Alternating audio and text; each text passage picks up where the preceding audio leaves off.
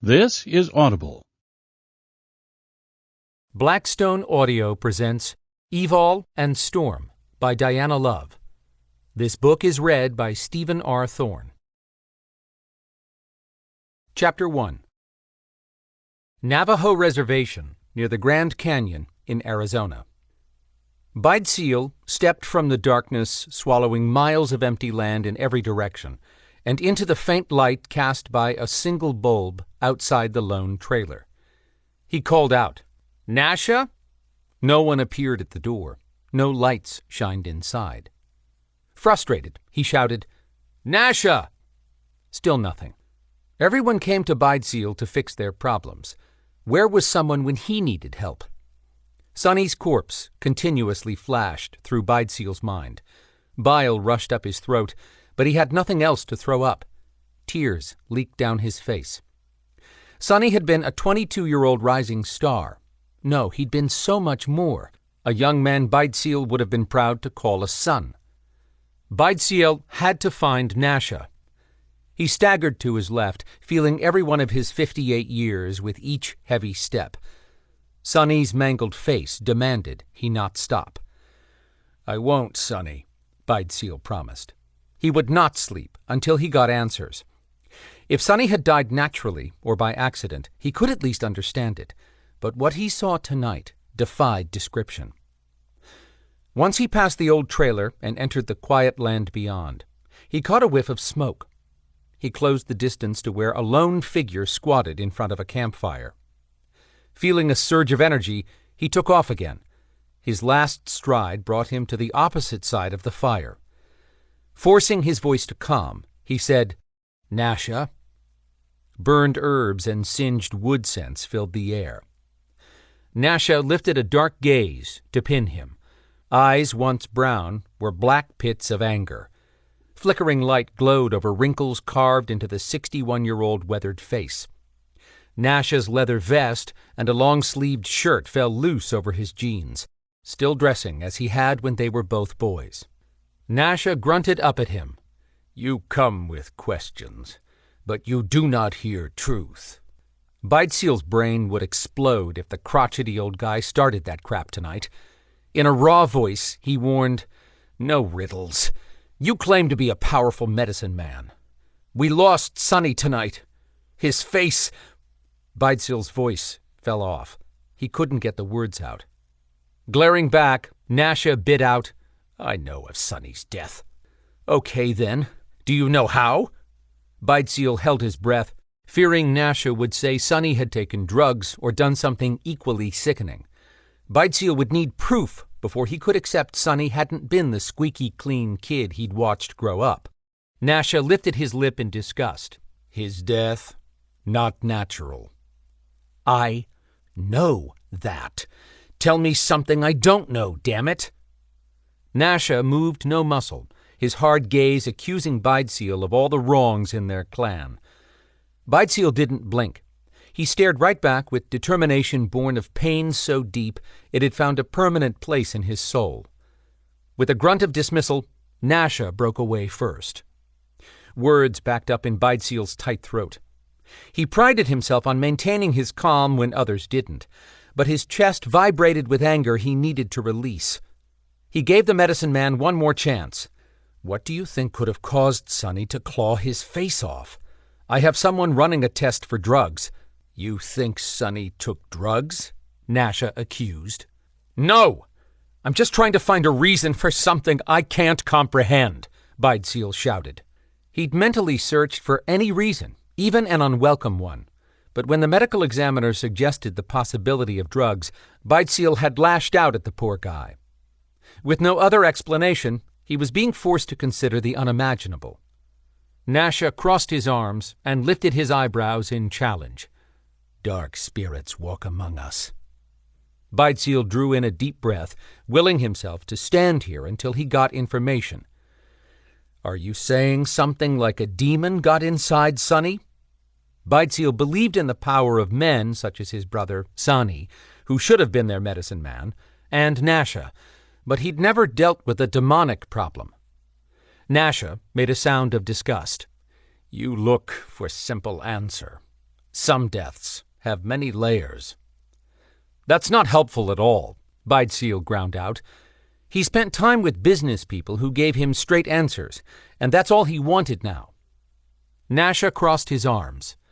I am healer, not one who is supposed to see problem. His tone of dismissal said as much as him lowering his gaze to the fire did. Come to me when you know what to heal. Fisting his fingers to keep from strangling Nasha, Bideseel caught himself. He couldn't lose his control now. Everyone looked to him to be strong, even when his guts felt ripped out. He stomped back to his sport utility vehicle a quarter-mile away, where he'd parked it, because he dented the rim driving to this trailer the last time. His next stop would be even more difficult, which was why he'd gone to Nasha first. Another 15 minutes down the paved road, Bideseel pulled off to think about his options. He could either call the casino office and wait for an ATV to be delivered, or take his chances driving 2 miles off-road to reach the Sears place. How Loki refused to move to the trailer with running water and utilities Bideseel had provided for her. She lived in a primitive hogan, a dome-shaped structure covered in mud and positioned near the eastern edge of the Grand Canyon. Asking for an ATV in the middle of a Friday night would set tongues wagging when Bideseel had to keep this contained until he had a clear indication of how Sonny's death occurred. The minute word got out without an acceptable cause, law enforcement from outside the reservation would flood in. That never went well. He'd done everything in his power to protect his clan's sense of independence. One look at Sonny, and the U.S. government would get involved. Then this would turn into a media zoo.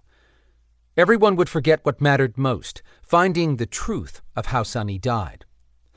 Bideseel needed to know for Sonny's benefit and to shield his people from whatever caused this. Bringing in outsiders would shut down any chance at gaining local information. Sonny would have been the first to offer help if this happened to someone else. He'd been exceptional as a person and an employee. Bideseel tried not to regret encouraging him to push hard to get ahead. No one knew Sonny's life would be cut short. Grumbling to himself, Bideseel engaged the 4-wheel drive on the Tahoe just to have it ready and pulled off the road, heading across the rough terrain. How Loki claimed the negative energy and electronics near the rest of the community interfered with her ability to reach beyond this world for answers. Some rolled their eyes at her claim. How Loki lacked Nasha's level of power, but she did her best, giving credit to Sonny for encouraging her to use her gifts to aid their people.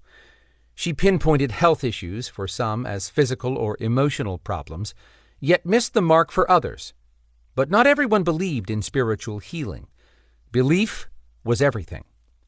Bideseel believed in every clan's seers and healers, even Hauloki, but no one had a magic wand. He wished Sonny had believed in his plan for the tribe and stayed to help. Instead, Sonny took his gifts thousands of miles away to a tribe in South America, where he showed them how to preserve their culture while surviving. Sonny died far from his own people. Bideseel pushed those thoughts aside. He could only deal with one death at a time. When he reached Hauloki's hogan, he found it empty too. Damn. He had much farther to walk this time. With temps in the 80s at night in June, he shed the jacket to his business suit and replaced his wingtips with boots he kept for rough terrain. Rolling up the sleeves of his white shirt, he began a 300-yard hike to the seer's private spot for visions. Even with the partial moon offering some light, the glow of Hauloki's fire stood out against a dark backdrop. Bideseel carried around an extra 15 pounds, but he also stayed in shape just to deal with the contrary members of their clan who lived off the main roads. 2, to be specific. By the time he reached the wilting fire, where a tendril of smoke swirled from hot coals, his anger had settled into a painful punch in his chest. Hauloki's arms were outstretched, and her head bent back. She murmured words that drifted away as they touched the air. He wanted to show respect for whatever she was doing and not interrupt, but he couldn't stand here all night. After all, she should have been expecting him. As he opened his mouth to call out to her, a loud screech from above cut him off. He looked up to see a large bird's silhouette glide across the moon. Looking over her shoulder, Hauloki said, "Come." "What the—" He tamped down on his anger at being ordered. He'd known Hauloki since they were kids, when she'd gone by a different name. She'd been bossy as a teen and hadn't changed much over the years. Many called her Bird Woman due to her repairing wings and healing any sick bird. Regardless of how she'd acquired her name, he would always be her friend for many reasons. One had been how she'd supported him when Sani left. Beidseal asked, "Do you know why I'm here?" "Sonny no longer walks with us," she said in a grim voice, more emotion than he'd gotten from Nasha. "He suffered greatly." Wait, how did Hauloki know?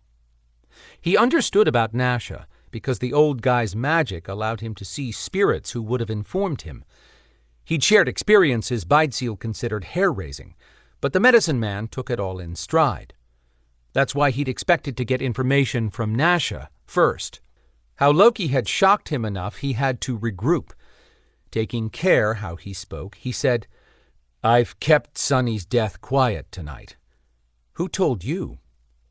She sighed, as if he'd disappointed her with the question. "The eagle brought me news." Of course, but if a bird told her what he needed, he'd bring her a year's supply of food for her winged sanctuary. 2 hours had passed since he'd first walked up to Sonny's disfigured body. Grief, anger, and confusion had whittled Beidseal down to this moment where he had nowhere else to go. He admitted, "I have skilled people going over the body, but we don't even have a starting point of murder, suicide, or natural occurrence." Nodding solemnly, she remained in one spot, wearing her faded skirt made of 2 woven rugs and full-sleeve blouse adorned with a beaded necklace. She wore no makeup, but at 50 she still had a striking profile. Silver threads ran through the single black braid hanging over her shoulder. Pretty, but perpetually sad the past 2 years. Losing a child would do that. Beidseal understood her grief more deeply now. Looking away into the dark night, Hauloki said, "Tell me of this death, Beid. What troubles you about it?" Those had been the first consoling words he'd heard. He heaved a deep sigh. "Losing any member of the tribe bothers me, but you know how much I cared for Sonny.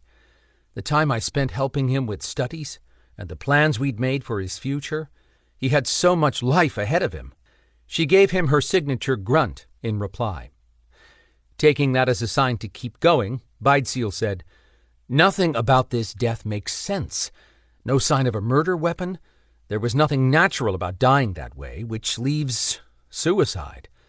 The medical examiner said that would only happen if Sonny bled to death from clawing his face. But his body lost little blood." Beidseal scrubbed a hand over his swollen eyes. "He had claws?" she asked suspiciously. "No, but his nails were really long."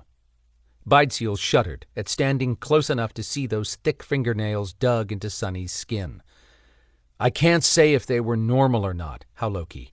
Sonny had gloves on most of the time because he worked alongside the laborers." Beidseal couldn't believe Sonny would not show up grinning and ready for a new day at work tomorrow. The young man's gloves had shown the kind of wear that earned respect from the others. Beidseal had to focus on his death, not the hole left in his heart. Beidseal cleared his throat. Sonny was a decent and kind person, a hard-working tribal member who didn't deserve to die that way.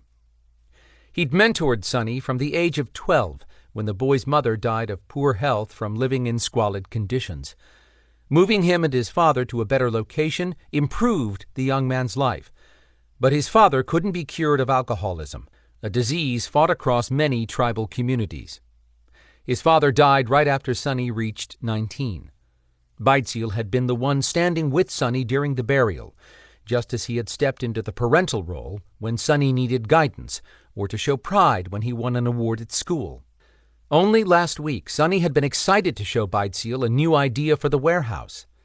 Seeing that kid happy after all he'd been through had been a proud moment. Now, Sonny was dead. How was that fair? Why him? Beidseel's vision blurred, then cleared. He glanced over to see how Loki's intense gaze locked on him. Lifting a trembling hand to wipe his mouth, he said, "I'm trying to figure out what happened.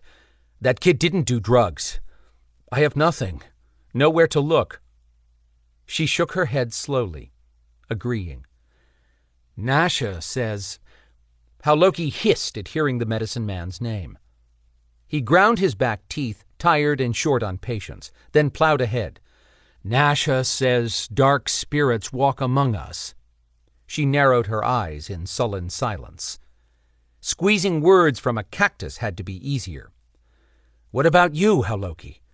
Why do you think Sonny did that?" She spoke with the authority of schooling a child. "You said he clawed his own face off. I do not see how he would do that even with a gun pointed at his head." Beidseel had already come to the same conclusion. He'd gone to Nasha for spiritual help and walked away with nothing. Now he had to ask Haloki to go one step further.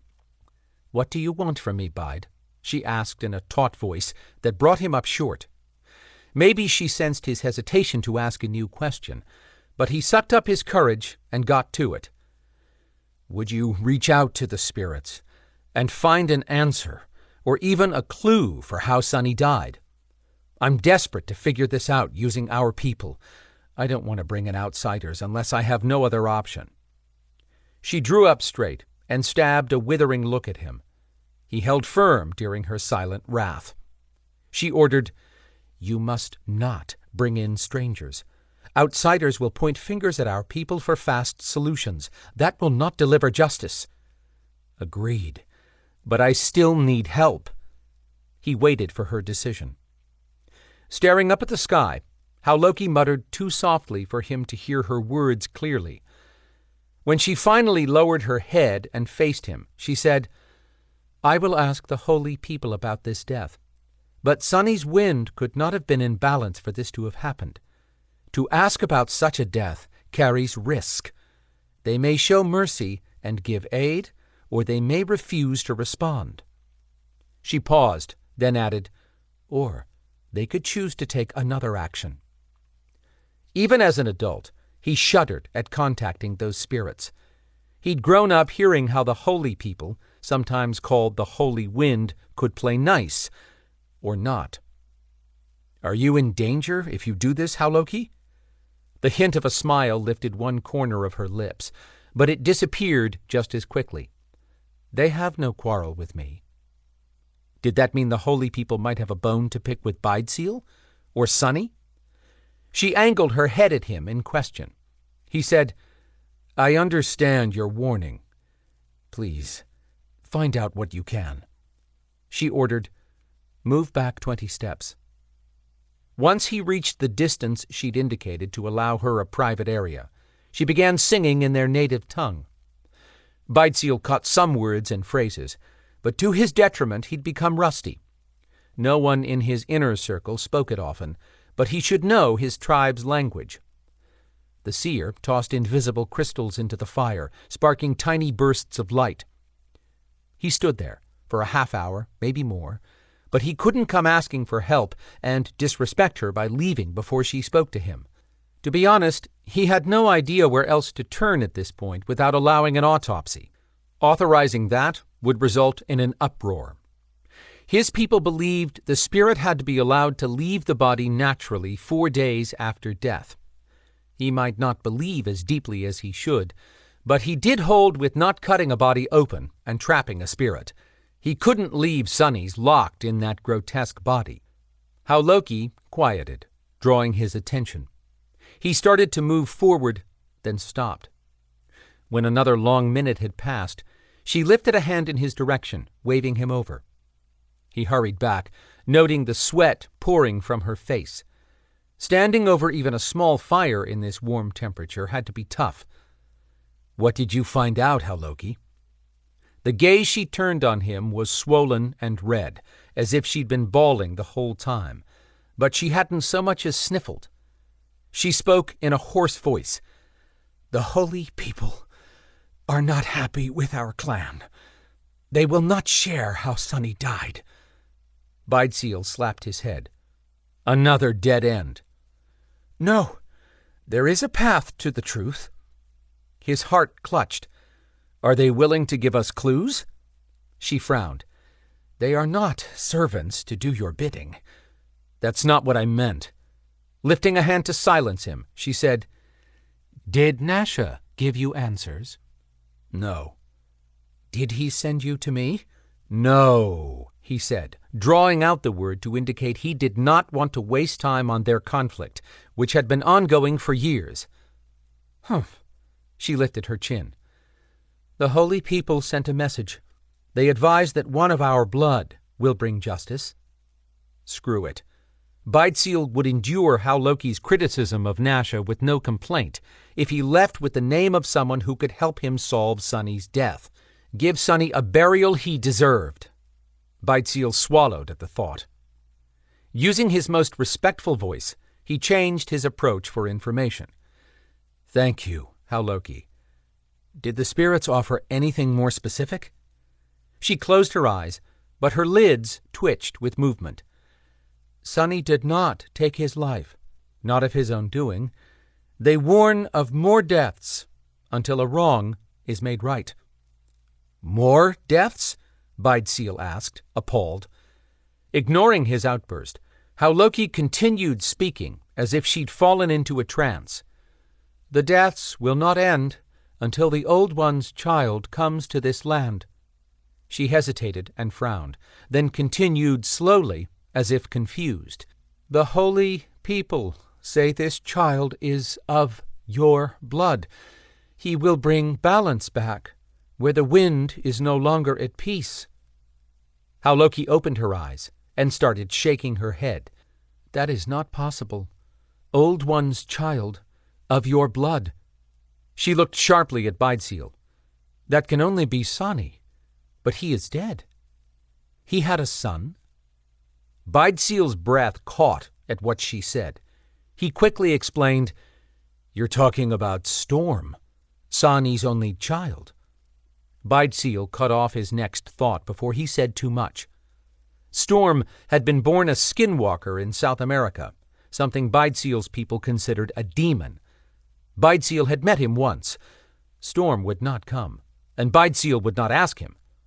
If the holy people thought Storm could solve how Sonny died, then why couldn't Nasha and Hauloki work together to do the same? Hauloki gasped. "You know of his son?" Then she pushed past her surprise and demanded, "You must bring him here." "I'll be honest with you," Bideseal said. "Storm does not want to get involved. Don't ask me how I know, but I do." The smooth skin of her forehead scrunched in disbelief.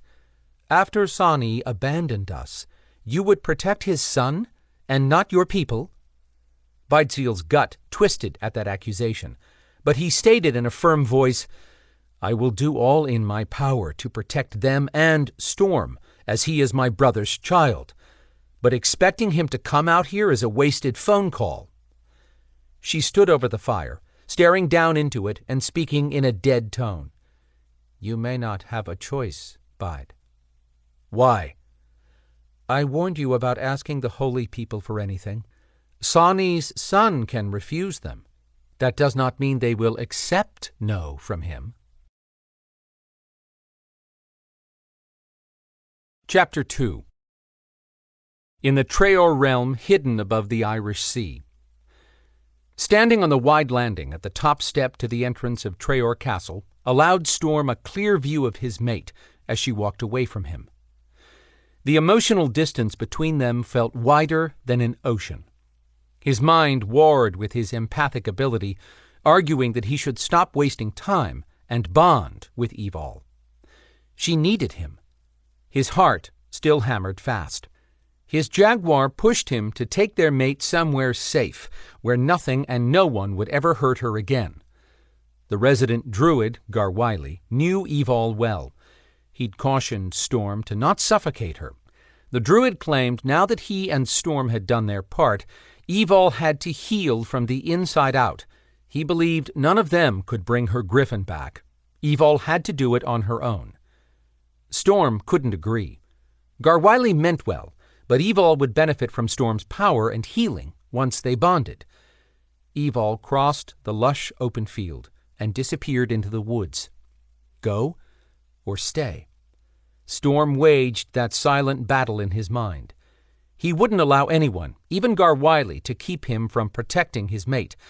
But she was in no danger here, right?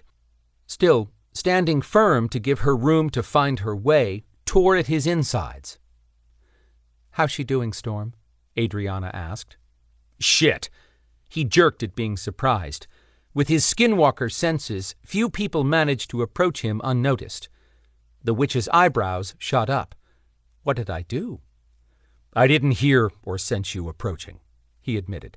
"That doesn't happen often to me. Like never." She chuckled. "I'm insulted. You think I can't sneak up on someone?" He smiled in spite of being caught off guard. "I would never underestimate you, or Witchlock," he quipped, noting the ancient power she possessed. "But you've said you don't want to use that magic here, which means I wasn't paying attention." His gaze shot back to the woods. How long had Evalle been gone? Adrianna's voice turned consoling. "I saw Evalle walk into the forest. Is that what has you jumpy?" Storm acknowledged the truth.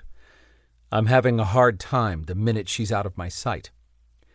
"Everyone here who went with us to save her can sympathize. But she's safe on Treor." He'd been telling himself that for days. It wasn't helping. Adrianna asked, "How is she doing?" Unfolding his arms, he hooked his thumbs in the front pockets of his jeans. "I'm not sure I can give an honest answer to that question." "Why? Evalle claims your empathic gift is pretty phenomenal compared to anyone else, especially hers." "Oh, I'm picking up plenty from her. And that's the problem," he grumbled. "It's as if her emotions are frenetic today. Sometimes it feels like I'm getting two conflicting messages at the same time." Adrianna stepped forward and turned to him with genuine concern on her face. Her normal attire was that of a petite fashionista, but today she dressed down in jeans and a red button shirt, with her blonde hair twisted into some type of bun. A pretty woman, Adrianna could go bald and leave tongues dragging behind her. All but Storm's. He appreciated her more for the friendship that had grown between the witch and his mate. Adrianna rarely showed emotions in public or touched others, but she gently clasped Storm's arm for just a moment. "I don't understand. Evalle's emotions feel like what?" "Like there is so much going on with her. It could be coming from multiple people. No one should have that many conflicting emotions at one time." He caught himself and quickly added, "Please don't share that, Adrianna, because it won't help for everyone to think she's becoming schizophrenic or, hell, I don't know what word would describe it." "Of course I won't," she assured him. "If she were human, what you describe sounds almost along the lines of a dissociative personality disorder." Two guards walked out of the castle, laughing at some joke. Storm clamped his mouth shut and backed up a step. He rolled his shoulders. Talking about Evalle as if she were some psychotic basket case boiled his blood. He should have kept that to himself. His jaguar growled, ready to defend Evalle. "Storm, calm down, okay?" the witch whispered. He glanced down at Adrianna, who stood just 2 inches over 5 feet tall. Energy pulsed through his gaze. Why was she staring at him as if his head was on backwards? "What, Adrianna?" His question came out on a growl. Keeping her voice discreet, she looked around first, then said, "I feel energy pouring off you and your eyes turned red for a moment." He yanked his emotions under control and checked their surroundings too. Belador guards walked in a group on the far left. Griffins flew overhead, swooping in and out of the clouds and gutting him with another reminder of what Evalle had lost. He would find a way to give her back her griffin. His attention snapped back to the tree line. Should he give her more time? Back and forth, he fought to sit tight and be patient, or check that she was safe every damn minute of the day. Adrianna tapped him on the shoulder and suggested, "Let's walk." With a last cursory glance to be sure no one stood close enough to hear them, he said, "Right behind you." Storm waited until he and Adrianna were far enough from any of the others to say, "It's killing me to watch Evalle struggle just to get her life back. She's not happy Dagan isn't ready to send her back to Atlanta to join the Belador teams, but neither am I. She freaking died." He shook his head in wonder at those words, and having watched her stop breathing, "I'm just happy she's alive." I've been through my own trials with someone close, so you know I understand. But I can also see where Evalle's anxious to get back to what her life was before the kidnapping. Adrianna did understand. She never wanted Witchlock, but she'd taken it to free her twin sister, who had been trapped by a crazy witch who had turned her sister's body into a shell. The connection between the twins had to have been brutal, with Adrianna hearing her sister in her head, screaming in agony for months until she could free her. The witch cocked an eyebrow. "What's your plan?" "I know you have one, and I'm willing to help any way I can. In fact, I talked to Garwiley this morning." Storm held back a scoff. She gave him more credit than he gave himself. "I haven't talked to the druid in 2 days. What did he tell you?" She tilted her head. "Garwiley warned me not to interfere. He believes we can't fix Evalle." "He told me that too, but he's wrong," Storm snarled. She held up a hand, then pointed at herself. "Messenger," as in don't take her head off for just sharing what she knew. "Sorry." He seemed to be saying that a lot. Evalle wouldn't allow him to say that word to her right now. She claimed no one was at fault for something none of them could have seen coming. Maybe. But he could have been better prepared. If he'd bonded her to him before she'd been kidnapped, he'd have found her quicker.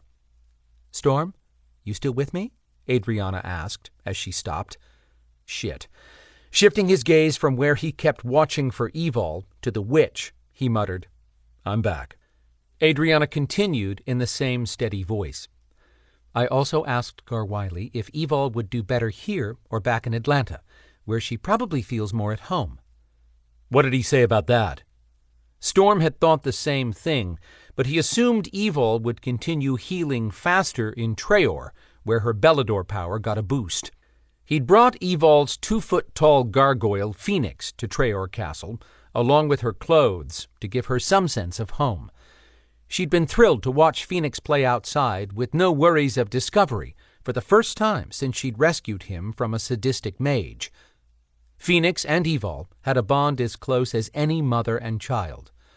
That gargoyle had wanted no part of Storm, nor would he share Evalle for the longest time, but Storm had been just as determined to stay.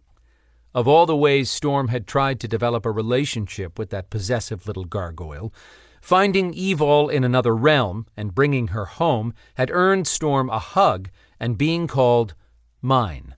In Phoenix's world, that was the highest honor given to someone other than Evalle. Lifting her eyes to griffins flying high in the sky, Adrianna muttered, "Evalle needs her griffin back." Looking to Storm, she said, "Sorry, it's not like we don't all want that. Garwiley said there was no way to know for sure if staying here or going to Atlanta would be better for Evalle without giving her the chance to find out. He firmly believes we need to allow her space to figure some things out on her own." Storm grumbled, "I'm trying, damn it." "I know," Adrianna said on a sigh. "I also know how hard it is for you. I want to spin up Witchlock and fix whatever ails her, and I would, but I have no idea how that would turn out. Right now, Garwiley is the only one of us not hovering. He may have a point." "Maybe I should take her to Atlanta."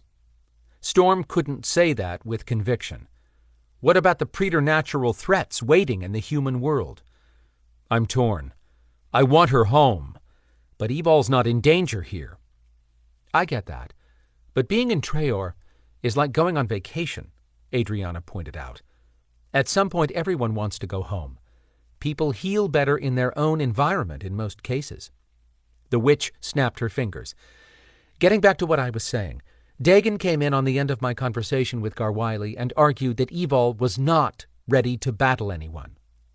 Storm had no quarrel with that opinion. He asked, "Did that change Garwiley's mind?" "No. He said Evalle didn't have to go out looking for trouble." Dagon stomped around complaining he did not want her in danger at all. Then Garwiley reminded the dragon you wouldn't let anyone dangerous get near her. "Damn right," Storm confirmed. Adrianna smiled at him and said, Garwiley argued he'd seen Evalle in training battles this week where she could be hurt just as easily. Dagon said he'd ordered the guards to stay away from her. Garwiley threw his hands up and made it clear everyone needed to stop trying to run her life. That shut Dagon up for a second. Well, damn. Storm grabbed his head. "Did the druid say I was trying to run her life?" "No. Don't take that personally, Storm. Garwiley did say if we keep asking if she's getting better and interfering when she tests her body, she's never going to realize she can fall and get up again." Adrianna took a moment and gentled her words. "He has a point. Evalle's a warrior. She might need to fail, so she remembers how to dust her pants off and continue on." Storm crossed his arms. "I can't argue with that." The witch lifted her shoulders. "Exactly." Even Dagon thought on that a minute and finally agreed.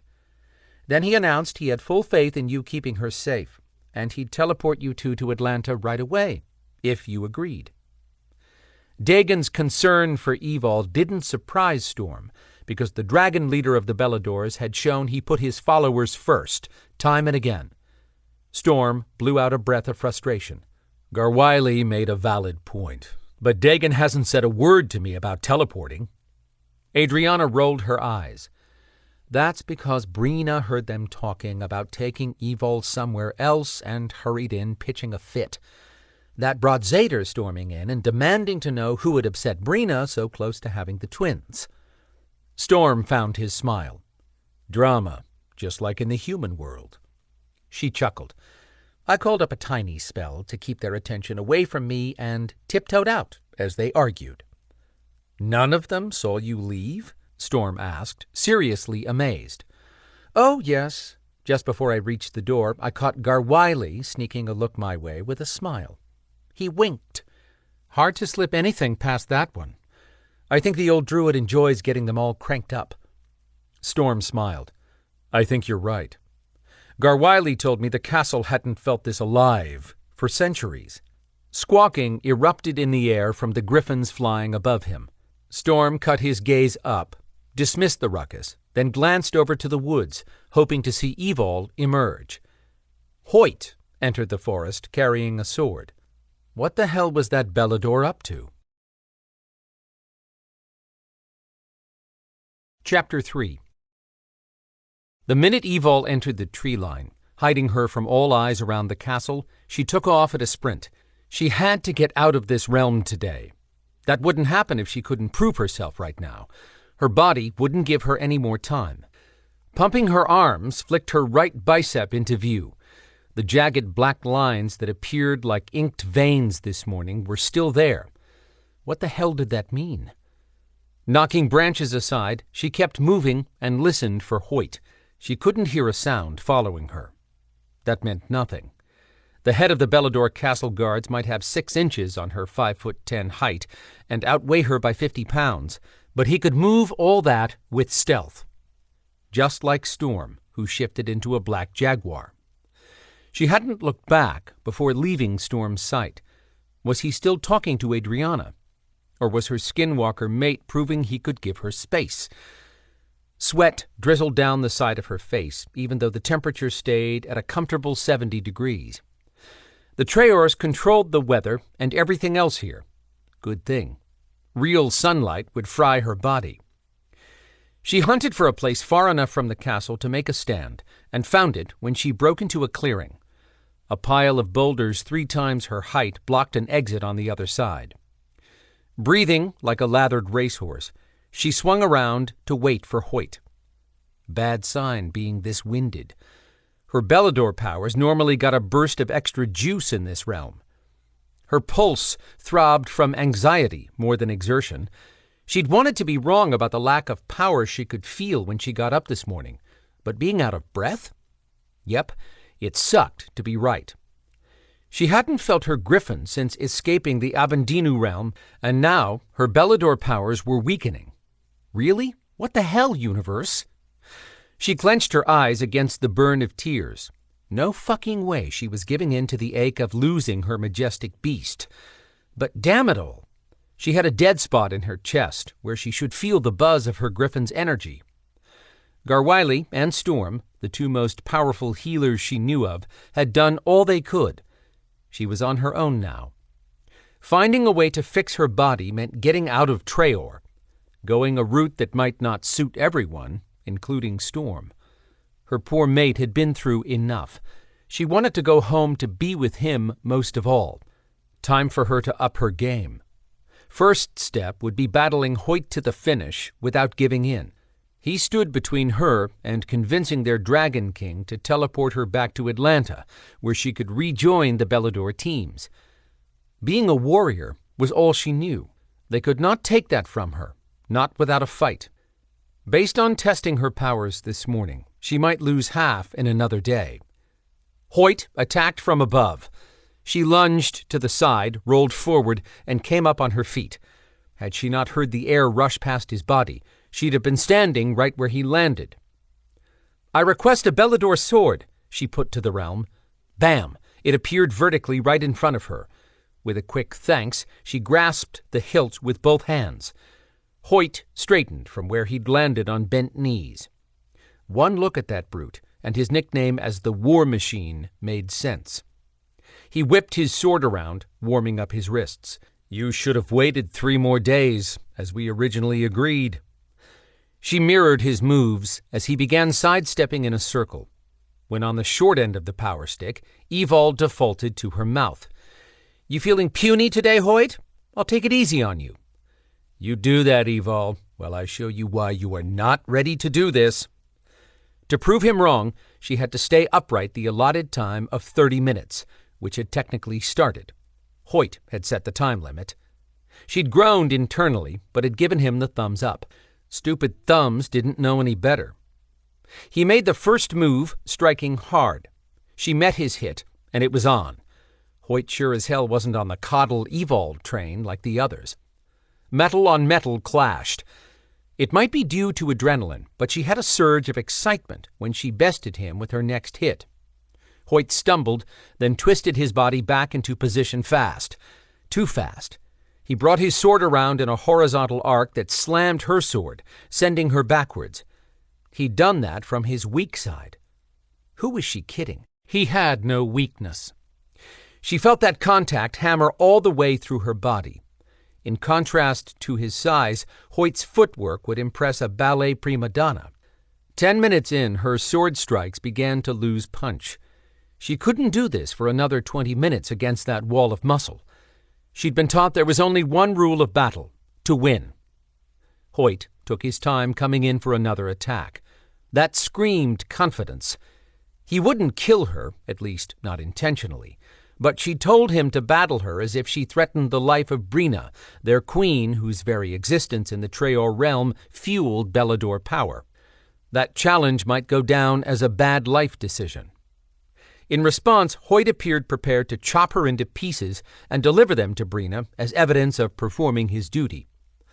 Evalle barely sidestepped a powerful hit and sprinted across the clearing. Flipping her sword back and forth, she kept her wrists and arms loose. If she had plenty of power, she'd still feel warmed up and ready. Screw this. Forcing energy into her legs, she whipped to the left and spun to hit Hoyt with a scissor kick. Nailed it. But Hoyt barely sweated, damn it. The halter-top, one-piece black outfit she wore for sword training had soaked all the way through with perspiration. He'd stated he would not use kinetics to even out their size difference. She'd considered arguing, but simply decided to avoid using hers if possible. That decision fell in the first minute. Pulling in deep gulps of air, she attacked with a renewed vigor, watching for an opening to toss him off his feet. Flipping a loaded dump truck over would be easier. He'd been battling at a steady level of strength, then caught her off guard when he struck with a more powerful blow. His sword slammed into hers, knocking her weapon flying. Damn, damn, damn! She didn't hesitate to move, rushing right, then left, leaping on boulders and spinning away. Not bad reflexes. Moments like this encouraged her she could win the war with her body. She sent a slap of kinetics at Hoyt's boots, her only hope for slowing him down. He continued forward with a kick, as if flipping away an irritation. Crap. She had seconds before he would be on her. Looking up, she kinetically flipped a branch down, whacking him across the back of the head. He went flying face first and sprawled on the ground. Cheap trick, but he'd expect her to use anything she could get her hands on in a battle when back in Atlanta. Letting out a loud growl that would give a grisly pause, Hoyt pushed up quickly to his knees. He sent her a glare she'd have nightmares over. Oh boy. Fighting a Hoyt intent on doing his duty was one thing. Going up against a pissed-off Hoyt ranked as suicidal. Worry about that later. Every second counted right now. She only had to stay in the fight another 16 minutes to prove she could take on an adversary and walk away. Her heart pounded faster than a hamster on crack. Using her kinetics, she called her fallen sword to her. Or tried to. It remained on the ground, ignoring her. She tried asking the realm for a new sword, which any Belador could do here. The faint image of a sword wavered into view vertically in front of her, then vanished before fully forming. Now on his feet, Hoyt's dark gaze offered no mercy. She had asked to prove herself. If she survived this, she'd prove insanity came with grit. Pushing energy into her legs, Evalle took off running. Not an impressive battle move, but it was that or lift her hands in surrender. No fucking way. Don't lose sight of the goal, she silently repeated to herself. A tree had helped her moments ago. She slapped kinetic hits over her shoulder at branches above Hoyt to distract him. He slashed the 2-inch thick limbs that rained down on him. Whatever. Not much of a distraction, but it gave her an opening to put some distance between them. She leaped over bushes and hit the ground hard. Pain shot up her legs. That shouldn't happen. She rushed on in full stride. Hoyt's footsteps pounded behind her. Too fast, too close. Sweat stung her eyes and dampened her clenched fists.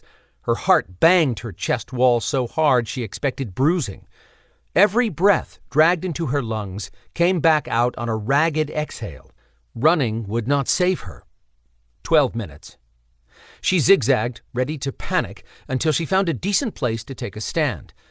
Most of the underbrush grew close to the ground, and the leaf canopy opened for a wide shot of the blue sky. If she had one more burst of energy, one more push of kinetics, one more time to call up a sword, then she still had a chance of success. If not, never waste time thinking on failure. Hoyt's footsteps slowed as he neared where she waited. He approached with caution. Wise man. She'd gotten the best of him one time. Just once. She doubted many did that and walked away with their limbs intact. Please, just one more sword, she begged the realm. Hallelujah! One appeared in front of her. A masterpiece made of brilliant silver metal, stronger than steel, and with a Belador triquetra formed in the hilt. 8 minutes. Come on, body, she begged, silently. You can do this a little longer. Gripping the weapon, she grimaced at the numbness bleeding into her fingers. Her gaze jumped to the jagged black line on her arm that grew another inch. She'd been declared free of the nasty magic a mage had shoved into her body in the other realm. The dark side of her blood from the Mave, enemies of Belador's, responded to the Noire magic that bunch wielded. But he'd also cast a spell when he'd pushed the magic inside her, claiming the Noire would attack her body if anyone teleported her from Abendinu's realm. He'd been proven correct. She died upon leaving. Her friends had pulled off the impossible by bringing her back to life and healing her. Could residual Noire magic be leaking from her body? Was that the reason the black lines appeared? Hoyt used the tip of his razor-sharp weapon to move a branch aside, then peered into the opening. She clenched the grip, lifting her sword. This would be her last chance. She dug deep for everything she could muster. Visions of being back in Atlanta with Storm, loving and laughing, rolled past her eyes. Living free to fight alongside her Belador teammates. Freedom. She'd fought too long and hard to give up the life she'd earned. Hoyt's distrustful eyes took in everything from her to nearby trees to the sky above before returning fully to her again. His naked chest barely expanded with each inhale, not the least bit winded. Jeans covered thick thighs, inherited along with other rugged features from Nordics somewhere in his bloodline. "You may think you have little time left," Hoyt said in his baritone voice. He shook his head. 6 minutes will pass as slowly as an hour with every strike this time. I failed to give this match the respect I should have. That won't happen again. She would be insulted at his admission, if not for the fact he'd been doing her a favor, though unintentionally. But he just informed her the gloves were off. If that warning had been said to undermine her confidence, point to him. Even so, she would not allow her mind to beat her. She nodded. "Bring it!"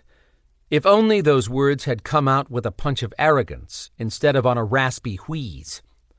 Finally convinced no trap waited for him, Hoyt entered on deft bare feet. He could have followed her silently. No, he'd wanted her to hear his footsteps as he closed in, for her to feel like a prey run to ground. She'd have done the same with an adversary. They might both be Beladors, but she'd made the stakes clear today, and he had a duty to give Dagan an honest assessment. She liked Hoyt and would not hold anything against him, but neither would she let her guard down either. Lifting an eyebrow, he asked, "Ready to admit defeat?" He could have said something else to chip away at her determination, anything but claiming a victory he had not earned. Instead of answering, she raced forward on attack, slashing her sword to meet his. The constant whack of metal rang out. She normally wouldn't blast forward to battle, but executing the unexpected offered her only advantage if she hoped to kill 6 more minutes. With Hoyt's first strike this time, his powerful hit bent her knees. She forced them back straight. Again and again, she struck to push him off track, to the side, anywhere that prevented standing still. He gave no ground, efficient and ferocious. He drove her back with each blow, no matter which direction she moved the fight. Damn him. He'd been right. Minutes took forever to pass. There couldn't be more than 3 minutes left. No time to look at her watch. She called up whatever energy she had left and blinked away the sweat stinging her eyes. Muscles in Hoyt's jaw bulged with determination. He seemed to get stronger the longer he battled. She'd experienced that in the past, but now her arms quivered with spent muscles.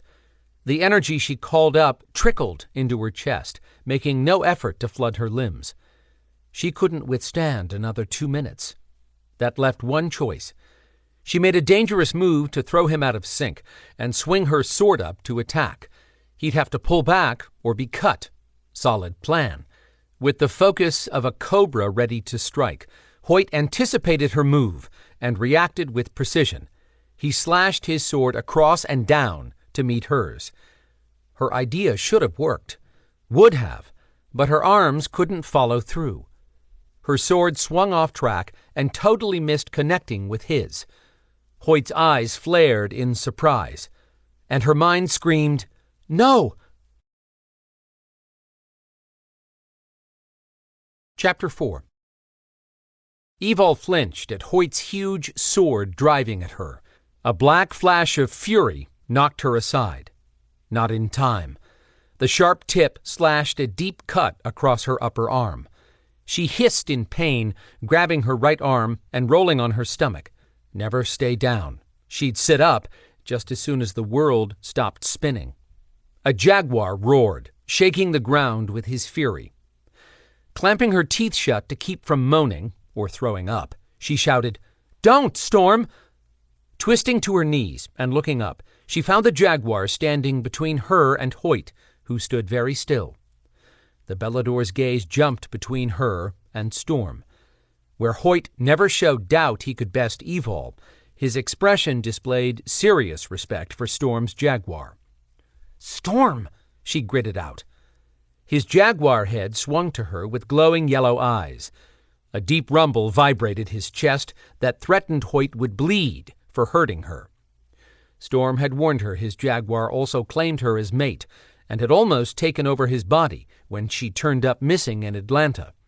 Hoyt said, "I'm sorry, Evalle." "Not your fault, Hoyt. Give me a minute, please." Storm's jaguar snarled at the guard. "Storm?" Her softly spoken word drew him to her quicker than a shout. That feral gaze swung back to her. Muscles bunched in his jaguar's shoulders, and black hair tufted behind his neck. Was she speaking to her mate or his animal? The massive jaguar heaved several hard breaths, expanding his chest each time. Then he lowered his head and moved forward to put his big chin lightly on her left shoulder. He inhaled deeply. That was her mate, reassuring himself she was fine.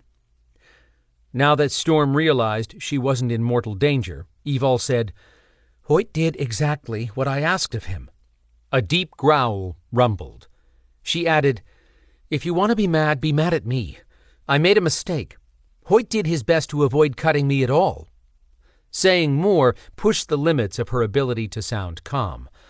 Warm blood continued to ooze between her fingers, filling the air with a coppery scent.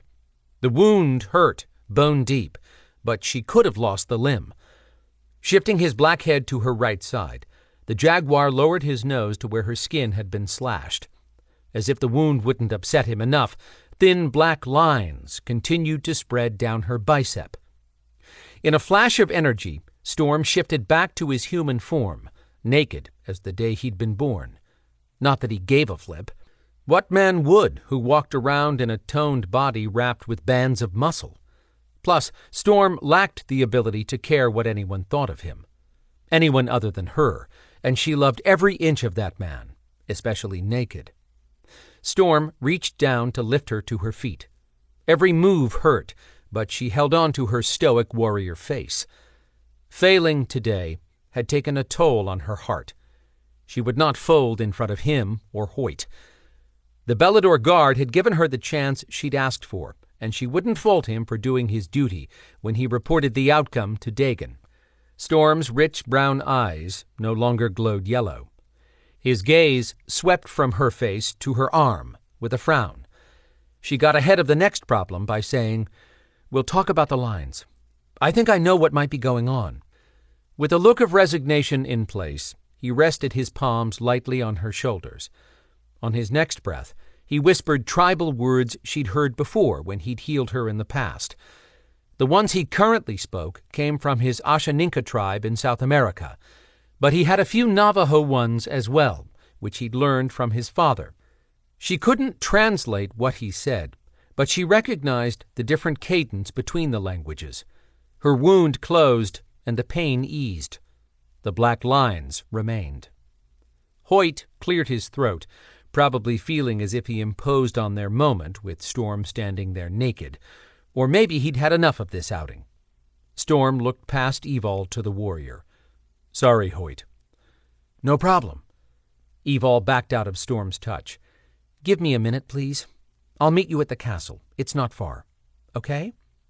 He said nothing, probably already forming his argument, so she added, "I promise I will come straight there and avoid any chance of getting hurt." Again. She smiled to show him she did understand. For the last few days, she'd been asking for time to work some things out on her own, and he'd given it to her. He'd reached the end of his patience. Releasing a pent-up breath that came out on a long exhale, Storm muttered, "Okay." He cupped her face and kissed her. Not a crazy, wild kiss, but one that told her how much he still hurt for her.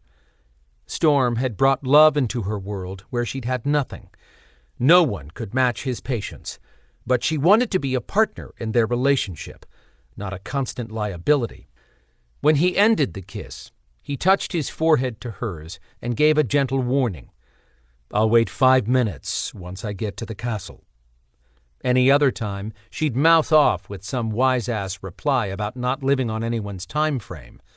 Instead, she lifted up and kissed his lips. Her words came out husky. "Thank you." He smiled at the sound, bumped a quick peck to her forehead, and turned for the castle. Ripped muscle moved across his back. He moved with the grace of his big cat on those powerful legs. That was all hers. And Hoyt was still behind her while she ogled her sexy mate.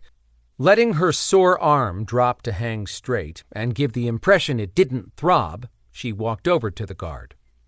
"Thanks for doing this today. I appreciate the respect you gave my request. Sorry I didn't move fast enough. We both know I should have been cut far worse if not for your incredible reflexes. I clearly haven't recovered from, well, you know." For such a large man, Hoyt had a temperate voice when he wasn't hell-bent to kill an opponent. "You're welcome. I'm glad I didn't injure you beyond repair." He paused and shook his head at some thought. "You're doing damn good for having died and come back to life, Evalle. Don't forget that, and how much everyone respects you as a warrior. Give yourself a chance to heal, and we'll try this again, okay?" "Thanks." She allowed her reply to sound as if she agreed, but she didn't. Hoyt would understand if he knew more, but she had yet to tell Storm what she kept inside. Speaking of her overprotective mate, she had to face him next. Turning to head for the castle, she glanced back at the spot where she'd left Hoyt standing, which was now empty. He hadn't teleported, since Beladors generally did not possess that ability. He'd vanished silently by tapping into his Belador power. One of the alterant griffins, like her, had the ability to teleport, but it hadn't been a natural gift.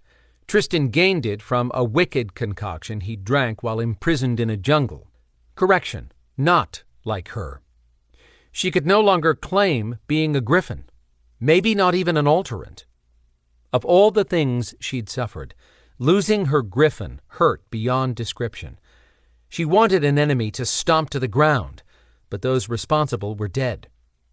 The old druid, Garwiley, kept telling her to have faith, that she would have to believe in herself again to recover fully. She believed an hour ago. Hard to right now. She swallowed. Garwiley had worked on her more than once to heal the external scars she'd sustained from battling as a griffin while in the realm where she'd been captive. She appreciated not having to stare at a reminder of her imprisonment every day. But now she had to figure out how to repair the internal scarring. If she told Garwiley her Belador powers were fading, he'd feel as if he'd failed her.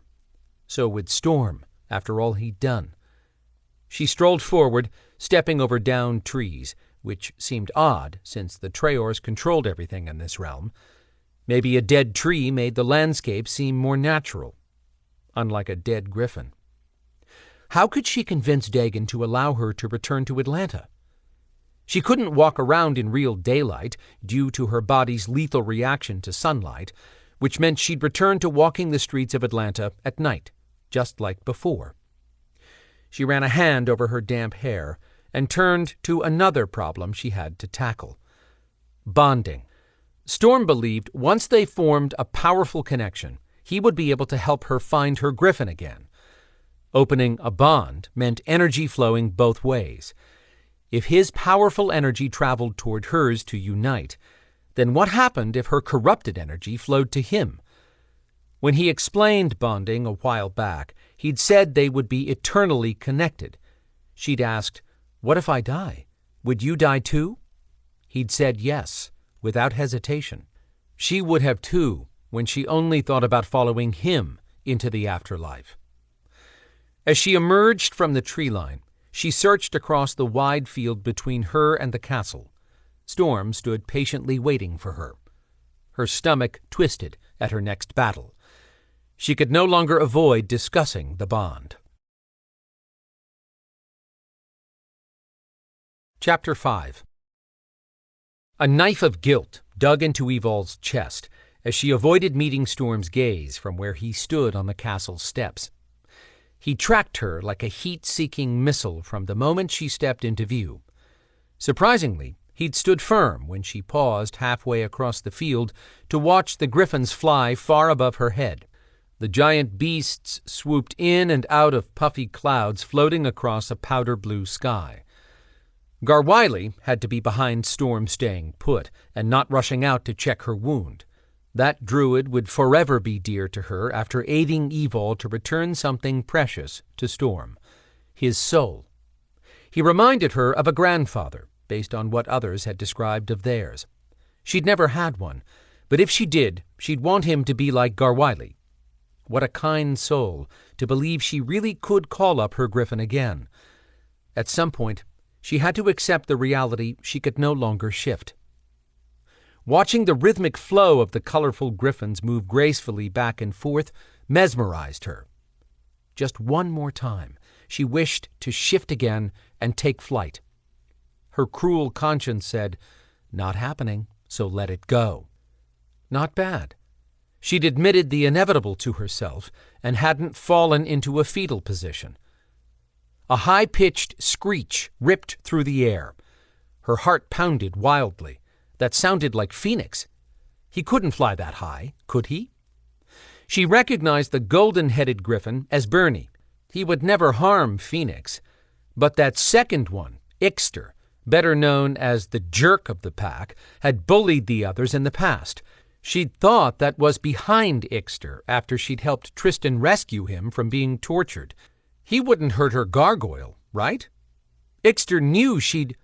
Her thoughts slammed into each other. She'd do what? Not a damn thing. She held back a scream of frustration. Then she remembered she could talk to them telepathically. She shouted mind to mind, "Bernie, is Phoenix up there?" The golden-headed griffin had been gaining altitude when he swung around and looked down. "Evalle?" "Yes, where is Phoenix?"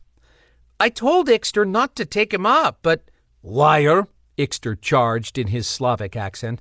"You're the one who said he needed to stretch his wings." "I'm not the one who took him higher," Bernie argued. "Don't be a pussy tattletale," Ixter accused, as his griffin blindsided Bernie. Evalle glanced at Storm, who had started down the steps. She had to deal with this. Storm dealt with enough, and this was her territory. Lifting an arm, she held a palm out, asking her mate to wait. Storm did, but he didn't retreat, just stood there watching with arms crossed. Turning her head up, Evalle sent another telepathic message. "Where is Phoenix, Ixter?" "Having good time," he sent back in his thick Slavic accent. Another screech higher up had the hair standing on Evalle's arms. She would use every last ounce of her energy to bleed that griffin if anything harmed her gargoyle. She sent back, "That is not his happy sound, asshole. If you—" At that moment, a small green shape came spiraling down from way up, passing Bernie and Ixter. Bernie broke free, but he'd never catch Phoenix. Evalle called up her kinetics and pushed her hands up to slow her baby's descent. Nothing happened. Panicked, she screamed telepathically at them, "Get Phoenix!" "I'm trying," Bernie called back. He'd flipped over and started flapping his wings in a wobbly dive. Phoenix's wings weren't even fanning the air to slow himself. He didn't look alert. Ixter folded his wings and barreled downward. His larger body dropped like a boulder. Evalle yelled, "Phoenix, fly! Open your wings!" No response. Her stomach clenched. Seconds slowed to microseconds. Too close to the ground, Ixter spread his black wings that caught wind with a yank, slinging him sideways toward Phoenix. A giant claw extended and snatched Phoenix out of the air right before Ixter banked inches above the ground. Flapping hard, he shot up, then circled to come back around and land 50 feet away. Covered in black and red feathers, his huge chest heaved hard breaths. Evalle ran toward Ixter's griffin. "Phoenix!" The griffin lowered Phoenix, but Evalle got there to scoop up her gargoyle before he touched the ground. She backed away, giving him a little shake. "Come on, baby, wake up. She could feel his little heart beating and his chest move with fast panting. Sounding out of breath, Ixter spoke in her head. He is not dead, just disoriented from flying high. Maybe could not breathe or something. She flashed the griffin a look of death. What happened to your kinetics, Evalle? You should have saved Gargoyle. That shoved guilt deeper in her chest. She hadn't been able to protect Phoenix. Words stuck in her throat, along with the need to lash out in frustration. She bit down to hold all that back. Everyone would panic the minute she sounded upset and come rushing to help. Phoenix opened his bright orange eyes, pulling her attention back to him. "Evalle?" He gave her a gap-toothed smile. She could breathe again. Phoenix looked up and around. "Where is Bernie?" She hugged her gargoyle, and Phoenix forgot about Bernie. He used a chubby paw to pat her back. "You miss me?" Swallowing, she said, "Always." She pulled him back to face her. "What happened?" "I fly." His eyes glowed with excitement. "Why did you sound scared?" She had to ask Phoenix questions he could answer with his limited vocabulary. He looked up again, then back to her with a worried face. "Too high." Ixter broke in telepathically. That is because he is not familiar with flying so much. You cannot keep something with wings locked up. That dig cut to the bone, but she managed to hide her reaction. If she sounded defensive, Ixter would take it as a win. Bernie's silver-feathered griffin landed and walked to the side between her and Ixter. Having a golden eagle head marked him as special, thought to be one of the more powerful griffins, until he shifted into a scrawny little guy who feared his own shadow. His rambling voice came into Evalle's head. "I'm sorry, Evalle. Phoenix kept flying a little higher every time I saw him take off. I thought he might enjoy some exercise, but I didn't mean for him to go that high." "Shut up, Bernie," Ixter cut in. "You're just pissing Evalle off more."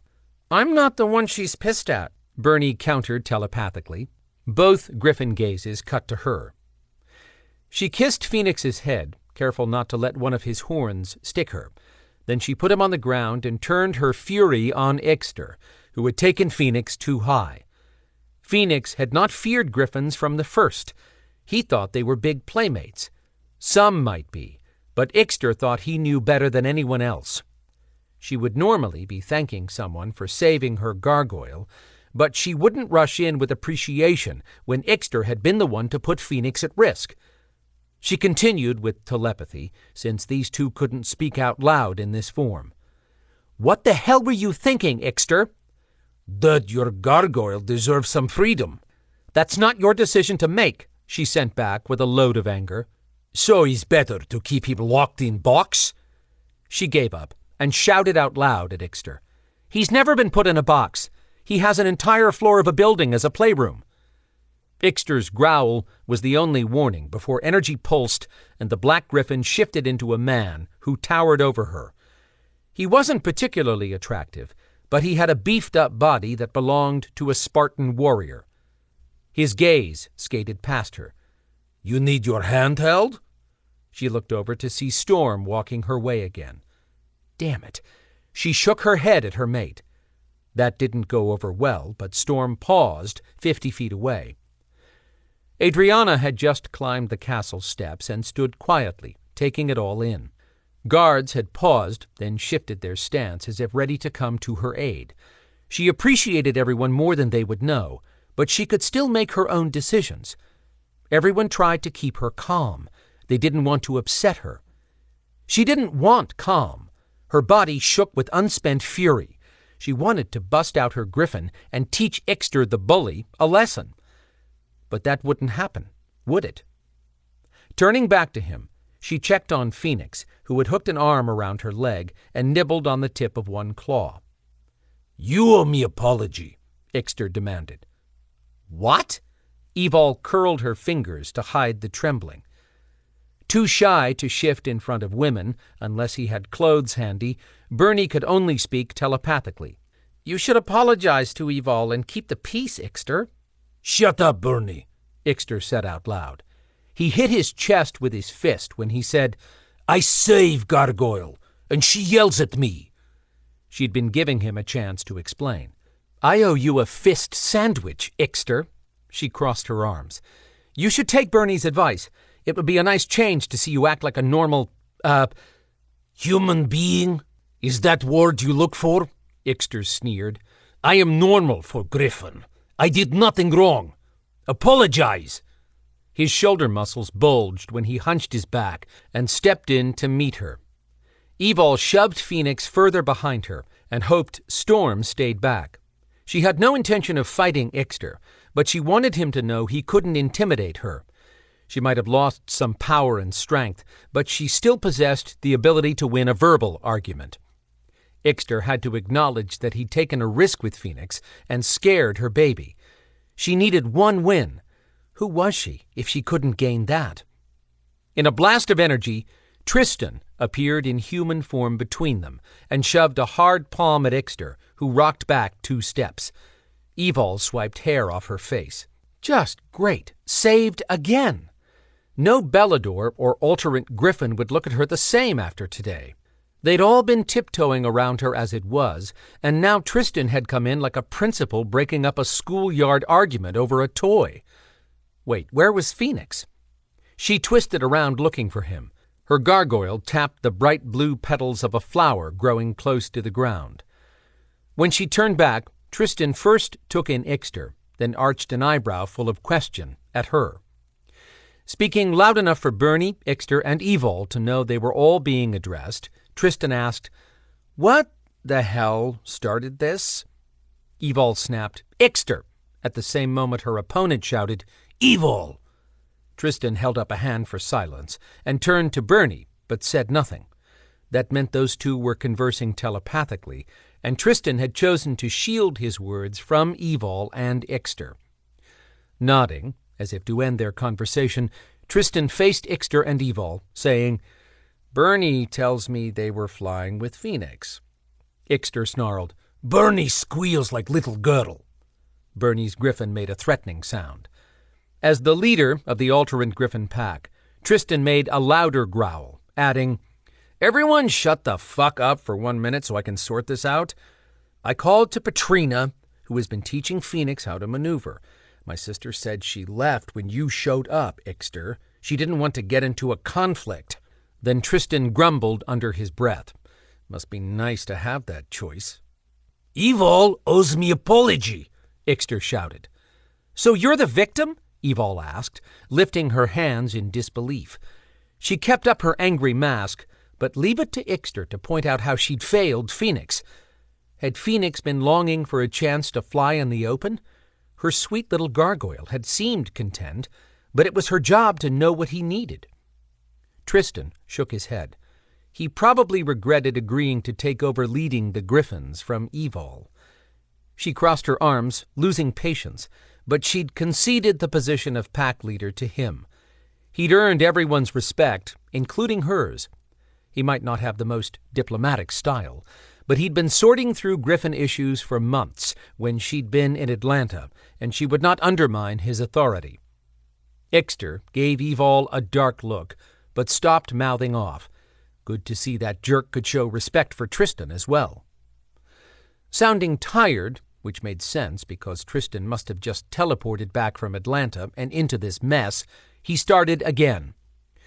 "As I was saying, Bernie indicated that Ixter took Phoenix to a higher level than Petrina had set before leaving." Without slowing, Tristan said, "Stop shouting in my head, Ixter. She may not be your leader, but she's my sister, and I trust her word. She warned everyone to be careful with Phoenix. Sounds like you owe Evalle and Petrina an apology." Ixter cursed and said, "You are fools. Gargoyle is testing wings. He would go too high at some point. What would happen if one of us is not around when he tries? I tell you what, he falls like rock and hits ground. I did you favor, show him not to go too high. Now he knows." At that, Ixter exploded into his griffin and flew away. "Ixter?" Phoenix asked in a forlorn voice. "Where go?" Evalle squatted down in front of Phoenix. He went home for a bit.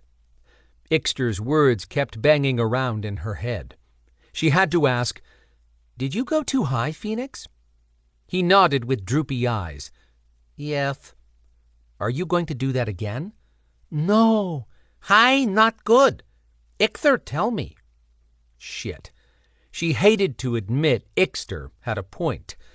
In his own screwed-up way, he'd shown Phoenix his limits and had made an impression all the warnings in the world would not. In addition to that, Ixter had been right. She owed him an apology. Her anger lost steam. She had a sinking feeling she'd failed on yet another front. Sucking up her pride, she called telepathically to Ixter, allowing Tristan and Bernie to hear her words. "Ixter, it's Evalle. You were right. I talked to Phoenix and he said you taught him to not go that high again. I'm sorry if I overreacted." Tristan gave her a pensive expression, clearly waiting on Ixter's reply, too. Ixter said, "Thank you. I would not harm baby gargoyle. You should know that." Evalle sighed and sent back, "You're right, I should. I'll try not to judge so quickly next time." "It's no problem, Evalle. We are only human." Ixter's laugh followed that. Evalle smiled. Tristan cocked his head. Did you understand what he meant? Yes, he was making a joke. Consider that progress with Ixter. She chuckled, relieved she'd fixed one problem. Bernie must have said something telepathically to Tristan, who waved him off. The griffin took a few steps, flapping his wings, and lifted off. Tristan stepped over to her. "If you want to kick Ixter's butt, come back in griffin form. I have no doubt you'd take him, and I'll bring the beer." She'd never be able to do that, but Tristan still treated her as an equal, which felt good. Smiling, she said, "You're on. You look beat." "Yeah, I have to go give Dagan a report on what's going on in Atlanta, then I'm taking a couple hours downtime," he admitted. "Hours? You could probably use a couple days." "Not yet." See, Tristan and the Belador teams back home needed help. Phoenix lifted a blue flower and waddled over to gift her with it. "For Evalle." She put it behind her ear. "Thank you, baby." He clapped his pudgy paws and made a chortling sound. That washed away the last of her tension. Watching him play with the griffins brought a question to mind she needed an answer for before she talked to Storm. She wanted Phoenix with her if she could get a day back in Atlanta, but this wasn't about her. It was about doing a better job making her gargoyle happy. "Phoenix, do you want to go home?" She got her answer when his face fell. "No, I good." Evalle dropped to her knees. "Oh, baby, I didn't mean you had misbehaved. You've been wonderful." He gave her his special grin. "Stay?" "Yes, you can stay. Everyone loves having you here. If I go back with Storm for a day or two, would you want to go with us or stay here and fly?"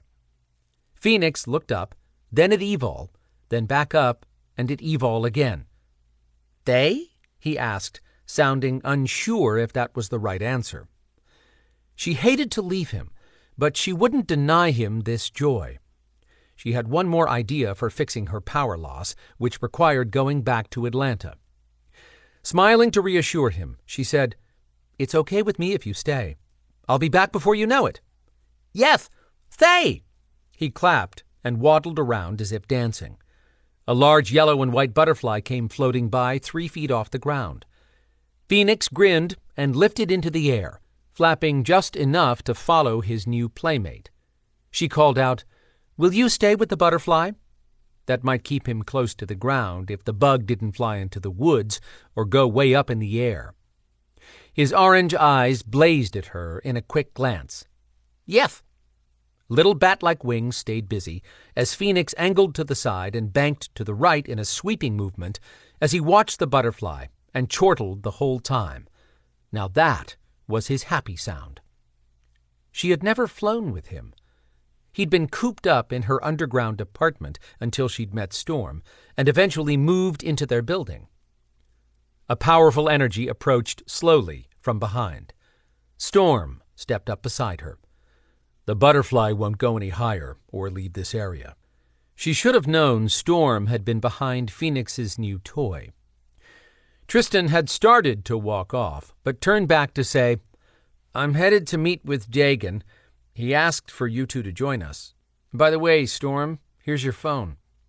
Storm caught it from Tristan's toss. Evalle asked, "What do you expect him to do with that in this realm, Tristan?"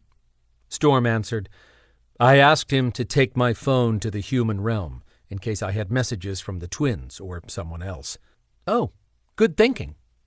Evalle had the best mate to keep up with people like the pair of teenage male witches living in their building. Tristan said, "Someone's been blowing up that phone the whole time I was in Atlanta today." Storm frowned as he scrolled the multiple messages from the same number. "No kidding." "What's going on?" Evalle asked. "My uncle is trying to reach me." Uncle? Storm had family? Evalle thought he had no one after his father died. Why did she pick up irritation coming from him? "Yes, no big deal. Let's talk later." Storm's grim tone held an angry undercurrent. He closed the phone and changed the subject. "Before we meet with Dagon, are you ready to go home?" Yes, she was, but she'd told Storm she'd bond once they got out of Traor. His face held so much hope, she didn't know what to say. As much as she wanted to be with him in Atlanta, she couldn't bond with him yet, not until she figured out what was going on with her powers. Evalle admitted, "Sure, I'd like to go, but I don't think Dagon will let me leave until I'm battle-ready." "I heard Dagon will teleport us." "Really?" "Yes, but not for you to be patrolling the streets." Her heart dropped at confirmation. "Evalle?" She knew when she'd failed with Hoyt, she'd lost her chance to return to duty. But deep inside, she'd held a tiny hope of joining the teams again. Pulling her shoulders back and her chin up, she did her best to sound confident. "I'm ready." Storm gave her a loaded look, but she hadn't lied. She was as much as she'd ever be, based on today. When they reached the platform for the entrance to the castle, Evalle said, "Go ahead. I want to talk to Adrianna before we leave, if the dragon really is going to teleport us." He paused, with the indecision she'd seen on his face too often lately, but nodded. "See you inside." Once the door closed behind him, so Evalle knew he couldn't hear her words, she walked over to Adrianna and quipped, "Quite a show today, huh?" The witch gave her a smirk. "You're lucky Storm hasn't locked you in a room yet. He's a hair from losing control." Evalle put both hands on her head and slid them down to her neck, trying to wipe away another slug of guilt. "I know, I'm the worst mate ever. I have no idea why he still wants to bond with me." Adrianna said nothing. "Okay, yes, I know, he loves me," Evalle said, smiling at the stupid comment. She hoped he still would if she convinced Adrianna to do something back in Atlanta. "Love doesn't begin to cover what that man feels for you, Evalle. He's determined to bring your Griffin back. That's why he's pushing even harder to bond with you now." "That's a problem." Evalle had wanted to share this with Storm first, but she'd like to give him some good news for once. Adrianna lost her relaxed expression. "Why?" Lowering her voice, Evalle said, "My powers are failing. My kinetics didn't work to stop Phoenix a few minutes ago, and—" She paused to lift her right arm and show it to the witch. "These lines showed up this morning." Leaning close to study Evalle's arm, Adrianna asked, "What do you think that's all about?" "Have no fucking clue, to be honest. It may be coincidence, but they showed up this morning, and now my powers are getting weak. I agreed to bond with Storm as soon as we got back to the human world. He has some special place he wants to do the ceremony, but what if my powers drain his when we do this? That could be a problem." Tristan's voice came into Evalle's mind. "Hurry the fuck up, Evalle, what are you doing?" Answering the same way, she said, "I'm coming, give me 60 seconds. Tick-tock." Hurrying to finish, Evalle said, I have to get inside, but I have an idea of what might bring my griffin back. Oh? Adrianna asked, with a load of curiosity. You said you didn't want to use Witchlock here in Traor, but what about when we go back to Atlanta? Are you willing to try it out on me there? The witch's mouth fell open, then closed. I want to say yes, because I'd gladly help with anything I could, but I have no idea what would happen if I use Witchlock on an alterant griffin. Understood. Arching an eyebrow, Adrianna sniped, You may understand, but Storm will unleash his jaguar on me if I harm you. You're not going to kill me, Adrianna. I know you have more control than that. The witch looked around and moved her lips in some silent conversation with herself. She turned back with her voice in that perfect calm tone she spoke in most of the time. Yes, I'm fairly certain I won't kill you, but you may shift into something other than a griffin. You started out as a hideous beast, Evalle supplied. I'm willing to shift into anything if it means hanging on to my powers. I don't want to be a liability if I bond with Storm. The doors to the castle opened, and Tristan called out, Hey, what's going on? Evalle gave Tristan the evil eye. He crossed his arms. Ignoring him, Evalle asked Adrianna, Will you try? Give me a minute to think. We'd have to do it before you bond. Mixing my power with his is way too big of a gamble. Got it. Evalle took off, hoping Adrianna would agree to teleport to Atlanta with them. Chapter 6. It was time to bond. Storm couldn't take another day watching Evalle struggle. She came rushing into the castle foyer behind a grumpy Tristan. She jogged to Storm as Tristan continued another 40 feet toward where he stopped. Must be waiting on Dagon.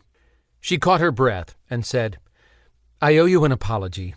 I didn't say anything about training with Hoyt because I wanted to surprise you. Myself, too, but I kind of blew it. How could he complain about that? Still, he didn't want her going off on her own with a sword or any other weapon. What if he hadn't been there to heal her? When not sure what to say, he fell back on a safe reply. He hugged her and dropped a kiss on her forehead. She asked, in a quiet voice, What makes you think Dagon is really going to teleport us? Heard he talked to Garwiley and changed his mind as long as you're not putting yourself in danger. She smiled, which might mean agreement from another person, but Storm's lie detector gift lit up. What was going on in that beautiful head now? Where does your uncle live? Evalle asked, clearly shifting the topic. He's in Arizona. Do you need to see him?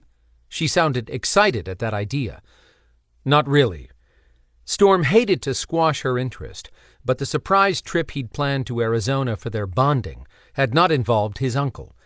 He wanted to do the ceremony on land his father had spoken of with reverence. Curiosity buzzed in her questions. You aren't concerned that he's calling? Why wouldn't she let this go? His fault.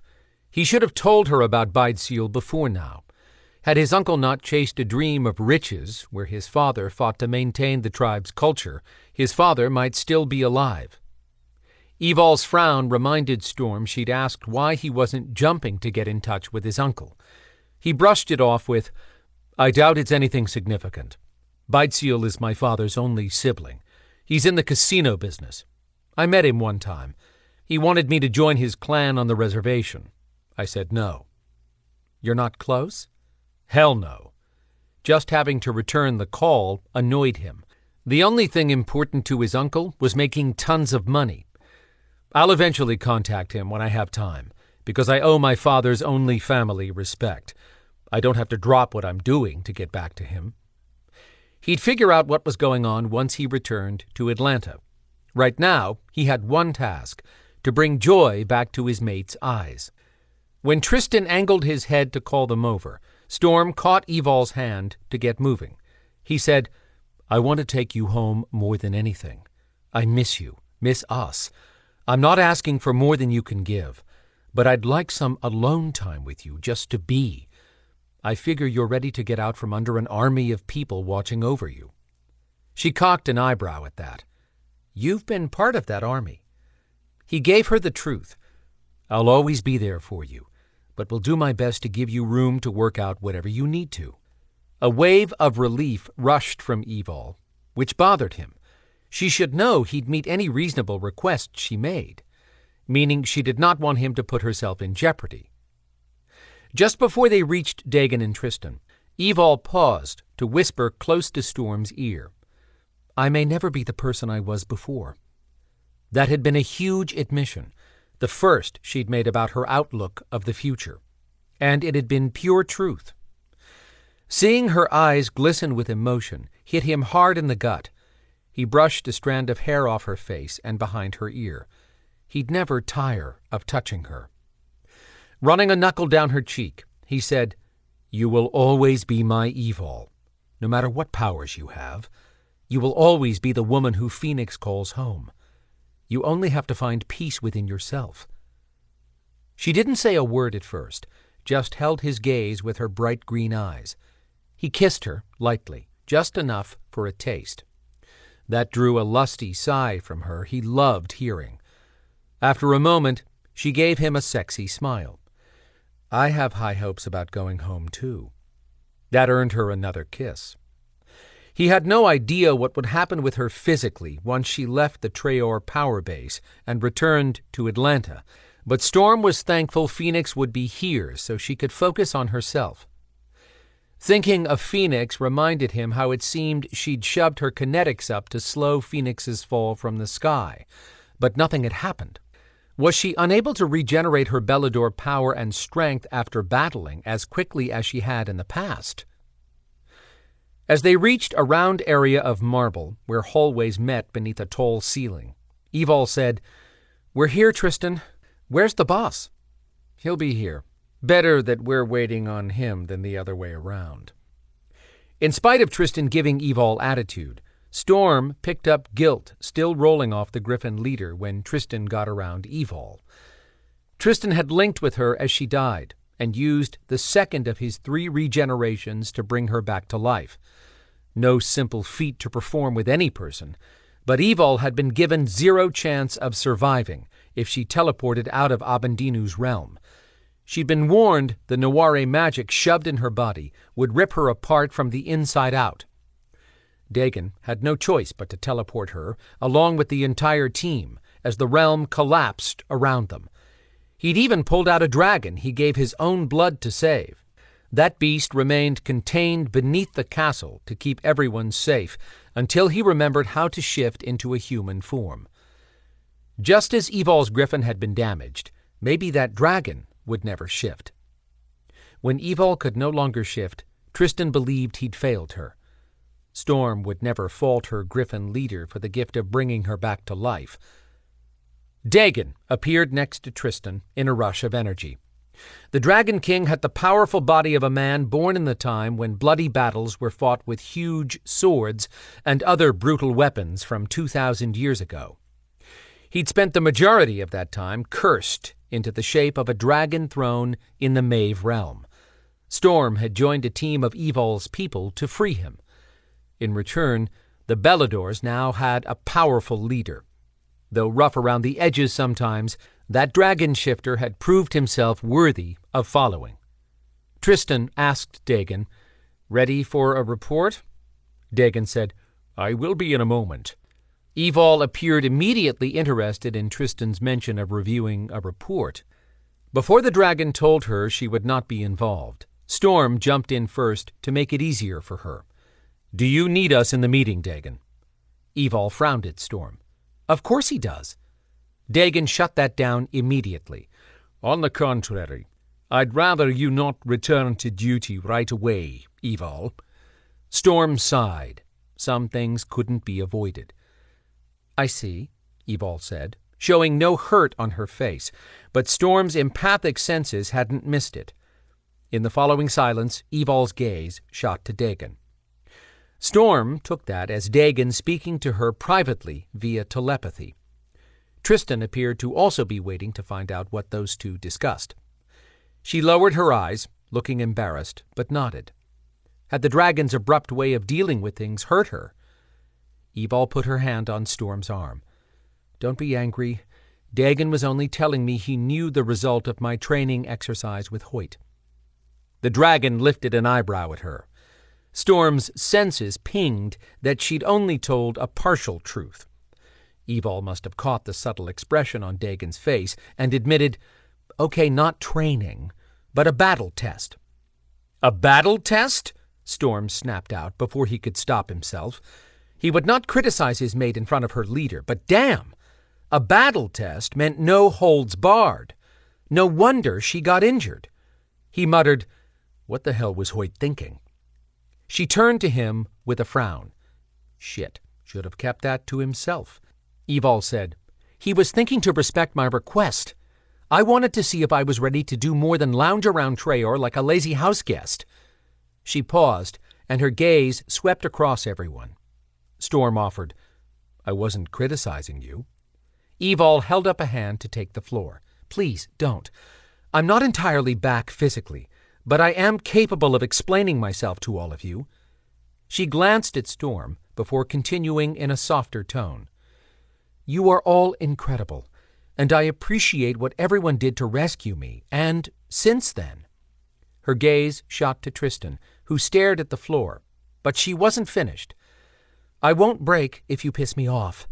I can handle your reaction if I piss you off. Just don't tiptoe around me. It makes me feel like I'm living outside the group. Tristan's eyebrows shot up. Can't blame me with that. She laughed, surprising Storm with the sound, and said, You're right, Tristan. You have never coddled me, and I thank you for that. Her griffin leader nodded. Brina, the Belador warrior queen in her 20s, came waddling in with her new husband, Zader. He held her arm as if she didn't possess the power to teleport if she stumbled. Wild red hair flowed behind her, and a gown of green and gold covered her double baby bump. She stated, I'm here. Dagon said, I told you it wasn't necessary to join us, niece. This is not a meeting. We'll do that at the round table. Duly noted, uncle, Brina replied, undeterred. A few years older, with skin the color of dark mahogany, covering a stocky body carved with solid muscle, Zader shook his bald head at Dagon in a silent, let it go message. Dagon asked Evalle, Do you have anything else you'd like to say before we move on? As a matter of fact, I do. Storm has something to do in Atlanta, and I'd like to join him. She paused to say, I will honor your order to not return to duty, Dagon. When the Dragon King dipped his chin in acknowledgement, Evalle added, Phoenix wants to stay, and it warms my heart that he's so happy visiting. If it's okay with you, I'd like to give him a little more time. I'd appreciate everyone keeping an eye on my gargoyle. Tristan said, Done. He's welcome any time, and he'll be safe. He seemed to catch himself and glanced at the Dragon King.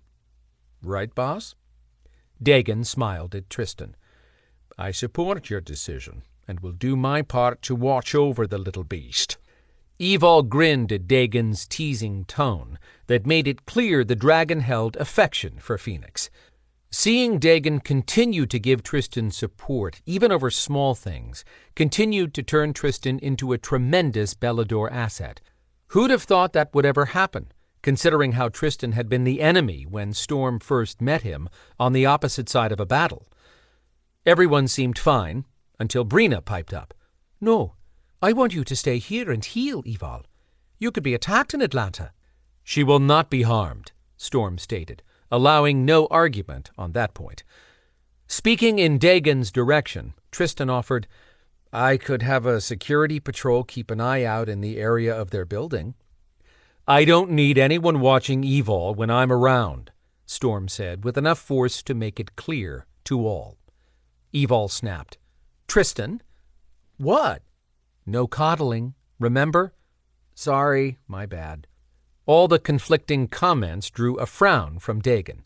No one knew better than Storm that Evalle would feel responsible for causing friction among her friends. Right on cue, Evalle said, I didn't mean to. Storm debated over jumping in to say more or leave Evalle to fight this on her own, after she'd just put her foot down with every one of them. Zader interjected. No one is going to argue that Storm is an unmatched protector, Evalle. But I'm with Brina.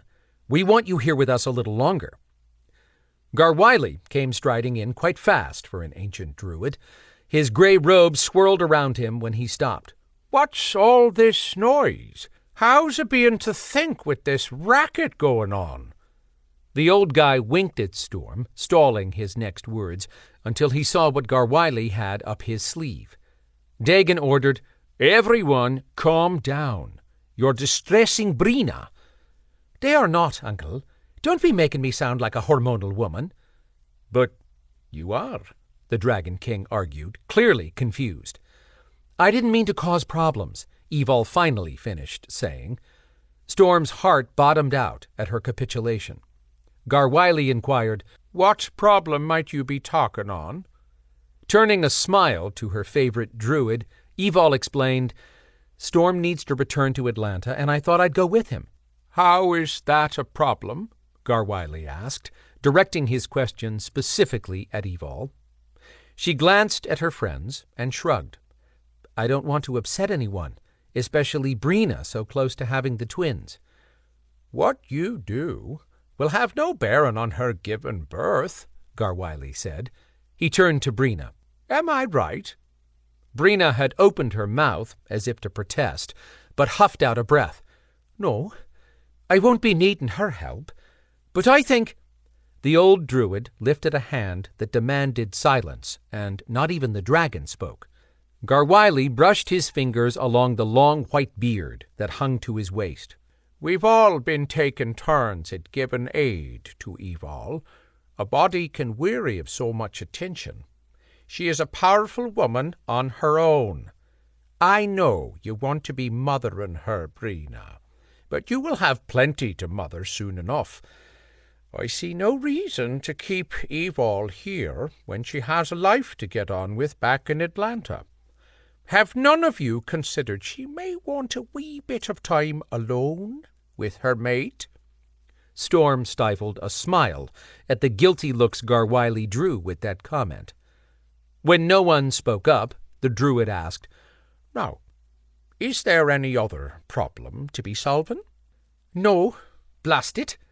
Brina walked to Evalle and hugged her the best she could with her round belly. She warned, Just you be careful, and come back soon, or I'll be sending the dragon to find you. The anxiety that had pulsed from Evalle only moments ago dissipated. She smiled at Brina and told everyone, Thank you for all you've done. Like I said, I'm leaving Phoenix, so you know I won't be gone long. I don't want him to be any trouble. Of course. Brina sniffled and stepped back, trying to pretend tears weren't spilling from her eyes. Zader hooked his arm around the shoulders of their Belador warrior queen and hugged her. Dagon declared, As Tristan said, your gargoyle is welcome and will be safe. If I hear otherwise, someone will lose their head. Damn. Coming from Dagon, that was no empty threat. Storm sent Garwiley a nod, letting him know he appreciated the help. The old guy laughed, clearly enjoying having his way. Storm's debt to that druid just continued to climb. The Dragon King announced, If that's settled, are you two ready to teleport? Adrianna came hurrying in. Wait! Evalle turned with shock riding her gaze, then relief. What the hell was that about? Storm couldn't wait to get home and figure out a few things. Adrianna slowed her rushed steps. Me too. I've enjoyed the visit and I'll be back, but I'd like to be dropped at my house. Looking around, Evalle said, Wait, we need to get our clothes and things from our room. Brina ordered, Go on now. I'll have it all bundled and sent to you. Is everyone finished filling my day with teleporting duties? Dagon groused. But Storm caught a twinkle in the Dragon King's eyes that said he didn't feel the least bit imposed upon. We're ready, Storm said, then stood behind Evalle with his arms around her waist. Finally, they'd have some privacy. The first thing they had to do was bond. He suffered a moment of guilt over dangling the return of her griffin by bonding, because he couldn't guarantee it. Still, That had to be better than giving up. Adrianna yawned in Dagon's direction. "Thought we'd be there by now, Dragon." Dagon growled, "Irritating witch." Traor blinked out of sight. Chapter 7. Eval's eyes adjusted quickly to the low light in the garage on the ground floor of their building. She'd spent so much time without her special sunglasses while in Traor, she hadn't thought to ask Dagon for eye cover to wear in the human world. She had another pair upstairs, though. Storm stepped in front of her. "All good?" She couldn't live the rest of her life with him worrying constantly that she'd not recover from her ordeal. If she gave him a big smile she didn't feel, he'd know it, but she could find a halfway point. "Yes. Did you forget my speech at Traor?" she chided, adding a smile to soften the reminder. "I heard, but this is the first you've changed realms." "You've got a point." She looked at her body. 2 legs, 2 feet, 2 hands. Storm caught her face with his hands. 1 sexy mouth. He kissed her into silence. He'd always been able to do that. Standing in their garage and smelling the familiar sense of home, she wanted to joke and return to their easy way of being together. Things had felt off between them these past 10 days. Not them, but her. Storm hadn't changed. She'd been the happiest in her life with him, the only man she'd ever loved. She had to find that woman again. He sighed and leaned down to meet her nose to nose. "Stop thinking so hard. Everything will happen in its own time. Let's get the elephant out of the room up front. No discussion of bonding tonight. Fair enough?" Guilt-ridden over having avoided that conversation too long, she said, "I'm sorry, Storm, "Stop, please. Stop right there, sweetheart." He sounded frustrated, not angry. "You don't want me apologizing for not finding you sooner, then please don't you do it. You did nothing wrong. Nothing is wrong between us. I know you're hesitating to talk about bonding, and maybe some other things. It pains me to watch you stress over us and to avoid me because of all that." "No, I'm not." She wanted to bite her tongue as soon as the words were out. He didn't say a word. She closed her eyes and said, "Okay, big fat lie." Opening her eyes, she gave him the honesty she'd been holding back.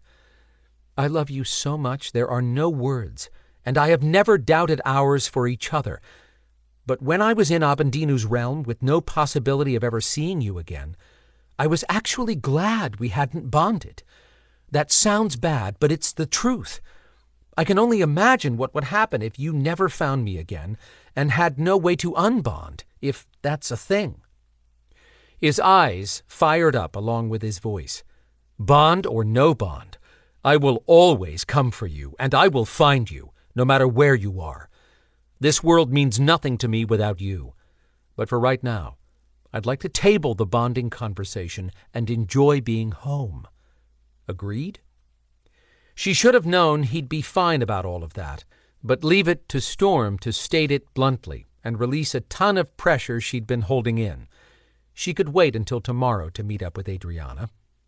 Since talking to the witch, Evalle made up her mind she'd tell Storm what she wanted the witch to do and ask him to support her decision. That sounded pretty simple when, in truth, she kept imagining her mate stroking out. Tomorrow. Adrianna hadn't been home in 10 days either. Tonight belonged to Storm. Evalle moved her head to the side and leaned against his chest, wrapping her arms around him. His heart pounded fast beneath her cheek, but slowed the longer she stood in his embrace. As his body formed to hers, he whispered, "You feel so good. I just want to hold you like this forever." Me too. For the first time in days, they were alone, truly alone. The twin boys, Evalle and Storm, had given a place to stay in one of the apartments on the 2nd floor, were still visiting Kit, a fierce human protector who treated those 2 male witches as her own. Their other teen resident, Lana, had remained in Traor. Just Evalle and the man she loved. She relaxed against Storm's powerful body. All at once, She stopped fighting to regain who she'd been and to find her place in the Beladors again. She stopped fighting, period. This moment belonged to the two of them and wouldn't have happened if she had not survived. She cursed herself for wasting even 1 second since then. She had so much to live for, but had been too focused on losing her powers and Griffin to allow any other thoughts in. Standing in her home with Storm brought things back into perspective. Time had no relevance in Treor, unlike in the human world where every minute mattered for the people here. She might not be human, but she'd come face to face with her mortality when she'd thought she'd have a lifetime yet to live. She might or might not. The upcoming week would tell for sure, if not sooner. In the meantime, she wouldn't waste 1 more minute she could spend with Storm. He nuzzled her hair and murmured, "What's going on in that gorgeous head of yours?" Evalle smiled. "You can't figure it out with all your gifts, Mr. Lie Detector?" She nipped his ear. He slowed his hands for a moment, then pulled her close again and sighed. "I will never get enough of feeling you next to me." Just the sound of his voice wrapped her in comfort, reminding her there were no monsters to battle here. Not even the ones in her head could squeeze into this moment. Storm had been right to bring her home. He'd looked ready to argue with the entire Belador clan over taking her here until Garwiley shut down any dissent. Home. Even the air here tasted familiar. She'd either find a way back to the person she'd been before her capture, or she'd figure out how to be a new version of herself. If she didn't, she'd ruin what made her life with Storm special. Snuggling her hips closer, she smiled over proof her mate was indeed happy to have her home. He'd returned to being cautious around her in Treor. She didn't want that. She wanted her man. His heartbeat kicked up when she'd moved just now. He brushed hair away from her neck and kissed her. His words came out rough. "Be careful what you start, sweetheart." She squeezed her eyes at the caution in his tone. They'd moved way past him having to take it slow around her in the early days. She'd been so messed up at first, it had pushed him back to tiptoeing around her while she healed. No more. Her time in that vicious realm had been brutal, but she wouldn't allow it to steal one more thing precious to her.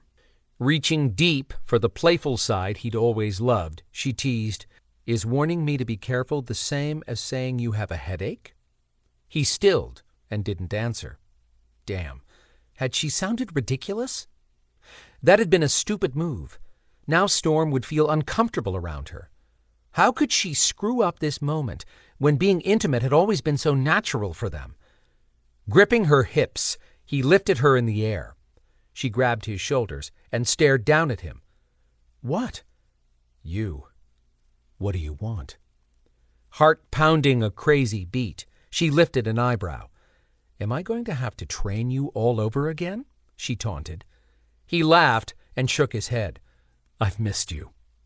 She gushed out a breath of relief and admitted, "I've missed us too." He whispered words she couldn't translate. Her pants unzipped and slid from her legs. She shuddered at the feel of the material pulled across her sensitive skin. Panic and thrill raced through her. He ordered, "Keep your hands on my shoulders." The tail of her t-shirt bunched and moved up slowly, brushing over her bare breasts. She clenched her legs at the friction over her nipples. "Storm, I need you, now." That usually worked to get him inside her. The sooner that happened, the better. "I need you too, sweetheart. Do you trust me?" She had a moment of worry. Storm's empathic sense would pick up any hesitation on her part, which meant he'd probably caught her worry, not an emotion that encouraged getting fully naked. She held his fierce gaze, determined to show him she would meet him step for step in whatever he wanted to do. "Yes, I trust no one the way I do you." She must have gotten it right, and he picked up a different emotion this time. He gave her a seductive grin. She matched it with her own sincere one. "Now will you hurry the hell up?" she demanded, sounding more like herself. "Hell no. We're finally alone, and I'm in no hurry." What if I am? She argued. You'll like this better, he assured her. Then her panties slid slowly down her legs. You're killing me, she muttered, wanting to run her hands over her breasts and ease the ache, or get her hands on him to return the torture.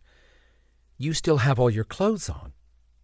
With another briskly spoken phrase, his jeans ripped and flew off him, leaving her commando mate in all his hard glory. He whispered, and a condom slid over him. Her man thought of everything. Heat pooled in her womb from anticipation alone. He lowered her, and she hooked her legs around him, anticipation building to slide into place. She couldn't be more ready, but he paused, with her poised just above that moment of connection. She would not beg. He had to give in, right? But Storm showed no strain at holding her. Her gaze locked with his for the longest seconds. Then he lifted her just enough to bring her breast to his mouth. His tongue toyed with her nipples, and she strained against him, trembling with the need to feel him deep inside. He switched to the other breast, biting gently, but that sharp pinch had her shuddering hard. Wrapping an arm under her, he used his free hand to reach between her legs. His touch felt like the first time he'd made love to her. She bowed back and clenched her legs hard, clamping her teeth tight to not plead. Her mate had gifted fingers that knew everything about her. He teased her until she lost all thought, clinging to the edge of sanity, waiting, shaking, then giving up and pleading. His fingers changed pace, stroking and pushing into her. He shoved her beyond reason into a cloud of frantic sensation. When she peaked, her muscles were as limp as overstretched springs. Lowering her, he held her close, but she needed to be lower. The tip of his erection brushed over her sensitive skin. More, she mumbled, daring him to refuse her. When he kept her just out of reach, she lifted her head from his shoulder and kissed him. She wanted the strength of her love to come through this kiss, to let him know they were still as solid as ever. She might never be a powerful Belador again, but she could do this, be Storm's mate. He kissed her back as if his life depended upon this very moment. She got so engrossed she had a nice surprise when he lowered her until he pushed inside. That dragged an honest moan from her. He continued easing his way deeper in until he filled her. That sensation described their relationship. Storm filled up all the empty places that had been dead inside her. His love gave her life. He held her there and closed his eyes for a second. When he opened those beautiful brown orbs, he spoke in a shuddering breath. This, us, you are everything I need. She leaned in and kissed him with everything she felt for this man, savoring the way he returned the emotion with every touch. His tongue slid past her teeth to toy with hers. When she took a breath, she said, This, us, you are my reason for living. I love you. He buried himself inside her, and she hugged her legs tight around him. Moving in and out, he drove her back to the fevered pitch she'd been in only moments ago. She clawed at his shoulder, desperate for more. She gasped, Deeper. On the next push, he buried himself and stopped, shaking with the effort to hold back. Running her hands into his hair, she kissed him, tangling her tongue with his until they were breathless. When she could speak, she asked, What are you waiting for? You, he whispered next to her ear. I'm ready. Look at me, sweetheart. She lifted her gaze. Her breath caught at the heat burning his. Without blinking, she gave him a sexy order. Do it. Now. He pulled out and shoved in again, this time harder and faster, never blinking. He held her gaze as his prisoner. Muscles in his neck stood out, and his shoulders were solid as stone beneath her fingers. She moved with him. He pushed one forceful time. Tension held her at the edge, then tightened and snapped, freeing her from everything except feeling. Her body burst with pleasure. She rode the wave that broke hard, then calmed. In 2 more strokes, he gripped her with shaking arms and gained his release. Nothing could ever match being in Storm's arms, feeling him connected to her emotionally and physically. She floated in the half-world of post-climax, indulging in the smell of them and their love. Wrapping her arms around him, she smiled. If Adriana's attempt didn't work, Eval's life might be different moving forward. If so, she'd have to figure out how to adjust and make the new her work. Holding her with ease, Storm turned and walked inside, rubbing her back the entire time. He'd be happy if she never stepped into the path of danger again, but he also knew how unrealistic that'd be for her. She'd worry about that tomorrow, once Adriana had a shot at using her power.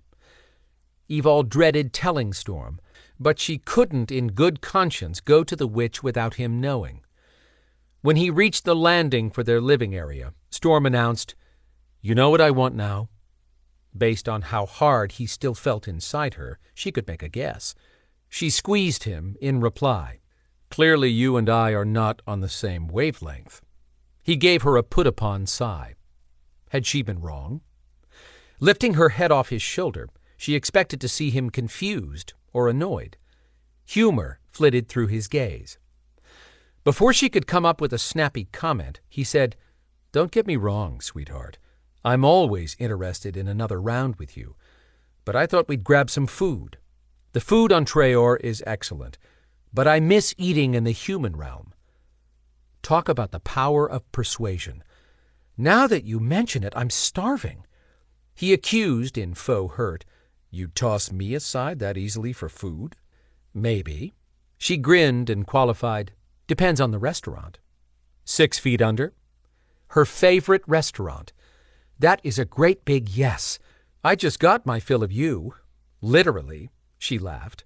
He moved his hips again, pulling out, then sliding back in. She groaned, "Screw food, I'll survive." "Nope, you already passed on me," he teased. "Besides, you'll need your strength for what I have in mind later." Lifting her off, he held her until her legs were steady, then suggested, "You go shower, and I'll go back for our clothes. Dagon is teleporting." "I suppose, if that's the best excuse you have." He leaned in to kiss her and dropped his head to a breast, giving a quick nip, then licking it. She yelped, "Thought you wanted me to shower." "I do, but I want you thinking about me the whole time." Never one to be outdone, she turned to leave, then called out, "Oh, I'll think about how you left me wanting. It may turn into a one-person party." "Damn, you better not," he warned.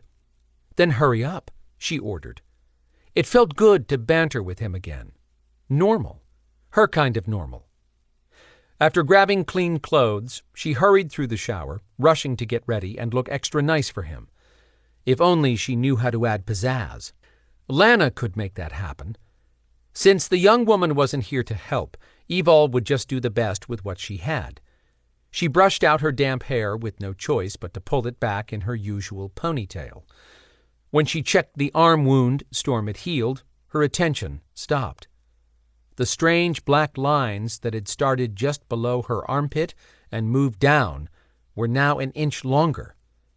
Searching her body, she located a spot on her thigh, the size of her index finger, then another on her back. That one appeared 6 inches long and had a wider spread with the lines split 4 times. Lifting her left arm, which hadn't been wounded today, she touched the black fractured lines there. They extended another inch, then divided into new streaks. She snatched her hand back and stared hard for a minute to see if any of it moved again. No. Had her touch made the line extend? Were the inky designs a good or bad sign? She still didn't feel any sensation of her griffin. Pointing the same finger at a towel hanging on a rack, she tried to lift it off the hook using kinetics. The towel lifted up and started toward her, then dropped to the ground. Crap. What had she thought? that teleporting home would suddenly return her body to its original state? Actually, yes. She'd expected her kinetic power to have recovered by now. Was she losing that ability entirely? Bile rushed up her throat. Had coming home changed something about the lines? Maybe she was overthinking this. The inky marks could be nothing more than a preternatural form of varicose veins or a cosmetic issue. Had Storm seen the new lines on her in the garage? Or had showering caused more to appear? She dressed in one of her vintage short-sleeved BDU, battle dress uniform shirts, jeans, and her boots that hid sharp blades for battling. She might not be facing demons anytime soon, but wearing them brought a level of normalcy for her.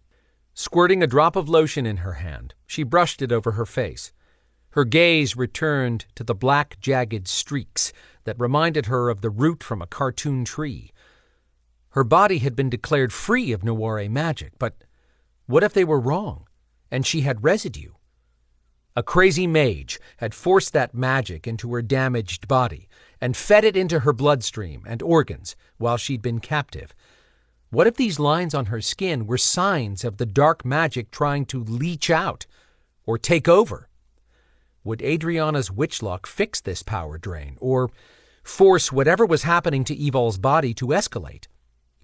She had to sound convincing when she told Storm her idea, which might be hard when she had serious doubts herself. Chapter 8. Storm followed Evalle down the steps from the top floor of 6 feet under, where they'd sat outside, where the smell of fried fish had mingled with the fresh air. He'd enjoyed watching her eat her favorite meal at her favorite place. Getting in on a Saturday night had been tough, but worth the wait. Eating late at night had been their norm in the past. It was good to slowly get their life back. 10 minutes into the meal, he'd relaxed at his first respite from the constant worry. "I want to check on my Jixer sometime," Evalle said over the crowd from a step below him. "I may be able to fix it." "Sure, we'll do that and see what it needs. Can we do that tomorrow?" Storm cringed at the thought of showing her the motorcycle she loved for the first time since the intentional wreck that had left her vulnerable to kidnapping. Evalle had the skills to repair anything on her bike, but Storm doubted anyone could return the mangled parts he'd shoved in a back corner of the garage to the bike's original look. She stepped around people stalled on the stairs, working their way up. Tomorrow is fine. At the bottom landing, patrons crowded the area between the stairs and the hostess stand next to the front door. Storm took Evalle's hand and wove their way outside. Her fingers seemed warmer than normal. He had to bite his tongue not to ask if she felt okay. No hovering. When they reached the sidewalk, Evalle stared at the cemetery across the street, then turned to him. "When are you going to call your uncle?" "I plan to as soon as—" Storm reached for his back pocket to retrieve the phone, surprised it had stopped vibrating. No phone. Damn. He'd left it on the table, under a napkin, to dull the buzzing of another message. Why the hell couldn't his uncle leave him alone? If not for the damn constant sound, Storm wouldn't be standing here torn over leaving his mate even for a minute. Evalle asked, "What's wrong?" "Left my phone upstairs." He wanted to drag her back up so she would be close to him. That sounded stupid in his head. Sending her up to get the phone would be a dick move, even if the thought had been only to keep her safe. "Want me to get your phone?" Evalle asked with a bit of confusion. "No," Storm said, dismissing his mental battle and silently cursing Bideseal for creating problems. Again. "I'll be right back." "I'll be right here," she countered with a wink. Would she? He had to get past his incessant fear of her vanishing again. Heading back inside, he passed a group of 6 diners on their way out. They congregated on the sidewalk, which gave him a little comfort for her to have people close, even if they were humans. He politely moved through the throngs as quickly as he could to retrieve the damn phone that probably had yet another message from his uncle. The last one said he needed Storm's help, but the man still gave no hint as to what kind. Before the kidnapping, Storm had intended to give his uncle a heads-up out of respect before he brought Evalle to visit his father's land for bonding. He had no intention of visiting the man. Their ceremony felt too far away to wait for now, after sensing less of Evalle's energy tonight when they made love. By tomorrow, she might be the one pushing to bond immediately. His uncle could wait. Had Beidseal forgotten Storm's status as a skinwalker? Storm had no desire to be unkind to his father's brother, but neither did he wish to encourage a relationship. Rushing back down the stairs and getting cursed at for gently pushing his way through the crowd, he stepped outside. The 6 people he'd passed on his way in were still saying their goodbyes. His blood pressure dropped significantly with the knowledge these people were perfectly fine, so Evalle had to be. Circling them with the intention of asking Evalle if she'd like to walk for a bit, Storm stopped short. No Evalle. He clenched hard to hold back his jaguar from breaking free. The animal had been agitated the entire time Evalle healed. Sucking in a deep breath, Storm caught her scent, and his senses sharpened. His nose turned him toward the massive historical cemetery. Taking off to follow her scent, he rushed across the street, not caring if anyone saw him turn into a blur of movement. He took the lack of screams or car tires squealing as a positive sign and leaped the stone wall to land inside Oakland Cemetery, which sprawled across 48 acres. His natural night vision took over as he ran through long shadows thrown by moonlit monuments. His jaguar raged to get out. Claws extended from Storm's fingertips. He forced the beast back down to let him lead in his human form. Evalle's shout cut through the silence. "Drop that child and walk away." An acidic male voice said, "You can do nothing to me, Belador." "Guess we'll find out. I'll give you until the count of 3 to put the child down and vanish. After that, you're mine." The bastard laughed. "You are no threat." With Storm's keen hearing even this far away, he'd caught enough to be sure he wouldn't put her in danger by racing in. In 20 feet, he'd passed between 2 massive monuments and entered the area where Evalle evidently faced off with a preternatural who had a child. Human? Probably. Before Storm reached the monuments, Evalle snarled, "You bastard." Storm lunged forward to find a Mave warlock on the far side of the area, clutching a limp child against his chest. Evalle slapped kinetic hits at 2 other warlocks emerging from a dark shadow on her left. Her strikes weren't slowing them down. Shifting would create more problems at the moment. Storm allowed his claws to come out as he sped past Evalle, blindsiding one warlock and slashing his face apart. The high-pitched scream might bring a cop. Most civilians knew better than to rush into a dark cemetery after that sound. Evalle spun and kicked, using the blade she'd released from the soles of her boots, but that meant her kinetics had truly failed her. Not good. Storm finished off the warlock he had by ripping his head free. Purple blood ran from the now headless corpse. He swung to face the mouthy warlock who'd started backing away. Feeling his head jack out of shape with his jaguar pushing to shift, Storm snarled garbled words through oversized jaws. "Drop, child, or I eat you." Storm took a step forward. Blood dripped from his claws. The warlock must have realized he was about to be on his own. His eyes bulged. He dumped the little body and ran away. Swinging back to Evalle, Storm wanted to let her finish off the warlock just to give her some confidence, but that damn Mave started chanting in an evil tone. Black smoke circled him. Fuck this. Storm pulled his jaguar back under control and called up his own dark magic. He slammed the warlock with a hit of Skinwalker Smackdown. The black smoke turned into a cloud of spikes that sucked tight around the warlock and smothered his scream until he finally died. He hit the ground as a shriveled black corpse. Evalle had been in the motion of kicking the warlock when he turned into ashes. With nothing to hit for resistance, her motion sent her spinning into Storm. He leaped away, but not fast enough. Her blade slashed across his shoulder. He hissed, caught his balance, and spun to catch her from landing on her face. She gripped his arms, heaving hard breaths. Perspiration ran down her face and soaked her clothes. She shouldn't be this winded. "Damn it," she said, eyes on his bloody shoulder. "No big deal." She insisted, "I should have sensed the other two in the area and picked up their energy signature before they got that close. They trapped me." He couldn't argue. That's exactly what happened. One more sign she seemed to be losing ground with her powers. The Maeve Coven had to be running wild in the city for 3 to be so bold. Or had their miserable goddess queen lost her ever-loving mind and put out a hunt order for Evalle? Storm had been in a tribunal meeting with Dagon, along with that Maeve goddess, when the Dragon King made it clear he would make a statement out of any of his people being harmed again. He and Storm had been searching for Evalle at that time. Not even the Maeve Queen could be that crazy.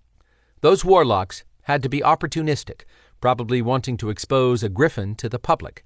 With Evalle unable to shift, the joke ended up being on them. Would there ever be an end to non-humans wanting to capture and use Evalle for one reason or another? Not as long as they still thought she could shift into a griffin. He called up his healing, pushing power hard to rush the process. Anything to wipe the guilty look off Evalle's face. It must have worked. She turned away, searching for something. What happened to the little boy the warlock had? Storm nodded across the 40-foot space. By the tree. I wouldn't have let that Maeve run off with him. Rushing over, Evalle knelt down and picked up the little body, struggling to lift him as she stood. Storm grimaced. With her preternatural strength, that boy should be easy to lift. Hugging the child to her, she walked back to Storm. The kid had on ragged jeans, a T-shirt with cartoon images, and sneakers. Just some human child the Maeve had snatched as bait. Looking down, she said, "He looks to be about 5. We have to find his parents." No, the police had to do that. He wanted his mate out of here and somewhere safe. Storm suggested, "Can you ask Trey to send a Belador who's on the force? They can deal with the warlock bodies, too." She said, "Good idea. I didn't think about that." She stood still, staring at nothing, while she reached out telepathically to Trey. Frowning, she glanced at Storm. "He isn't answering me."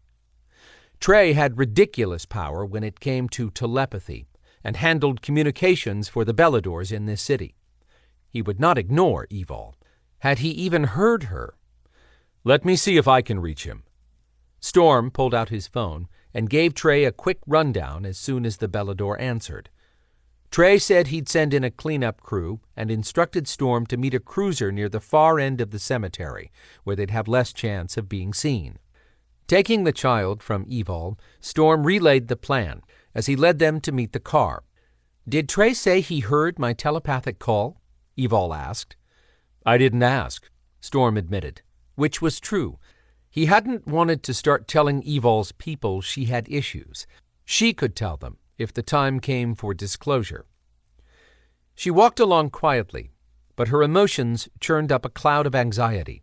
She admitted, "I might as well tell you what's been on my mind. I asked Adrianna to use Witchlock to see if she could jumpstart my power, or maybe even my griffin." Storm had to bite down on his first reply of hell no. He maintained an easy gait, doing his best not to spew empty words about how everything would be okay once they bonded. He couldn't in good conscience say all of this would end well. Her telepathy appeared to work in Treor when she spoke to the griffins outside and to Dagon inside the castle, but that might have just been a benefit of Treor. Could Adrianna's power do what he and Garwiley had been unable to accomplish? Storm said, "I'm not crazy about anyone experimenting on you." She jumped in. "It was my idea, not hers. I asked her to do this." "I understand, sweetheart. Give me a chance to finish." Casting him an apologetic glance, she said, "Go ahead." "I trust Adrianna to not do something to harm you, but she has yet to fully control Witchlock." He had to meet her halfway on this, though. After a couple more steps, he said, "I'll support you doing this, If we bond first. Evalle started shaking her head. You have no idea what could happen. True. I still know you'll be stronger if we bond. Her mouth set in a firm line as she walked a few more steps. She admitted, I have a couple more lines on my body. Shit. He had a feeling that couldn't be good news. What do you think it means? To be honest, I don't know. But it seems my powers are weakening, so the lines might be a sign of losing my preternatural powers. No. He refused to believe such a thing. It could be, Storm, she whispered, her heart in her voice. If so, we have no idea what will happen if we open a bond between the two of us. Finally, he understood why she'd been pulling back from bonding. I can't make you do anything, he said. I would never try to either, but I'm asking you to not attempt this with Adrianna until we bond. Evalle ran her fingers through her loose hair. She won't do it if we're bonded. Adrianna is concerned about what her magic would do to yours. Well, shit. He still believed Evalle would need his power to experiment with her body. He'd take his chances and argued, I'm strong enough to deal with it. She stopped, forcing him to turn to her. You can't know that, Storm, and I can't lose you.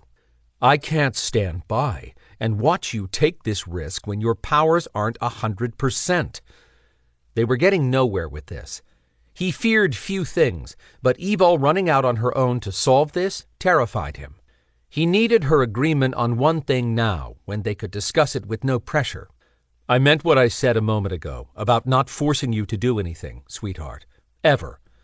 That being said, I want to ask you for something, since every step forward with all of this is one into the unknown. Okay, what? She asked in that worried voice that tugged at his heart. If you reach what you feel is the end of your power, or face any moment you think you can't overcome physical issues, I want your agreement I can open the bond, no matter where we are or what we're doing. Please, don't make me stand by and watch you lose ground without trying to help, because you wouldn't want to be in that position. They stood there for a long stretch until she said, I agree to allow you to bond us if I'm in dire straits. You're right. I would want the same opportunity in your shoes. His heart relaxed with at least that. His mate had a streak of honor a mile wide. He leaned across the kid he carried to give her a kiss. Thank you. You're welcome. But I'm not happy about waiting to get with Adrianna. Win one battle at a time had been his constant mantra around Evalle, but this situation was unlike any other. She was no longer the skittish female he'd first met. He respected his mate's inner strength, which was why he addressed a potential problem. We can make getting with Adrianna happen, but I would appreciate it if you agreed to not go to her unless we're bonded. Indecision rode across her face while he held his breath. Frowning, Evalle released a loud sigh. Okay, I'll wait to give her a shot until we're bonded. He picked up a wave of disappointment. She tried to hide it with a polite smile, but guilt climbed his neck at letting his mate down. He'd give this woman the world on a string if he could, but couldn't bend on her going to Adrianna without the benefit of his energy and magic. Preternatural powers were different for everyone. Evalle needed to be strong enough to test hers. As they reached the end of the cemetery, an Atlanta police cruiser sat parked with a uniformed officer standing nearby on the sidewalk. Preternatural power radiated from the 30-something man with a narrow face and sympathetic eyes. Belador. Alterants, like Evalle, normally carried more power than her Belador teammates. Now that Storm had exited Treor, he had to admit he'd hardly felt Evalle's energy. The officer took the little boy from Storm and said, We have a missing child description from the projects not far from here that fits him. Was he hurt? Evalle said, No. You have any idea why he's unconscious or when he'll wake up? Not really, Evalle said. Warlock might have used a sleep spell on him. The little boy mumbled something like he was coming around. Noticing the child starting to wake, the officer laid him in the back seat of his car and covered him with a blanket. Turning back, he asked, "You're Evalle Kincaid, right?" "Yes." She turned toward Storm. "This is my mate, Storm." Storm shook the man's hand. Then the Belador officer asked, "Do you know why that kid was grabbed? I'm keeping Trey up to date on any non-human intel." Evalle explained, "A Maeve warlock used him to lure me into a trap. Storm scared the one holding the boy. The warlock dropped the child and escaped. He killed the other two." "We killed them," Storm stressed. Evalle said nothing. The Belador gave a nod. "Okay, you may be safe now if that family wasn't the target, but I'll have one of our people keep an eye on them until we feel sure no one is coming back around."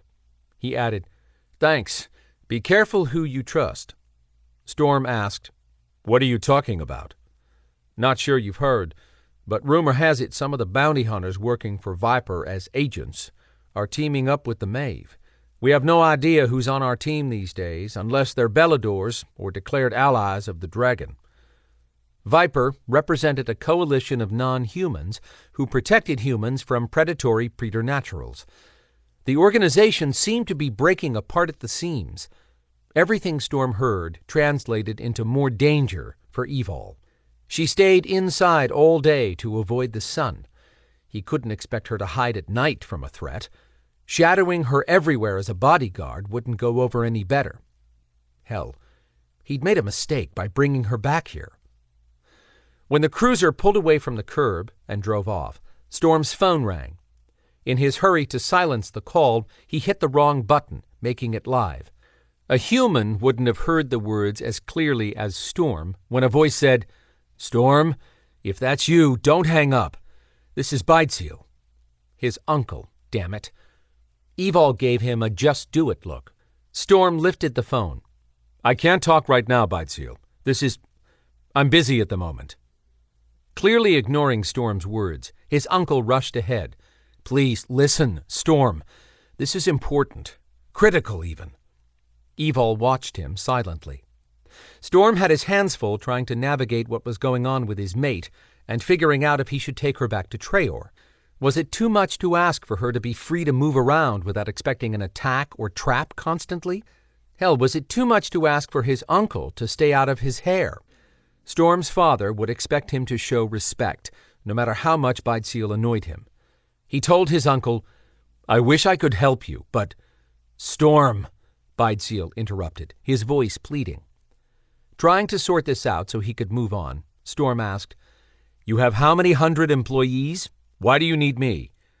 Evalle's eyebrows lifted in curiosity. He'd never talked about his uncle because their world didn't involve him. His father had been disappointed in how Belador and the others failed to preserve the D-neck culture. Storm had kept his presence in this country secret from his uncle until he'd had to contact Belador for help. That had been back when the tribunal sent Evalle to the middle of a South American jungle where she'd faced off with a monster. For her, Storm put his anger and ego aside to gain resources he needed immediately. Storm could locate her, but to actually reach her quickly before the monster killed her, he'd needed access to a private plane. Ironically, the monster had been Tristan, the same one who just revived her days ago when no one else could. With all that in mind, Storm did owe his uncle something, but it shouldn't require going to see the man. Feeling the weight of his father's expectation that his son would step up to help family, no matter what, Storm reluctantly asked, "What's going on, Belador? Maybe I can send some people." "I wish it was that simple, but it's not. We can't have outsiders here. If you'll just come out, I can show you why I need you specifically. I can't talk about it over the phone. I don't trust electronics with what is going on." What about the electronic slot machines filling his uncle's casino? Guilt banged around inside Storm. Belador hadn't hesitated to provide funds for the private jet he claimed had been paid for with money that belonged to Storm anyhow. His uncle had evidently been managing it for Storm's father.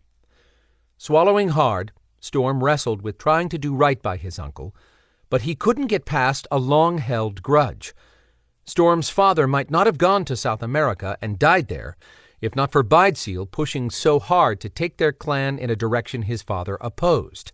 Had your father not left the reservation and moved to South America, you wouldn't have been born, or met Evalle, his conscience reminded him.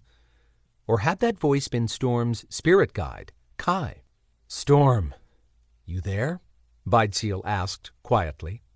"Yes." His uncle spoke hesitantly. "I didn't want to call you, but your people need you." They weren't his people, not really. He had Dianna, or Navajo blood, and knew some of the culture, thanks to his father, but he'd been raised in the Ashaninka tribe. Storm asked, "What if I come out in 2 weeks?" 2 hours is too long, Bideseal replied in a grave voice. "What? I can't drop everything I'm doing and fly out for some problem you aren't willing to explain," Storm argued, frustration boiling in his words. Heaving a long sigh, his uncle said, "I understand. When we lose another one, I can at least say I asked. Goodbye." The call ended.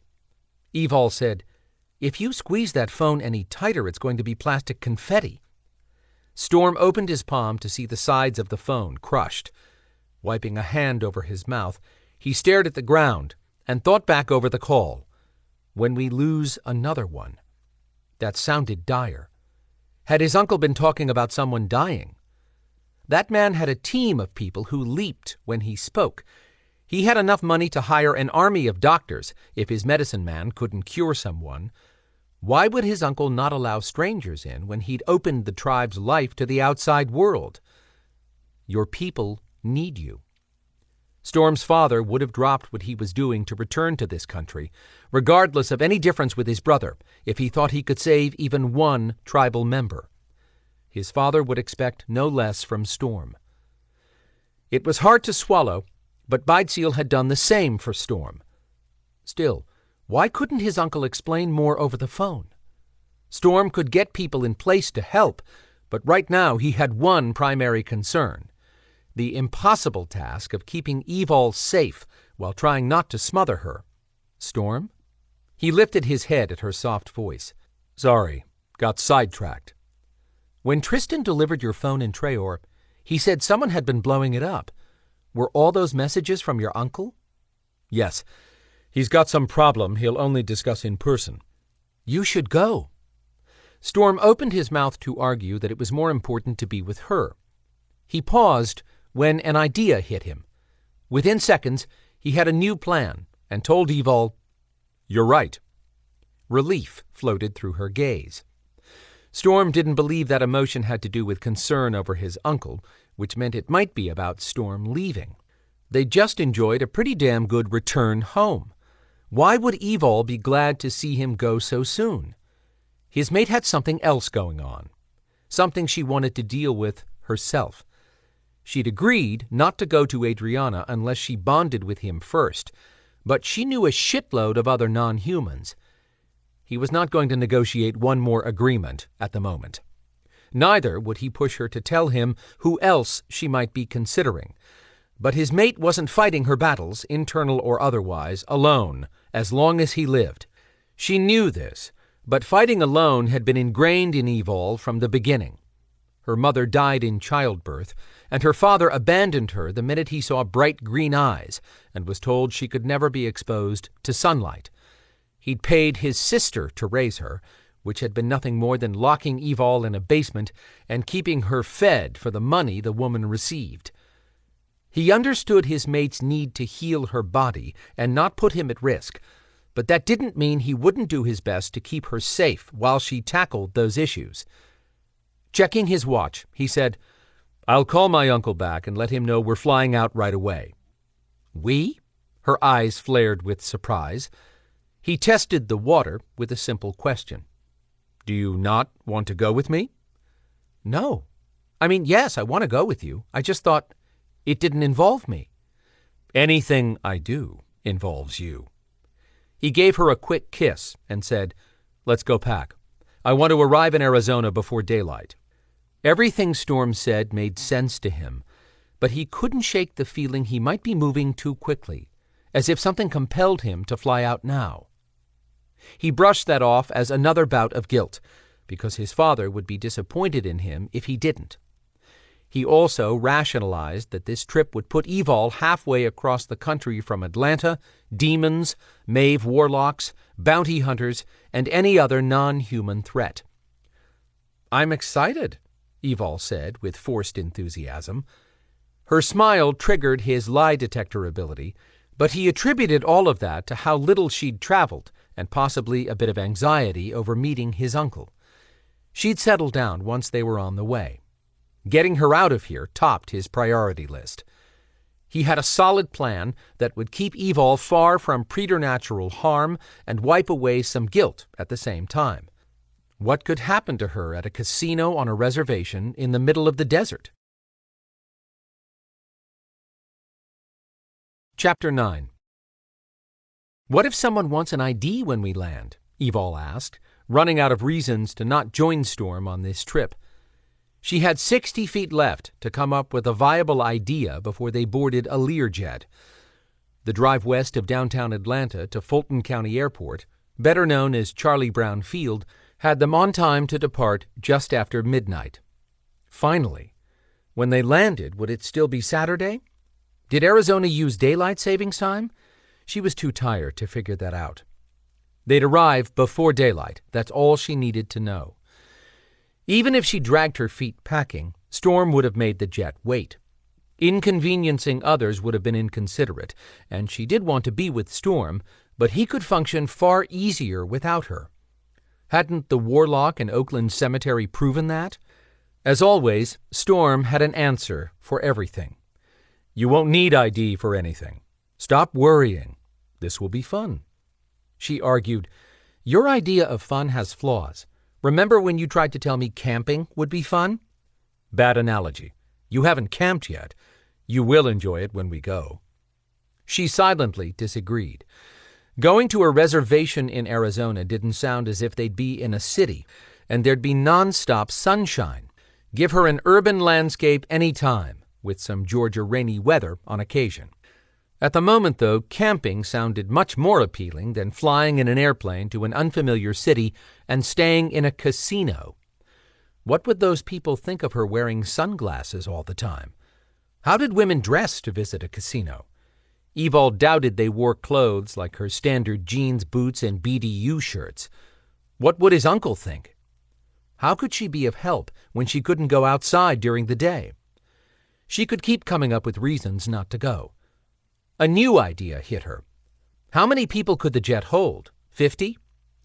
Regardless of the number, she could tell Storm they shouldn't risk her becoming claustrophobic. She might panic, then her griffin would show up at the worst time and kill everyone. Her heart fell. That had a major flaw. Mr. Lie Detector would roll his eyes at the fabrication. She hadn't felt any glimmer of her griffin in Traor and experienced little power at all in Atlanta. The world was safe from a spontaneous griffin shape-shifting event. She'd agreed not to tap Adriana's witchlock, a power at the high end of the non-human food chain, without bonding first, but she'd said nothing about finding another way to fix her body before she lost all her power. Neither would she bond without fixing her problems first. Going to Arizona killed any chance of looking for a different option from someone she knew within the non-human community in Atlanta. If she tried to back out of going for any reason, Storm would immediately cancel his trip and stay so he could be nearby in support. She sucked at being a mate these days. When they reached the jet stairway, Storm sent Evalle ahead to where a woman decked out in dark blue pants, a matching jacket, and white blouse welcomed her inside.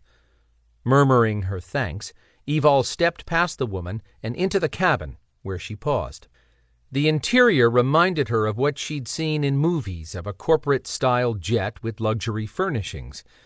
Beautiful cream-colored leather sofas with matching chairs were scattered along the length of the cabin, accompanied by polished wood tables and sidebars. No people. She amended her assessment to a private corporate jet. Storm's hand cupped her waist. "What's wrong?"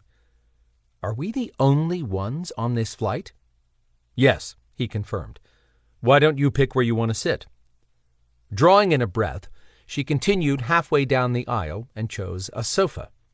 She sat in the middle of the soft cushions and accepted she had no way out of this trip. Storm asked to have the cabin lights dimmed as the jet motored to the runway. When he settled next to her, he asked, "Okay, what's wrong?" She considered her options, such as admitting she didn't want to make this trip. She'd earned the biggest jerk award. Storm had never hesitated to do anything for her or go anywhere for her. The truth was, she had a case of the jitters. He could fit into any setting with a change of clothes. She could dress up in runway model garb and still stick out like a weed at a national flower show. Storm ran a finger along her neck. "Okay, spill it." As they made the turn to get into position to take off and accelerated, Evalle searched for any topic to avoid whining about taking an unexpected trip. "Are you rich?" His eyes widened in surprise. Then he gave her one of his smiles that could turn her into putty. She had no intention of getting naked with a flight attendant only a few steps away. Storm quipped, "Took you long enough to ask me that."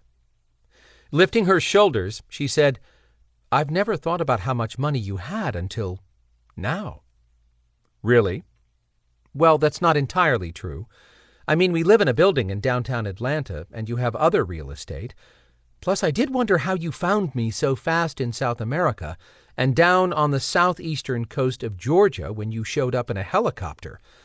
I couldn't believe you chartered one to meet me before I went to Cumberland Island." His handsome face fell at that reminder.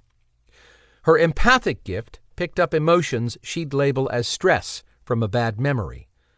She'd given Storm the slip in Atlanta to protect him from a beast game she'd intended to enter alone. She hadn't wanted to go, but her former miserable goddess leader had forced her into that position. Telling Storm would have put him in danger due to being a skinwalker who'd be expected to battle. Also, Evalle didn't want him with her when she had low expectations of walking away with her life or freedom. As it turned out, she'd been right on one account. Storm showed up when she'd have thought no one could catch up to her from Atlanta after her huge head start, but he had, and accompanied her into the secret non-human battleground. Then the Maeve teleported her and other Alterans on site to the Tower Maeve realm. Power built and rushed around her. Yup, bad idea reminding him of that time. Evalle patted Storm's arm. "Power down. I don't want you to blow us out of the air." She added a smile, because he had unmatched control most of the time. How often had her ability to land in a dangerous situation tested that control? Too often. He relaxed, and she returned to her initial line of conversation, saying, "You were telling me about where you got the money to charter a private jet at a snap?" "I have my own that I've earned, but I also inherited some meant for my father, according to my uncle. When things got crazy down in South America before my father died and I came up here, he told me if I ever needed anything to go to my uncle. I had no plans to ever contact his brother." Why? She'd like to understand the friction she sensed between Storm and his uncle. Storm curled his fingers around her shoulder while he took his time answering. "My father and his brother fought over different visions for their clan, which is why my father left. He felt his people were losing their culture, and the only solution people such as his brother brought in had to do with exploiting gambling on the reservation. My father died, and I ended up a demonic jaguar created by the woman who used him. The witch doctor who shall not be named," Evalle quoted Storm in an understanding voice. "Right. I can't help thinking he and I wouldn't have gone through all that if not for his brother's determination to turn clan land into high commerce. I wasn't happy to contact Bideseel when I needed funds, but he wired the money the minute I asked." Now Evalle understood the guilt coming from Storm. She kept silent as he finished explaining. "When I returned from South America, I went to see him in person to repay him. He told me the money was my father's, and therefore mine. He'd been managing it all these years. I realized I owed it to him to repay that favor."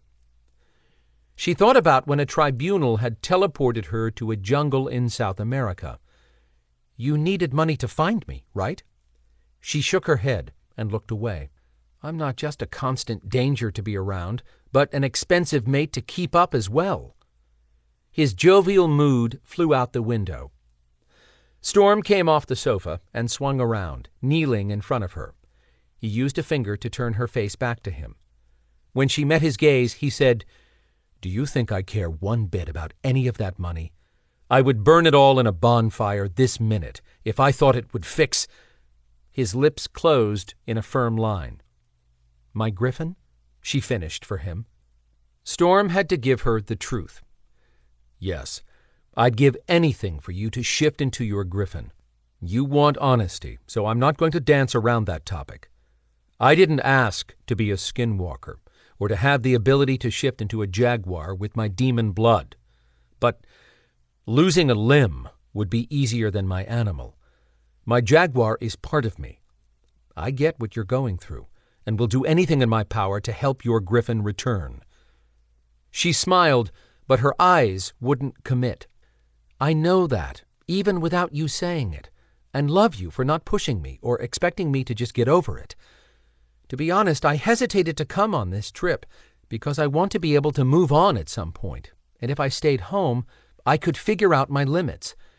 It does weigh on me that I'm not at the point to fully accept what I can't do.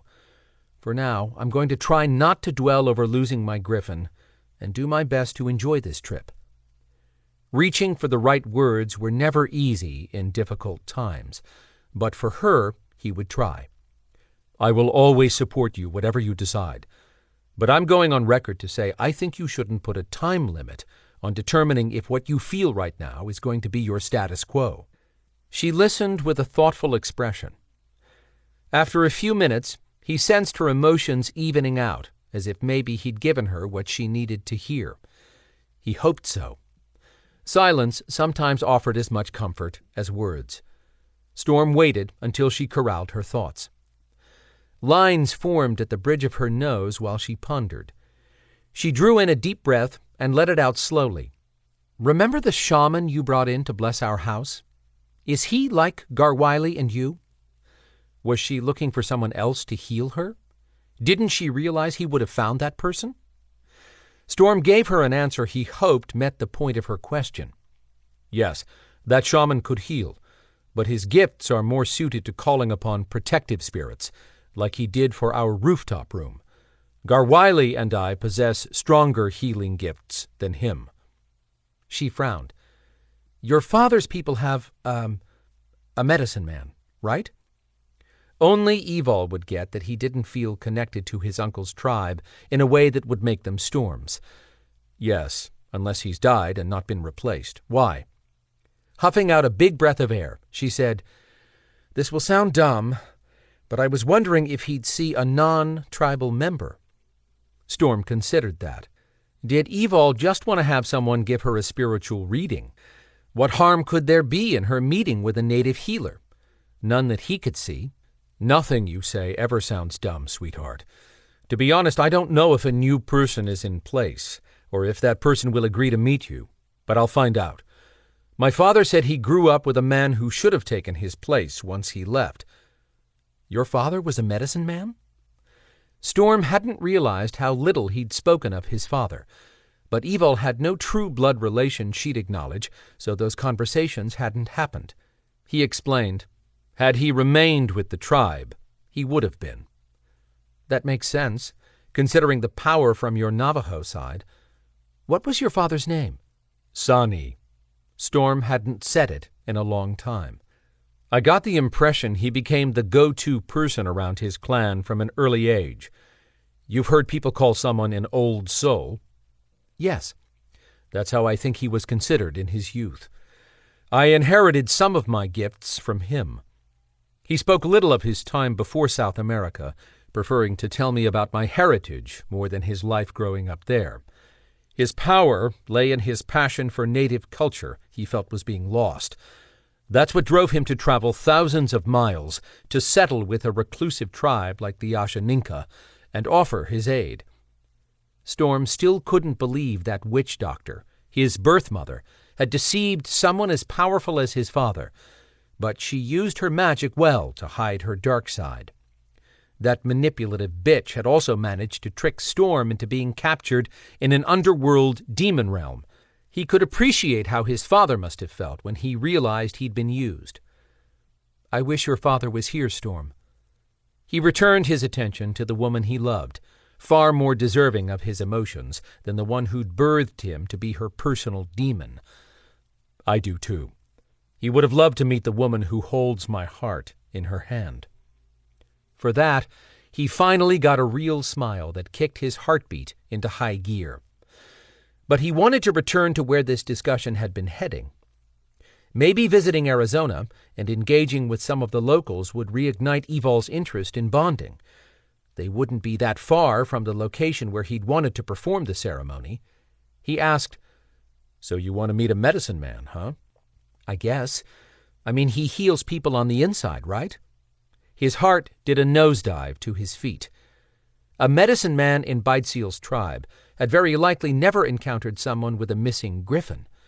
Storm had to keep their presence as non-humans a secret for the benefit of his uncle's clan. But he also had to be careful to explain this in a way that didn't result in Evalle saying never mind and shutting down on him.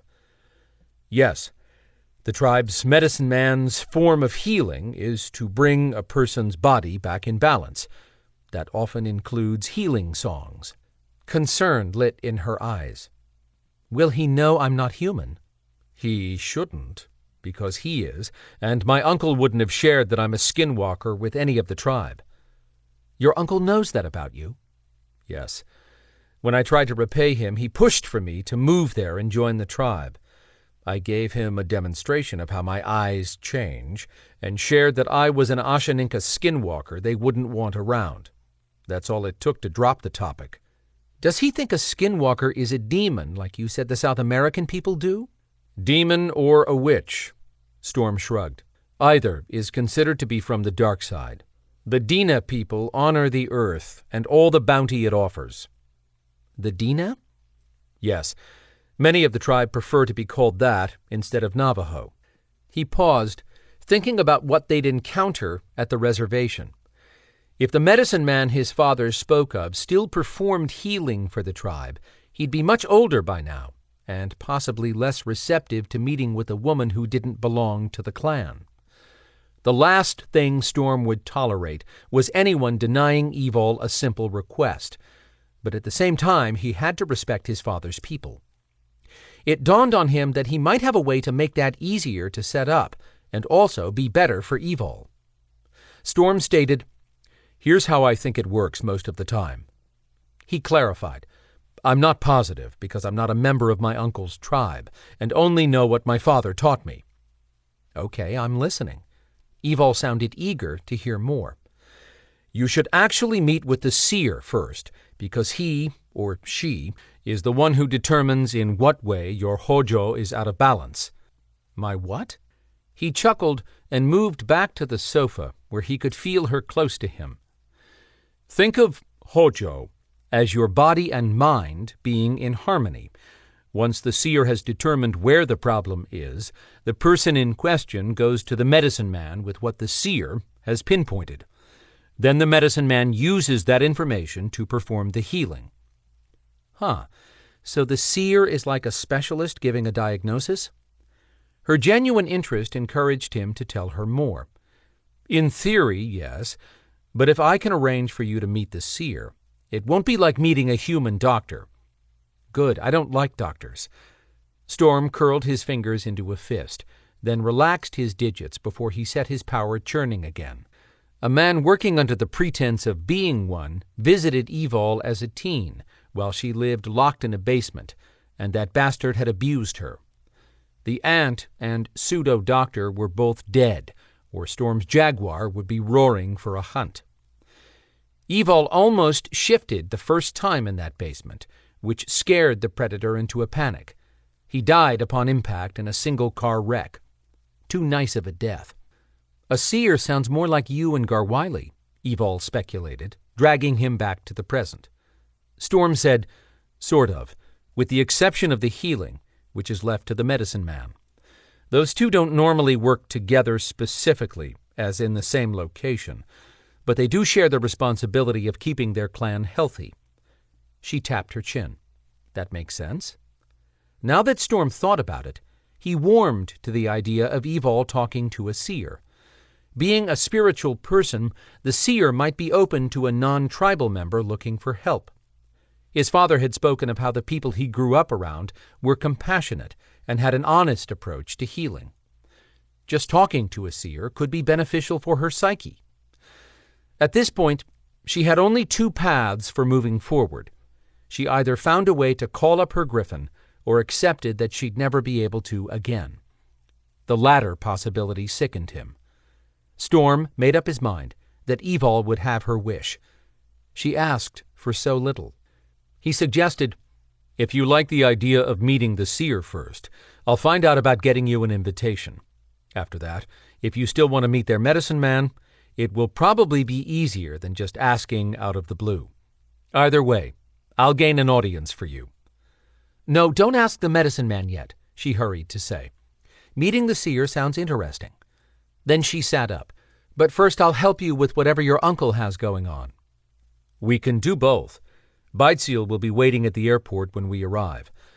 Once I determine what's going on, I'll have a better idea of our schedule. As soon as his problem is resolved, we could stay a couple days, maybe take a break from the Atlanta preternatural rat race.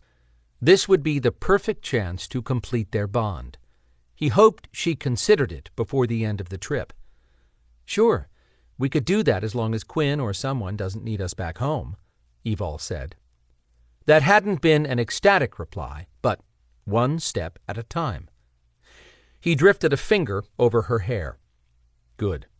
I'd like to see more of this part of the country myself." "We won't see much at night," she joked. He leaned over and kissed her cheek. "I'll get a vehicle and put a protective spell over it to block the sun's rays, like I did for my truck." "Okay, great. I can't wait to see a new place with you." This time, her voice had a lift of excitement. His chest muscles eased at hearing her sound more like the Evalle he knew. Maybe having her involved in whatever he had to do for his uncle would fuel her confidence, which had taken a hit at the loss of her griffin. Using her sharp wit and ability to sort through a problem could show her how her value went deeper than telepathy and kinetics, just in case those powers continued to weaken. If he had to leave her alone during the day for some reason, security around the casino would be tight. More than that, no one in the preternatural world would know her location while they were with his uncle's clan. He ran it all through his mind again. Sounded simple and safe. Why had a sliver of doubt burrowed into his conscience? He experienced that odd sensation again of questioning if he should be making this trip at all. Evalle yawned and leaned over. Storm closed his hands around her shoulders and moved her to his lap so she could stretch out. Her nocturnal schedule had been off since waking up in Traor. Once she drifted to sleep, Storm waved off the flight attendant heading his way, then dropped his head back and closed his eyes. With no idea what lay ahead of them, he could use a quick nap too, evident by how quickly he fell asleep. "Storm?" A soft female voice called from a distance. Was that Kai? Storm hadn't tried to reach out to his spirit guide in a few weeks. They normally met when he had a private moment, which hadn't been recently. When they did, he'd find himself in a pretty meadow with the sun shining, all composed by Kai. She'd watched over Storm his entire adult life. "Kai, where are you?" His words sounded muted. Could she hear him? "Storm, you must—" "What? Kai?" Why couldn't he open his eyes and see her? Why was it so hard to hear her? Kai's voice wobbled. "Her spirit—" "What?" Raising his voice never went well with Kai. She tended to call up a thunderstorm. "Kai, I can't see or hear you." "You find Evalle dying." Storm came awake, panting. Evalle moved where she slept under his arm. She grumbled something unintelligible. He tucked a blanket over her the flight attendant must have spread across his mate. He still couldn't catch his breath. His heart battered his chest. Why couldn't he hear all of Kai's words? He didn't know, but he had definitely heard two. Evalle dying. What had he and Garwiley missed? Chapter 10. Warm air, much drier than her humid Georgia in June, met Evalle as she stepped off the jet stairway at Page Municipal Airport in northern Arizona. Not a lot of activity here in the middle of the night. Not night, but early in the morning on Sunday. Hard to keep up with times and days when she'd started in a different realm less than 24 hours ago, teleported to Atlanta, and now flew to Arizona. Storm joined her and led them toward a man standing by a large black sport utility vehicle like the executive car services at home. Storm caught her hand in his, a simple contact that always gave her a little unexpected happy feeling. Illumination from the airport offered more than enough light for Evalle to see through her special sunglasses. Storm's natural night vision topped hers, but she believed he wore sunglasses to shield his eyes that sometimes glowed at an unexpected time, usually when someone had drawn his ire. She needed eye protection for her sensitive vision and to shield her bright, non-human green eyes from humans. But wearing sunglasses at night around humans made her feel like some celebrity wannabe traveling incognito. She'd hated the idea of flying out here until they were airborne, and she relaxed with Storm. He had a good idea about her meeting with the tribal seer. Evalle would normally feel foolish for making that request, but leaving Atlanta had cut off her access to non-human friends. She had to find answers. Going to meet a native seer might be a bust, but Evalle wouldn't discount a tribal member with powers. It sounded as if Storm's father had been fairly powerful in his own right. She hated living in limbo, not knowing definitively whether she'd ever fully regain her powers or if her griffin was gone forever. No matter how hard she tried to accept that her beast wouldn't return, her heart pleaded to cling to the idea of shifting again. Even if the news was bad, give her the known over the unknown any day. Shaking off negative thoughts, she looked for the potential in a new approach. If the seer could pinpoint how Evalle's body lacked balance, that would be a start. Fixing a problem began with understanding where to look. Maybe someone here would surprise her and offer an insight others had missed. "Thank you for coming out." Storm's uncle stepped forward with his hand extended, distracting Evalle from her thoughts. She compared him to the man whose face and body she knew so well. His uncle shared the same teak skin tone and black hair as her mate, though his uncle's had silver feathering his temples. She found the similarity in their faces more interesting.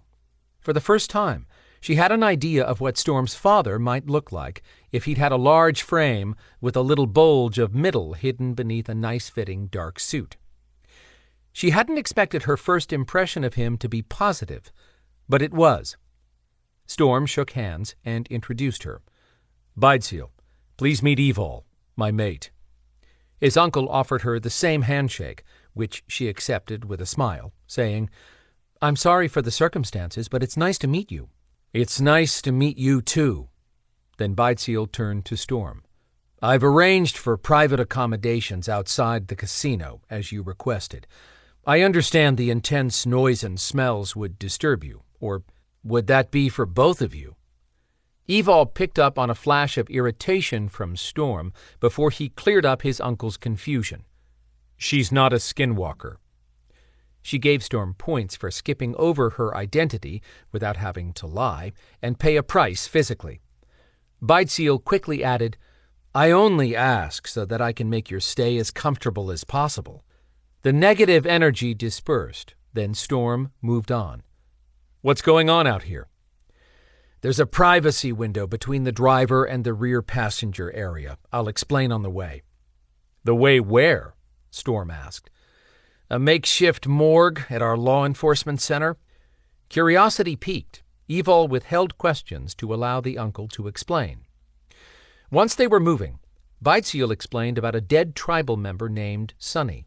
Storm had to pick up on how much Beidseal hurt for this young man, because Evalle could feel his pain. After 40 minutes of traveling south through dark roads with almost no highway lighting, they entered an area with streetlights. A 6-story building stood as a centerpiece among mostly 1-story structures. They passed a string of single-level buildings which housed retail businesses and services from dentist offices to hair salons. The driver pulled around to the back of what appeared to be a local police station with 2 cruisers, a truck and sedan out front, and a handful of private vehicles in back. He parked by a 1-story dusty gray and brown building similar to other adobe structures she'd seen. "We don't run a morgue here since our clan is too small to support one," Beidseal explained as they got out. "We needed a place to properly hold a body that's not buried immediately, so this is our holding facility." Evalle and Storm met Beidseal at the rear of the vehicle, where he cautioned, "Only a handful know about this death." Beidseal had not told them everything about the body, claiming he didn't want to influence their first observations. But with no sign of foul play and no natural cause, it sounded like a suicide. Why ask Storm to come out? The more she listened to Storm's uncle, the more she picked up on his academic background. He appeared to be in his 50s and had the poise of a business professional. On their way to the entrance, a man who appeared older than Beidseal and dressed in jeans with a belted buckskin top exited, where a security guard stood next to the front door. Some people wore a welcoming look in their eyes. This man's gaze warned he shot trespassers. Beidseal stopped abruptly and called to the man. "Why are you here, Nasha?" The old guy didn't answer until he reached the 3 of them. "I am here to see that bird woman does not interfere." "How Loki?" Storm's uncle asked. "Why would she come here? She hates this place." "She thinks to know more than me." Beidseal looked as if he might pop a vein. "That tells me nothing about why either of you would come here, Nasha. You hate this place, too. Wait, did you see Sonny's body?" Medicine Man lifted a bony chin at Beidseal. "I saw him. It's time to take the body far from here in the old way, on a horse. Bury both before Bird Woman interferes." Evalle asked Storm, "Is he talking about killing the horse?" Storm said, "Yes, I'll explain later. Has to do with not wanting the spirit to return." Her mate had sounded pained, which meant he wouldn't agree with harming an innocent animal. Evalle shook her head. "How is that the horse's fault?" Nasha must have caught their quiet exchange. He told Evalle in an angry voice, "Horse is honored." "Bet the horse doesn't think so." Squinting his wrinkled eyes, he ordered, "Who are you? Why do you wear dark glasses at night?" Evalle had been sensing patience from Storm until Nasha demanded her identity. Before she could reply, her mate leaned in and spoke in a tone that made it clear he wanted no one addressing her that way. "She is my mate. We prefer dark sunglasses during day and at night. That's all you need to know." Her mate pushed a load of power out with those words. Eyes wide in shock, Nasha stepped back. His desire to ask who or what Storm was stood out on his face. Grabbing his head, Beidseal grumbled, "I don't have the time or patience for this ongoing rift between you and Loki." Jerking back to face Beidseal, Nasha said, "She calls herself seer. How many times must I tell you? She is not our seer." Beidseal snuck a glance at Storm as Nasha stopped glaring at her mate. It became clear to Evalle that Beidseal had intentionally diverted the old guy's attention from Storm and Evalle by bringing up the seer. Waving a hand as if to be done with Nasha, Beidseal said, "Loki is the best we've got. Everyone but you appreciates the time she spends with our people. She listens as much as she sees inside a person who is troubled, and you know she's given you good information on many." Nasha harumphed at that. "Not a healer." Frankly, even though Evalle hadn't met the seer, she was already on Team Hauloki. I didn't say she was, but she's been ours for years and still is, Bydseal snapped. You don't like repeating yourself? Neither do I. But I seem to be doing more and more of it this past year. You need to let this go. There is no way I'll consider asking the elders to bring in another seer who might be stronger just because you don't like Hauloki. You should appreciate that you had the benefit of training under a powerful medicine man, while she had to scratch her own way. Bird woman, your fault. Fine. Bydseal sounded spent. Would you at least give it a break for now so I can find out what happened to Sonny? Nasha got quiet, like a tornado waiting to explode. When he spoke, his words came out in condemnation. You are blind with your eyes open. As Nasha strode past Evalle, he tossed another glare at all of them. She muttered, "What's that all about?" She caught herself. "Whoa, sorry, Bydseal, that's none of my business." Dismissing it, Bydseal said, "He says that to me all the time these days. Nothing we discussed is confidential. Everyone here has to put up with those two. They were tolerable until recent years. I don't know what happened, but I have bigger issues now. Sadly, they both mean well. I've seen Nasha spend days on end curing a child without taking a break to rest. He's a good man, but Hauloki has given just as much, even after the heartbreak she's suffered when she lost her son." Seeming to brush off the friction, Bydseal led them to the door and spoke to the guard on his way into the morgue. They crossed a tiny reception area to another door Storm held open. As Evalle followed Bydseal through, she caught a distinctive antiseptic tinge in the air and glanced at Storm. He seemed unbothered by it, in spite of his sharper senses. Walking close behind, Storm asked his uncle, "What does Nasha have to say about Sonny's body?" "Your father trained him, but he's not as gifted as Sonny. No one I've ever met had his gifts. Anyhow, Nasha is pretty good otherwise, but he talks in riddles. All he said after I asked him about Sonny was, 'Dark spirits walk among us.'" Evalle wanted to say, "That's a common occurrence in our world," but kept that to herself. Had the old guy meant it as information or a warning? Instead, she asked, "Is he really surprised to find spirits of any kind in a morgue?" Bydseal lifted his arms in a frustrated motion. "I would think not. I'm only telling Storm what little I've gotten so far." Storm asked, "And you're sure this can't be a homicide, staged to throw you off the trail?" "We're lucky to have someone who works as a registered nurse that's trained to be a medical examiner. He said he's never seen anything like it and found no evidence of drugs in the body. But he won't confirm the reason for death unless we allow an autopsy." "Hold it." Evalle stopped walking.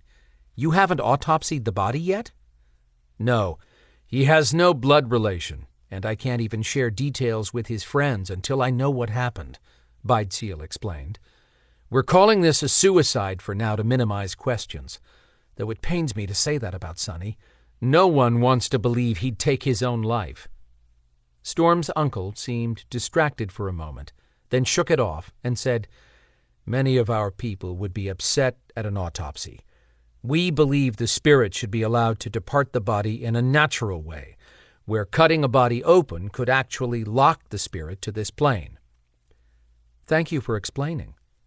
Evalle appreciated how Bydseal hadn't held back when she asked anything.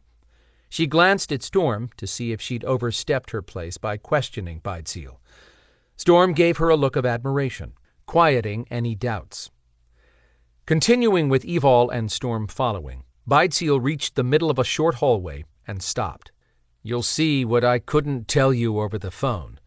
With all the high-tech ways to listen to calls, I couldn't risk this getting out in the media, especially with rumors of preternatural beings in Atlanta in the news." Evalle couldn't argue with that line of thinking if Sonny died by unnatural means, but did Bydseal think Storm was the only non-human in this world?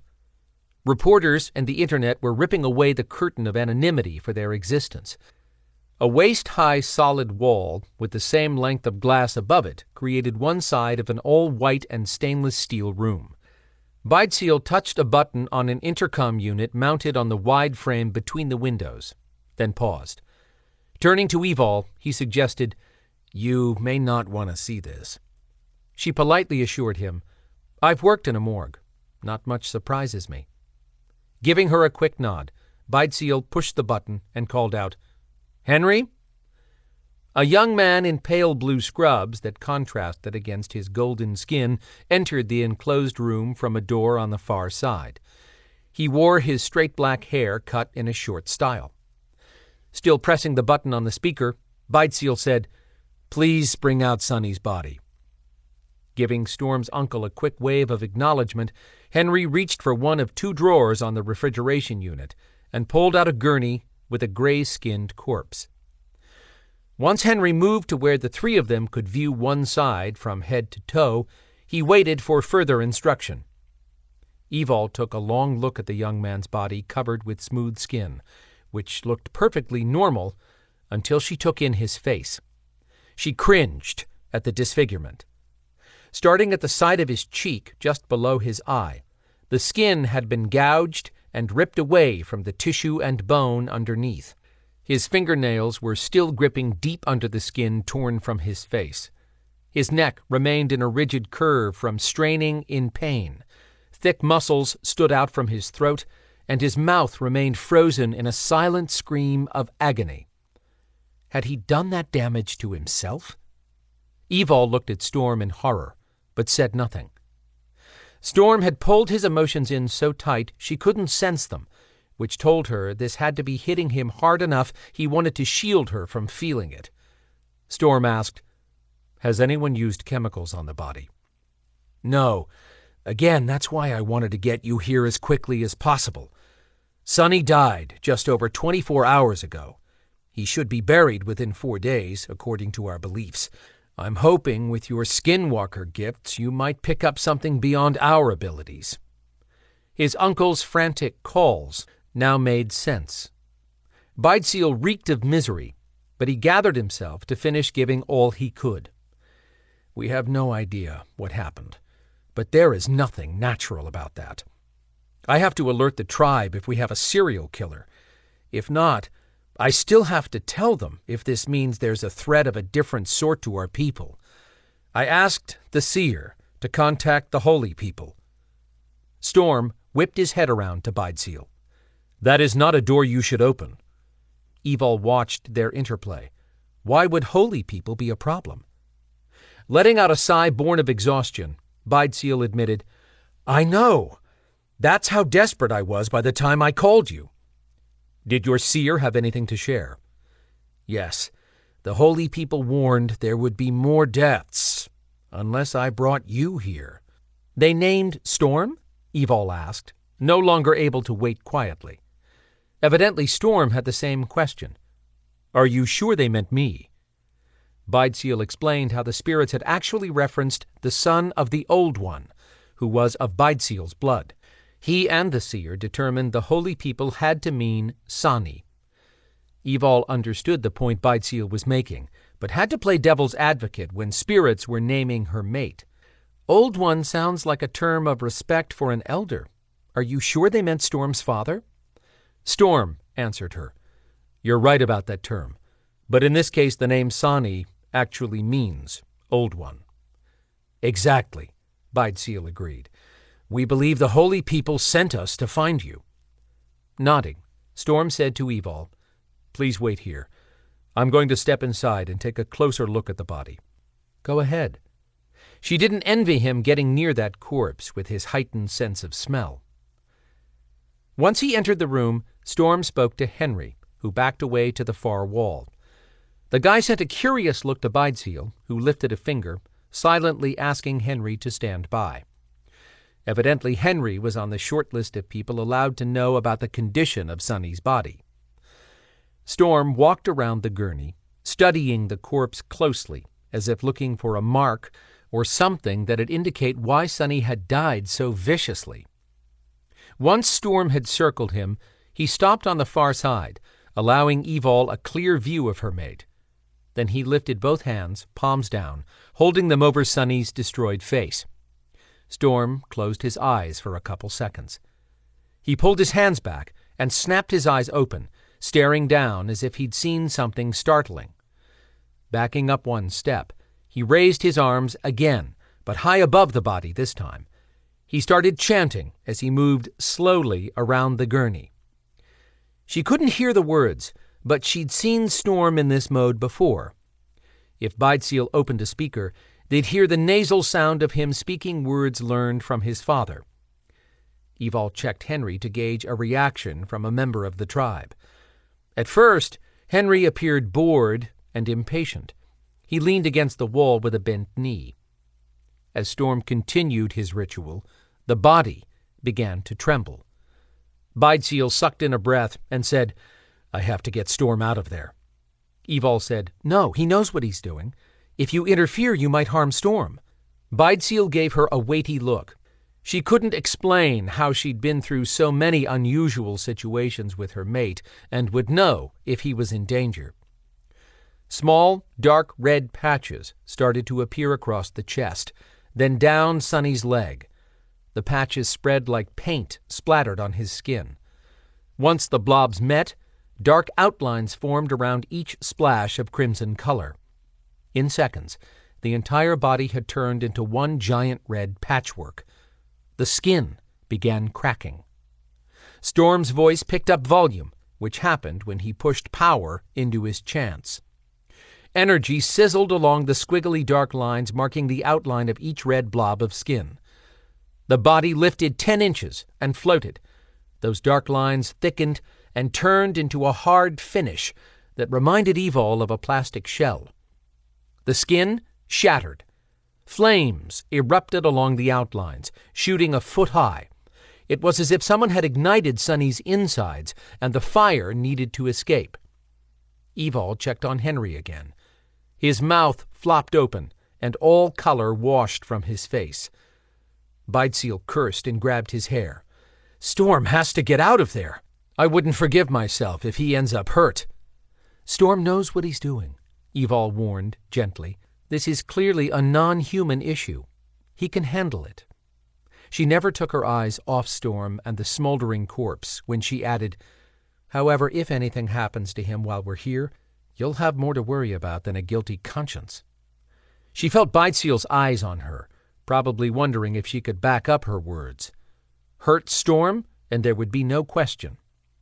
She'd given that warning as the woman who would not allow anyone to harm the man she loved and get away with it. Bydseal made a sound like a pained moan. She cut her eyes at him to see a glowing cloud engulf his body, then slowly turn translucent until Bydseal stood there with his lips parted. She put a hand on his arm. "Are you okay?"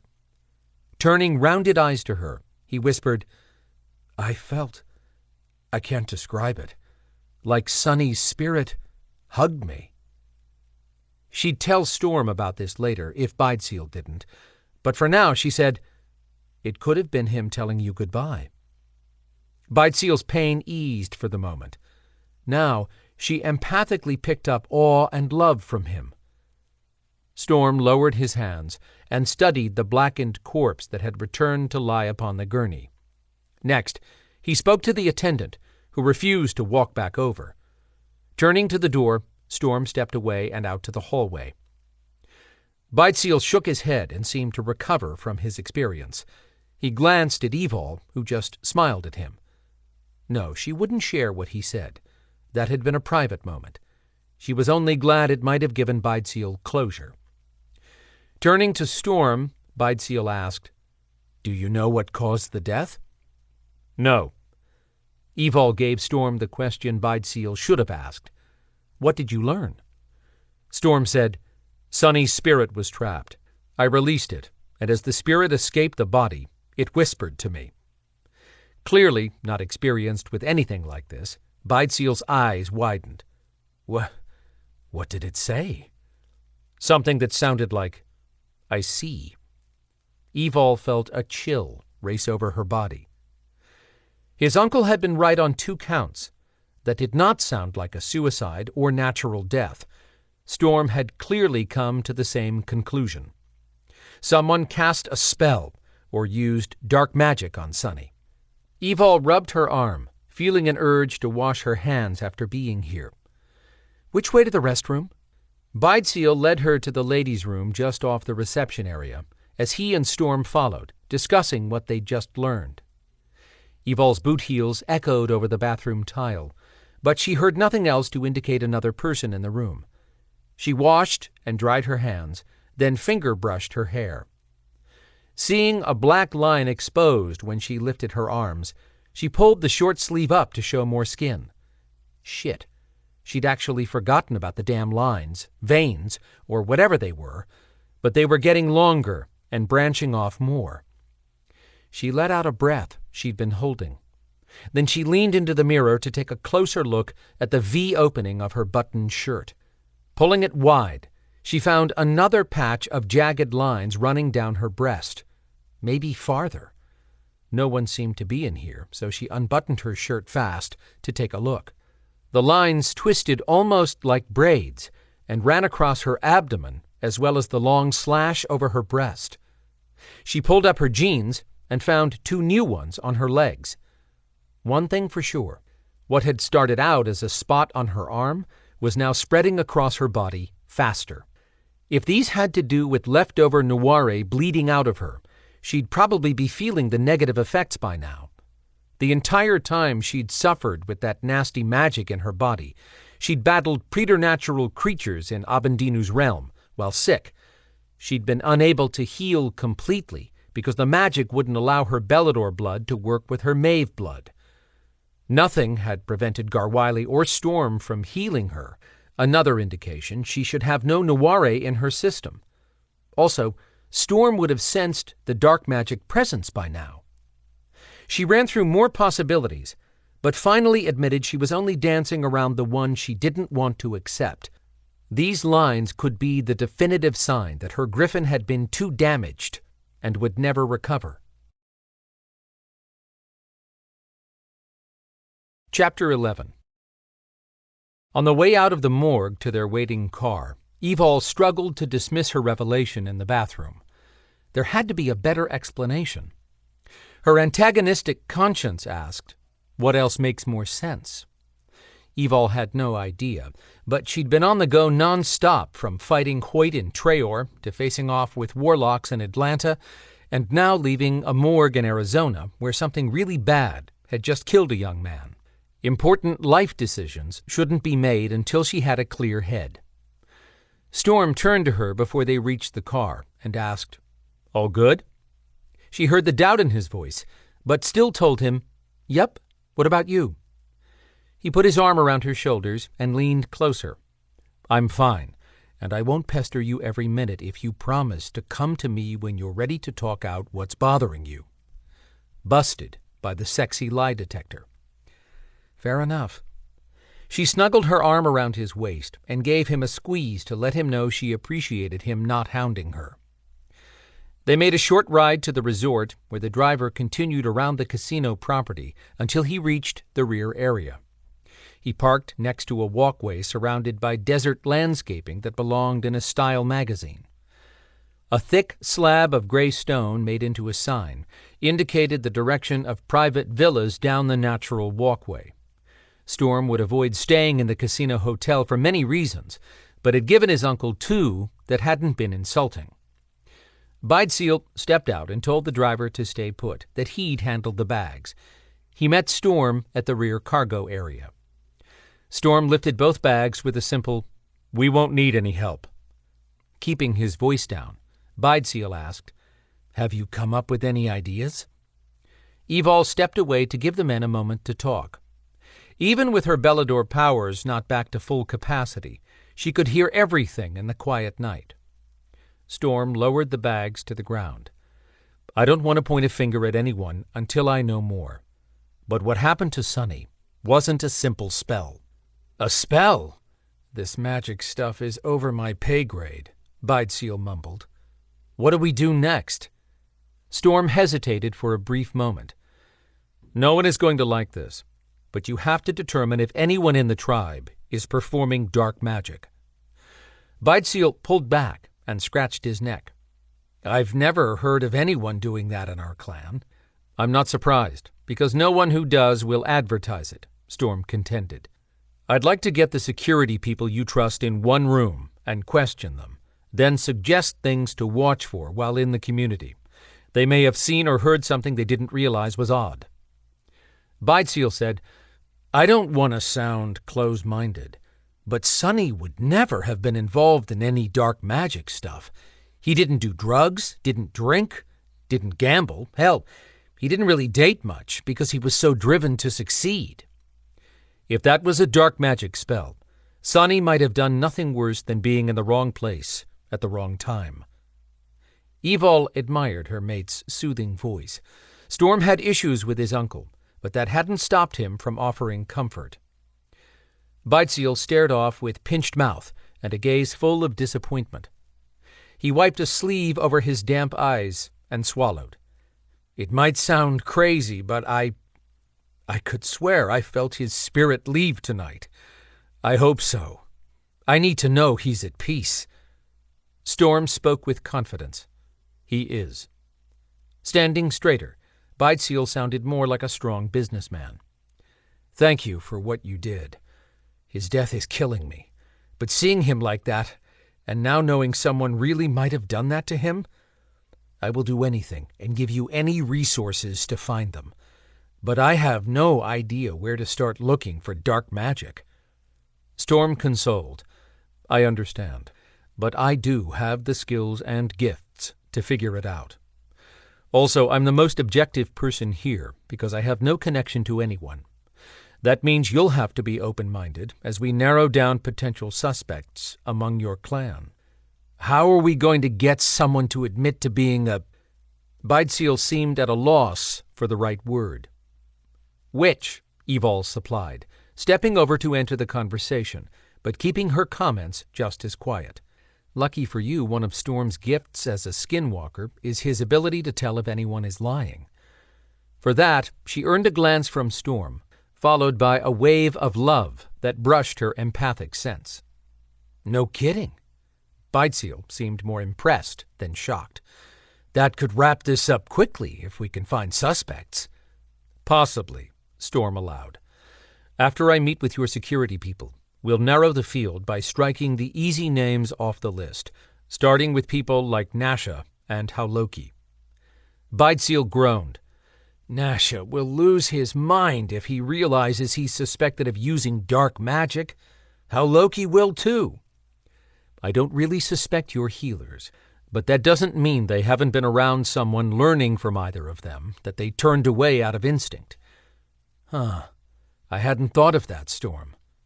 Nasha has spent time teaching others how to use their inner strengths to heal themselves, which he says is giving him a look at potential future medicine men, or women, Beidseal added with a little smile in Evalle's direction. Storm cautioned, for now, let's not allow anyone to realize they're on the list, including Nasha and Hauloki. That way everyone will continue in their natural manner. Sounding relieved, Beidseal said, Thank you. This will go faster if I don't have to waste time pacifying those two. I don't want to upset the clan, either, Storm said, then brought up something new. By the way, I'd like our own car. We don't have drivers at home, and I prefer the freedom to come and go as needed. I'm sure I can find my way around. Stretching his neck, Beidseal stifled a yawn. I'll have one delivered to the parking space across the street. Evalle looked past him to where 3 vehicles sat in a paved lot. Beidseal pointed toward a string of 6 attractive adobe-style structures dotting the curved path leading away from where they stood. He offered a business card to Evalle and told them, That has the code to open the 3rd villa. You'll see the image of a gecko carved into the door. My contact information is on the flip side. Evalle thanked him and made a mental note of the code. Storm would carry the bags, which left her to unlock the door. You can have anything you need delivered, Beidseal went on explaining. We assign a staff member to each villa, so you have someone who becomes quickly familiar with your needs. When I assigned this unit and said no casino staff member was to visit without my approval, one of the young women working her way up the administrative side stepped up. She volunteered to be your rep to free me from having to approve others. Evalle kept catching the way this man spoke about his young people. She commented, "Sounds like you have a competent staff." Beidseal gave a sad smile. "That's the team attitude we work to foster among the young talent joining our organization. Adsila will deliver the keys for your vehicle in the next half hour, unless that's too late for you." "No, we normally operate at night," Storm replied, making it clear they ran on their own schedule. "If anything new comes up, let me know. I'm willing to meet whenever you call your people in." His uncle sounded a little recharged. "I'm headed back to my office to check the schedule and see if the top level of my security team is available. I'll let you know as soon as I bring them in." "Sounds good." When Storm turned to leave, Beidseal said, "Thank you both for coming out. I know you don't think these are your people, Storm, but they'd welcome you the minute they know you're Sani's son. Many remember your father." Turning back, Storm gave a curt, "You're welcome." Then he asked, "Do you remember my father?" Evalle cringed a little at the censure in Storm's tone, after these two seemed to be getting along. But he'd made it clear to her that he held his uncle's ambitious plans responsible for the rift between brothers. Holding Storm's gaze for a long time, Beidseal said in a wistful voice, "Yes, I do remember Sani, but mostly from when we were kids and as close as two brothers could be. For the record, I regret being an idiot when Sani left. We were young, passionate, and headstrong. 10 years later, I'd have handled our last meeting differently." Evalle watched the byplay, fascinated at seeing this sliver of Storm's history. Would his uncle's admission open a door to allow these men at least a distant connection? Storm's jaw muscle tensed. "It's been 30 years. Why didn't you reach out to him in all that time?" "I did." "What?" Storm asked too quickly to hide his shock. Anger and disbelief spun off her mate in a flash wave, but that reaction meant Beidseal hadn't lied, or Storm would have called him on it. Evalle wished Beidseal had waited to start this conversation at a better time than when they all stood in a parking lot. His uncle said, "I wrote letters. Sani called a few times. Our worlds were so far apart. But I offered to come see him. I asked again to see both of you when he told me you were born, but Sani said no, that he didn't want me to get hurt in the jungle. Why he thought I couldn't visit safely, I have no idea." Evalle had a pretty good idea after meeting Storm's evil mother, the Ashaninka witch doctor. Sani might have been a strong medicine man, but he hadn't possessed Storm's ability to detect her darkness or a threat to him and his child until too late. In the next moment, Storm's anger backed down, then shifted into frustration. "I know why my father said not to, and he was right, but I don't want to get into that discussion." Beidseal lifted a hand. "I understand. I just wanted you to know I did care, and still do." When the silence turned brittle, Evalle asked, "Would you two like to talk at our unit?" Storm said nothing. She took that as a no. His uncle gave her a warm smile. "That's kind of you, Evalle. I'd like to talk more, but there will be time after we get this nasty magic business sorted out. I just wanted Storm to know I do regret the mistakes I made 30 years ago." Beidseal gave Storm a tentative look, one that suggested maybe, just maybe, things could be different. Storm said nothing, one way or another. Stepping around to open his car door, Beidseal said, "Don't hesitate to call for anything. Talk to you both later." His uncle got in, and the car drove off. Storm watched until it vanished around the end of the tall casino building, then turned to the path with a long sigh. Evalle fell into step and walked along quietly at first, then had to get something off her chest. Sorry if I put you on the spot back there by asking him to our villa. You didn't. I just don't know what to say to that man. I've been angry at him for a long time. Since your dad died? Carrying the bags with little effort, Storm walked a few steps before answering. Pretty much. Guess I wanted to blame everyone when he died, but the witch doctor was the only one responsible for killing him. Evalle agreed 100% after battling the crazy woman. Does Belador know exactly what happened to your father? No. As you can tell by his reactions tonight, I've told him little about myself and our life with the Ashaninka. He sounded sincere. I know, Storm said, as if he just admitted a major sin. She laughed. Why did that come out so glum? He gave her a half-hearted smile. Hearing his words makes it hard to hold on to a grudge I've nurtured for a long time. Makes me feel like a jerk for all the negative thoughts I've had about him. She leaned over and kissed her mate. Storm cocked an eyebrow at her. Not that I'm complaining, but what was that for? Hoping to lift his spirits, Evalle said, To let you know you're not one. I wouldn't be kissing you if you were. Storm's eyes darkened at that. When I can unload this luggage, I'll give you a proper thank you kiss. She no longer felt mixed emotions pouring off him, which hopefully meant he'd settled on being at peace for now. Thinking about Sonny, she asked, Who would be performing dark magic here? Does the tribe have covens? No, at least not normally. The tribe my father told me of does not support dark magic.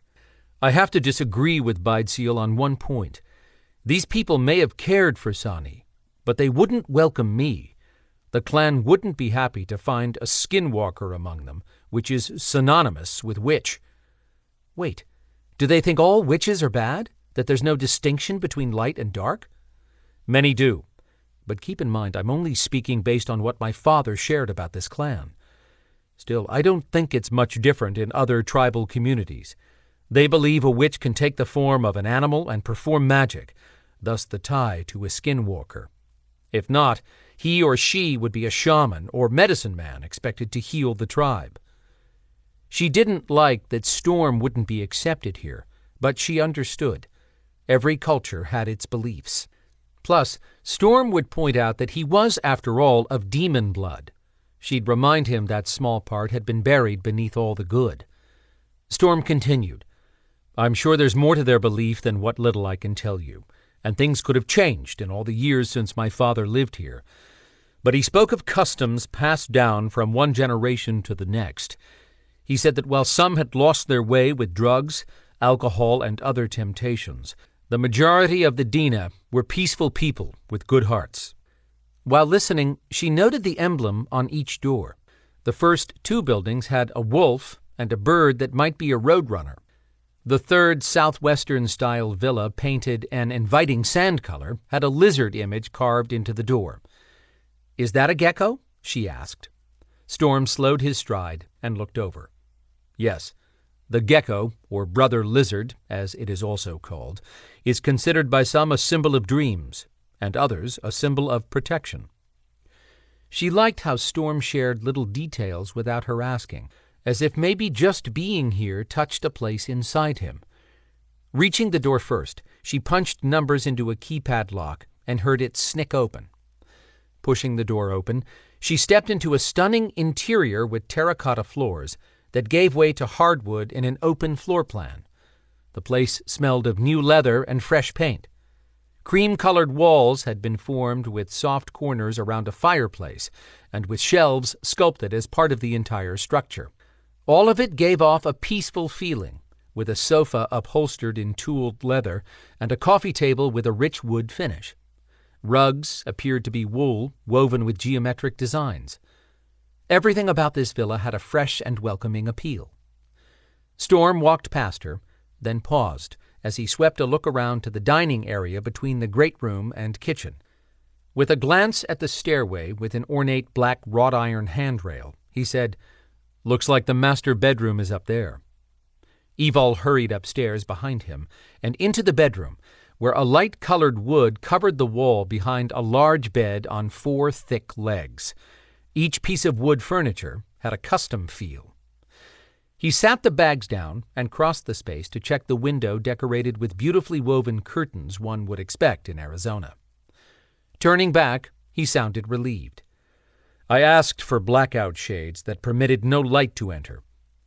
And they just ran out to get those? She laughed. I haven't seen any major box store. Who asked for specific window coverings? Not that she didn't appreciate Storm's thoughtfulness with her lethal reaction to the sun. Storm walked over to her. You won't see major department stores unless you go to the cities, sweetheart. Big box stores would crush the native-operated businesses.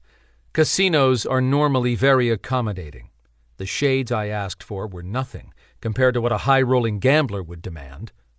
He cupped a hand around her neck and leaned down to kiss her, and kiss her. She wrapped her arms around him, forgetting everything except being with Storm. He hooked her waist with an arm, pulling her close, then ran his hand from her neck to cup her breast. Oh, yes. She gripped his hair and pulled him deeper into the kiss. His thumb brushed over her nipple, pushing against her thin bra and shirt. His lips slowed until he gave her a soft finish. Mercy. He kissed her neck. One of these days, it's just going to be you, me, and... She mumbled, a night alone. No, a tent. She groaned. He laughed.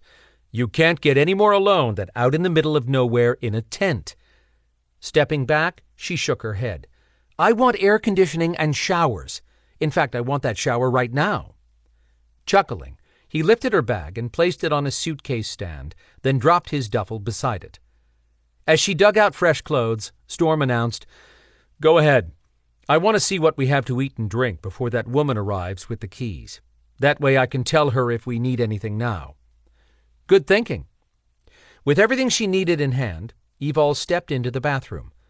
Her gaze went to the mirror as she emptied her pockets on the counter and unbuttoned her shirt. Storm wouldn't be happy when he saw the lines crawling across her body. He'd have to wait until she finished showering to talk about it, if she couldn't put it off until tomorrow. He'd fall back on the only option he could offer, to bond with her. Would that fix this problem? No one knew. Also, hurrying to perform the ceremony just to give her more power, with no guarantee of her healing, seemed to ruin the beauty of the true reason behind bonding. Plus, what if bonding didn't fix her problem? She would have tied Storm's energy to her corrupted power eternally. The word eternal scared her when she thought what it would mean for Storm. The doorbell dinged. Evalle buttoned her shirt quickly and backtracked from the bathroom to the top landing, where she had a view of the door. This might only be about delivering the keys to their car. But if Beidseal needed her, she didn't have time to shower. Storm opened the door to a 20-ish woman who shared his skin tone, black hair, and sharp cheekbones of many native people. Her beige blazer sported a distinctive tribal design on the cuff and dark pants with stylish boots. She had gray eyes instead of brown, and her smile of straight teeth bumped up what would have been an average face to attractive. Good evening, Mr. So. I'm Atsila. Our Mr. So asked that I deliver your car. It's a maroon Yukon parked in the private lot for these units. I'll be happy to show you where that is. Here are your keys. Accepting them, Storm said, Thank you. Your boss pointed out the lot. When the young woman smiled again, Evalle felt for her. The smile lacked any joy. Her facial muscles were probably on auto drive by this time of night if she worked in the casino offices and had been up all day. Beidseal had spoken as if she'd agreed to be the go-to person for this villa, in addition to her standard duties. Beidseal had to be doing something right to garner that level of commitment to a job. You're welcome, Atsila said. Is there anything else I can bring you and... The woman's gaze lifted to Evalle. Your wife? Storm told her, No, thanks, we're good. With her smile still in place, the woman said, Very good. Just call the front desk and they'll find me immediately, if you do require anything additional. Also, Mr. So asked that you give him a call. Storm tipped her and closed the door as she stepped away. Looking at Evalle, he said, Give me a minute to call my uncle. Evalle had been right to hold off showering. When Storm finished the brief conversation, he gave her the bottom line. Beidseal has 3 security people he'd like me to meet. Do you want to go? The shower called to her. Plus, she could think of nothing her presence would add to the meeting. Maybe Storm and his uncle would talk some more about Storm's dad if left alone. If you need me, I'll be happy to go. But if I'll just be standing around, I'd rather take a hot shower and get out of these clothes. Storm waved her off. That's fine. Stay here. I'll be surprised if anything comes of this. I'm hoping to give them signs of what to look for, like unusual animal deaths from someone experimenting before attempting to work on a human. You think this is a novice? He had a thoughtful expression. It's hard to say. The spell was significant, but Beidseal would know if anyone new had settled here. This is like a small town where everyone knows everyone and should notice anything odd if a tribal member has gotten into dark magic recently. If this is the first time practicing on a person, there may be instances of animal deaths ignored as not worth mentioning. That makes sense, she said. Be careful. Love you. He winked. I will.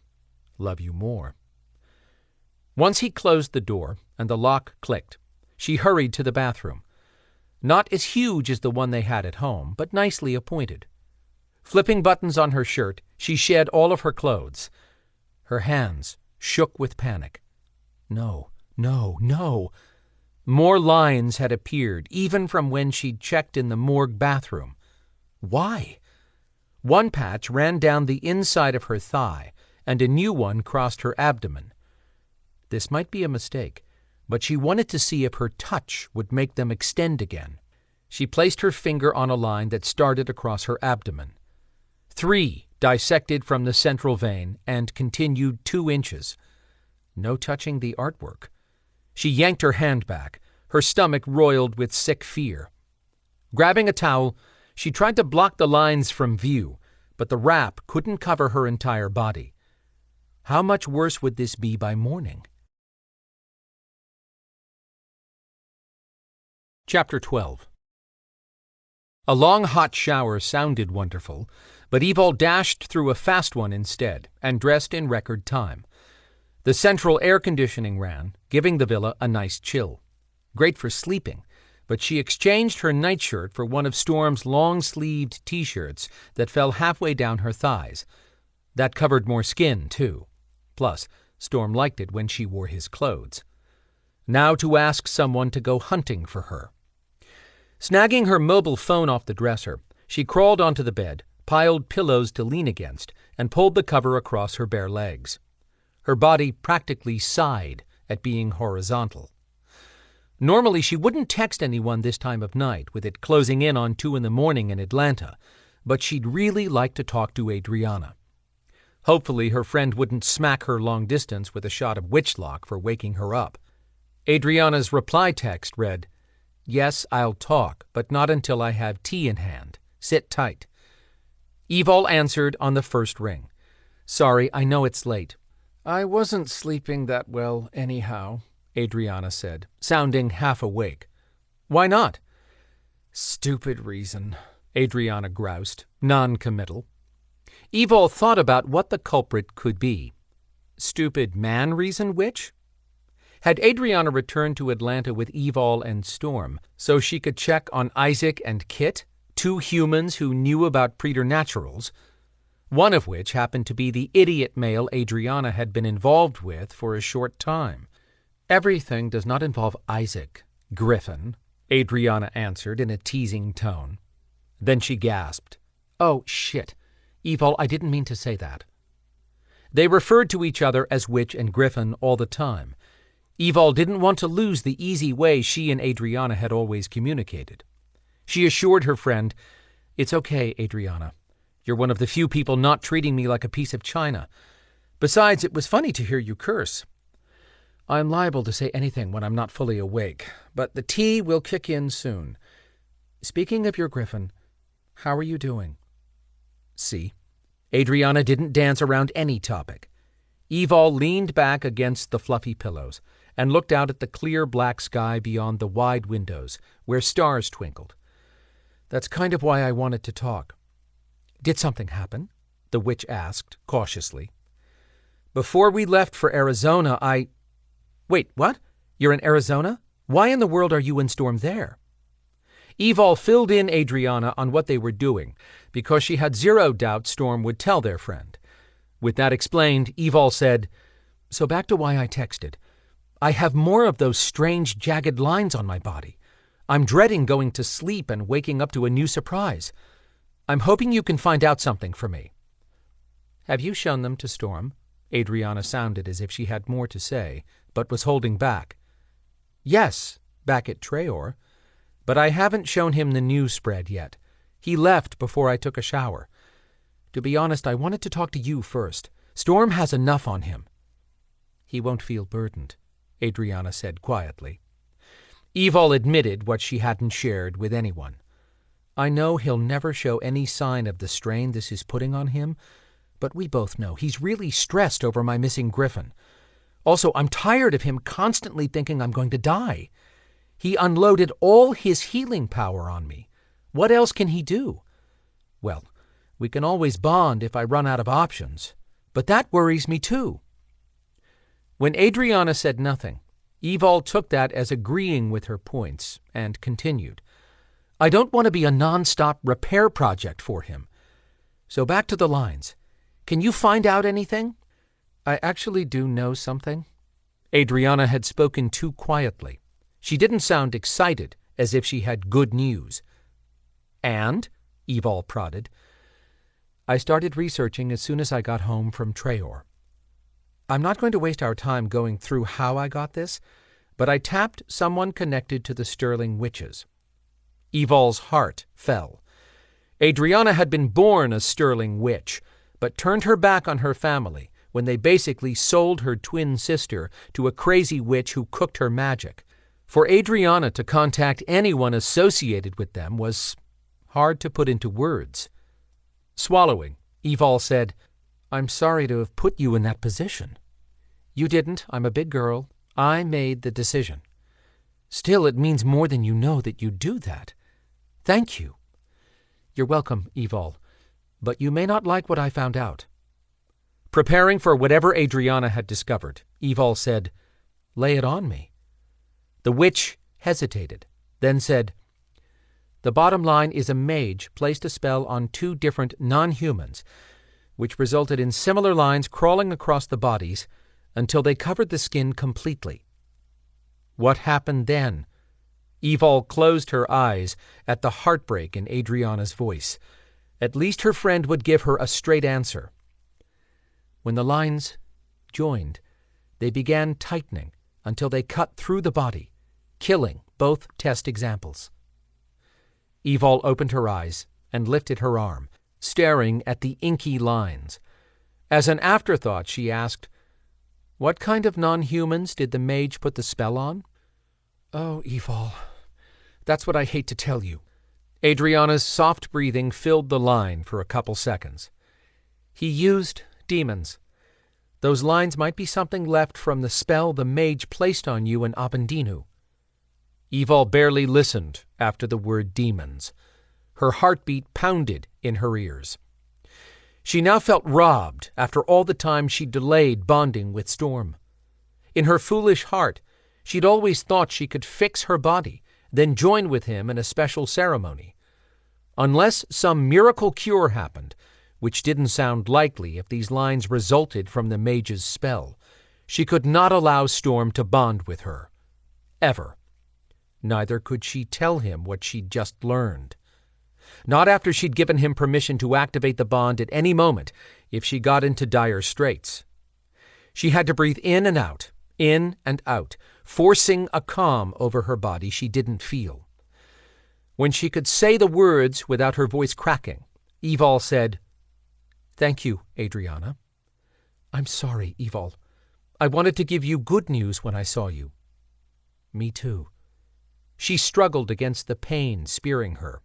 Being found and rescued from Abendinu's realm had been incredible. Tristan bringing her back to life ranked up there with a true miracle. All that for naught. Do you want me to come out there and give Witchlock a try, Evalle? We should be able to find somewhere away from any people in a land that wide open to experiment." Evalle started to laugh, but it wouldn't have sounded happy. Twisting the tail of Storm's shirt into a knot, she said, "Thanks, but no." "Why not?" "I gave my word to Storm I wouldn't let you try unless we bonded first." Adrianna cursed again, a record for her. "You don't think he'd change his mind with this news?" "No, and I don't want you to tell him. Nothing would stop him from joining his power to mine if he knew. Not that I have much left, because I lose more as I gain new lines. How could it end this way?" Evalle couldn't muster the fighting spirit she'd had until now. "Listen, Evalle, whatever the mage did to that demon doesn't mean your lines will kill you." "You don't have to keep reassuring me," Evalle said, though Storm would have heard the lie in her voice. "I said I wanted the truth, and I appreciate it. I really do." Angry now, Adrianna grumbled, "Maybe this has nothing to do with the mage, and the lines are a sign your griffin is trying to break out." "You think my beast is trying to hatch out of my skin?" Evalle asked, with a little of her normal sarcasm. "How is that a good idea?" "I don't know," Adrianna crabbed. "I'm brainstorming. Work with me. I hate having no plan of attack and no idea what we're fighting." "Welcome to my world." Evalle appreciated Adrianna's fury on her part. She didn't want to leave her friend feeling all was lost. It might just be later on, but at the moment Evalle had to find her backbone. She still lived to fight tomorrow. Determined to keep a strong front for her friend, she said, "Don't despair, witch. I do have a plan." "Oh?" Adrianna perked up. "What is it?" "Storm is getting me an invitation to meet the tribal seer. According to him, members of the tribe meet with her, then she figures out what's wrong with their body. They take that diagnosis to their medicine man who heals them." "And you don't think the seer will figure out you're non-human?" the witch asked in a doubtful voice. "I hope not. They aren't big on skinwalkers out here. His uncle knows Storm is one, and a guy at the morgue had a demonstration of Storm's magic. But Storm chanted when he used his magic, so the guy probably thinks he's a medicine doctor. I don't think I have to bare my soul to the seer, just ask what she sees out of balance with my hojo." "Your what? Is that what they call a griffin in their language?" Adrianna teased, probably doing all she could to lighten the mood. Evalle smiled, in spite of her heavy heart. She tried explaining something she had no true understanding about. "No, I can't let anyone know I'm not human, or that pretty much blows Storm's cover. Hojo is about a person's energy. She sees what's out of whack with the body's harmony or something. I don't know if it will work since I'm neither human nor a tribal member, but I'm open to anything at this point." Rustling of Adrianna moving around came through the lines. "Sure you don't want me to just be there during the day when you can't go out in the sun?" Life had changed greatly since gaining friends. Adrianna, in particular, had turned into one of the best. "Thanks for the offer, but Storm has cloaked a vehicle for us. I'm fine. I'll let you know when we get back to Atlanta." "Call me any time." Then Adrianna was gone. After finishing the call, Evalle studied the inky-looking lines for the longest time. She wanted to tell Storm what she'd learned, wanted him to wrap her up and tell her they'd beat this. But that would be selfish and dangerous. He would bond immediately, even knowing it might kill him. Nope, she would protect him this time. The lines covered maybe 20% of her body, which meant she didn't have to face him yet. She stalked around the room, bored and restless when she'd expected to be ready to sleep. Changing direction, she went downstairs to the great room, but dismissed watching the television. She hated to figure out a new remote control. Had Storm's uncle put blackout shades on the glass sliding door at the end of the room? She strolled over to discover this room would be just as lightproof. Finding the latch release, she opened the glass door and stepped out to a private patio, complete with a fire pit surrounded by outdoor furniture. An interesting assortment of desert plants filled containers of all shapes and sizes. Had the local members made those clay pots? A half wall, matching the house design and color, enclosed the space on 3 sides, with a wrought iron gate exit that led to the casino hotel and pool area 30 yards away. She found a lounger and stretched out in it to stare at a star-filled sky she never saw in the city. Maybe Storm had a point about camping sometime if she survived this. She wasn't ready to give up him or Phoenix, or her friends. Damn, her heart ached as if she'd been stabbed. If she didn't calm down by the time Storm returned, he'd know something was up immediately. Slowly, she relaxed and let her eyelids flutter shut. Flapping reached her ears, waking her. She forced her heavy eyes open. A large bird swooped by overhead, then was gone. She hadn't brought her sunglasses down, but no one would see her in the enclosure. Leaning back, she drifted off again, missing her griffin. Life sucked. She'd wanted the life she'd had, warts and all, before she'd been snatched from Atlanta. Flapping started again. She blinked, seeing a large, dark bird with a white head come flying down and land on the short wall next to the gate 15 feet away. An eagle? She rubbed her eyes and looked again. Yep. How fun was that? The bird sat still and stared straight ahead, paying her little attention. She opened her senses to it and got nothing. Well, hell. Was she losing her empathic ability now? She stayed parked on the lounger. At one time, she'd have had confidence in protecting herself from any creature. Not so much these days, but she wouldn't harm an eagle or any other natural animal that didn't try to kill her. The eagle stood an easy 3 feet tall. It perched with moonlight shining on its back, leaving the bird in silhouette. Evalle's natural night vision had always been crisp, especially when she went without sunglasses. This might be how humans saw. With the bird's back to the light, all she could see on the glowing white head were 2 black spots for eyes. Speaking softly so as not to disturb it, she said, "Hey there." Slowly, the bird angled its head until the beak pointed in her direction. What was it about a wild animal or bird that made a person want to pet it? She had the urge to stroke the feathers, but while that beak might not be as large as the one on her griffin, it could snap the bones in her hand. A deep longing for her griffin hit her again. Do something, anything, to avoid thinking about it, she coached herself. Not moving a muscle, they stared at each other for what felt like 10 minutes. When she realized it intended to stay, she leaned back, relaxed. "I envy you.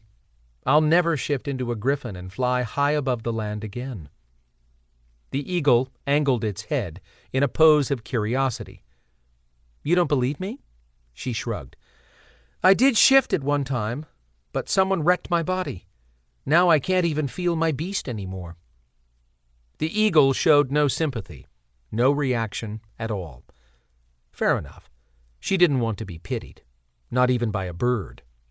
Sure, she probably looked stupid talking to a bird, but people told their dogs and cats everything, and she needed a friend right now, one she wouldn't be burdening. A noise pulled her attention away from her friend. Evalle lifted up, looking over the wall, but the villas on each side were dark and silent, as if vacant. After a minute, she eased back down, glad the eagle hadn't spooked. She needed a little company, especially after Adriana's call. Breathing deeply in and out, the tension slipped from her body. The bird had a calming presence. It didn't care who she was or that she couldn't fly. It seemed content to spend this time just being. That sounded like a sound idea to try. To be honest, just being able to talk about what bothered her helped, especially the things she couldn't tell Storm. "Are you mated?" Stern silence answered her. Maybe the eagle had a sad story of its own. Stretching her arms, she crossed them behind her head. "You don't want to talk about it. I get it, but I could use some advice. I was ready to bond with my mate before I got kidnapped. Then I put it off. He understands. especially about me losing my griffin because he's got a jaguar inside him. She longed for the future they should have. We made a great pair of shifters, but bonding is off the table now. The eagle remained in its regal pose, patient as a statue, as she unloaded some of the crap on her chest. More people should listen the way this bird did.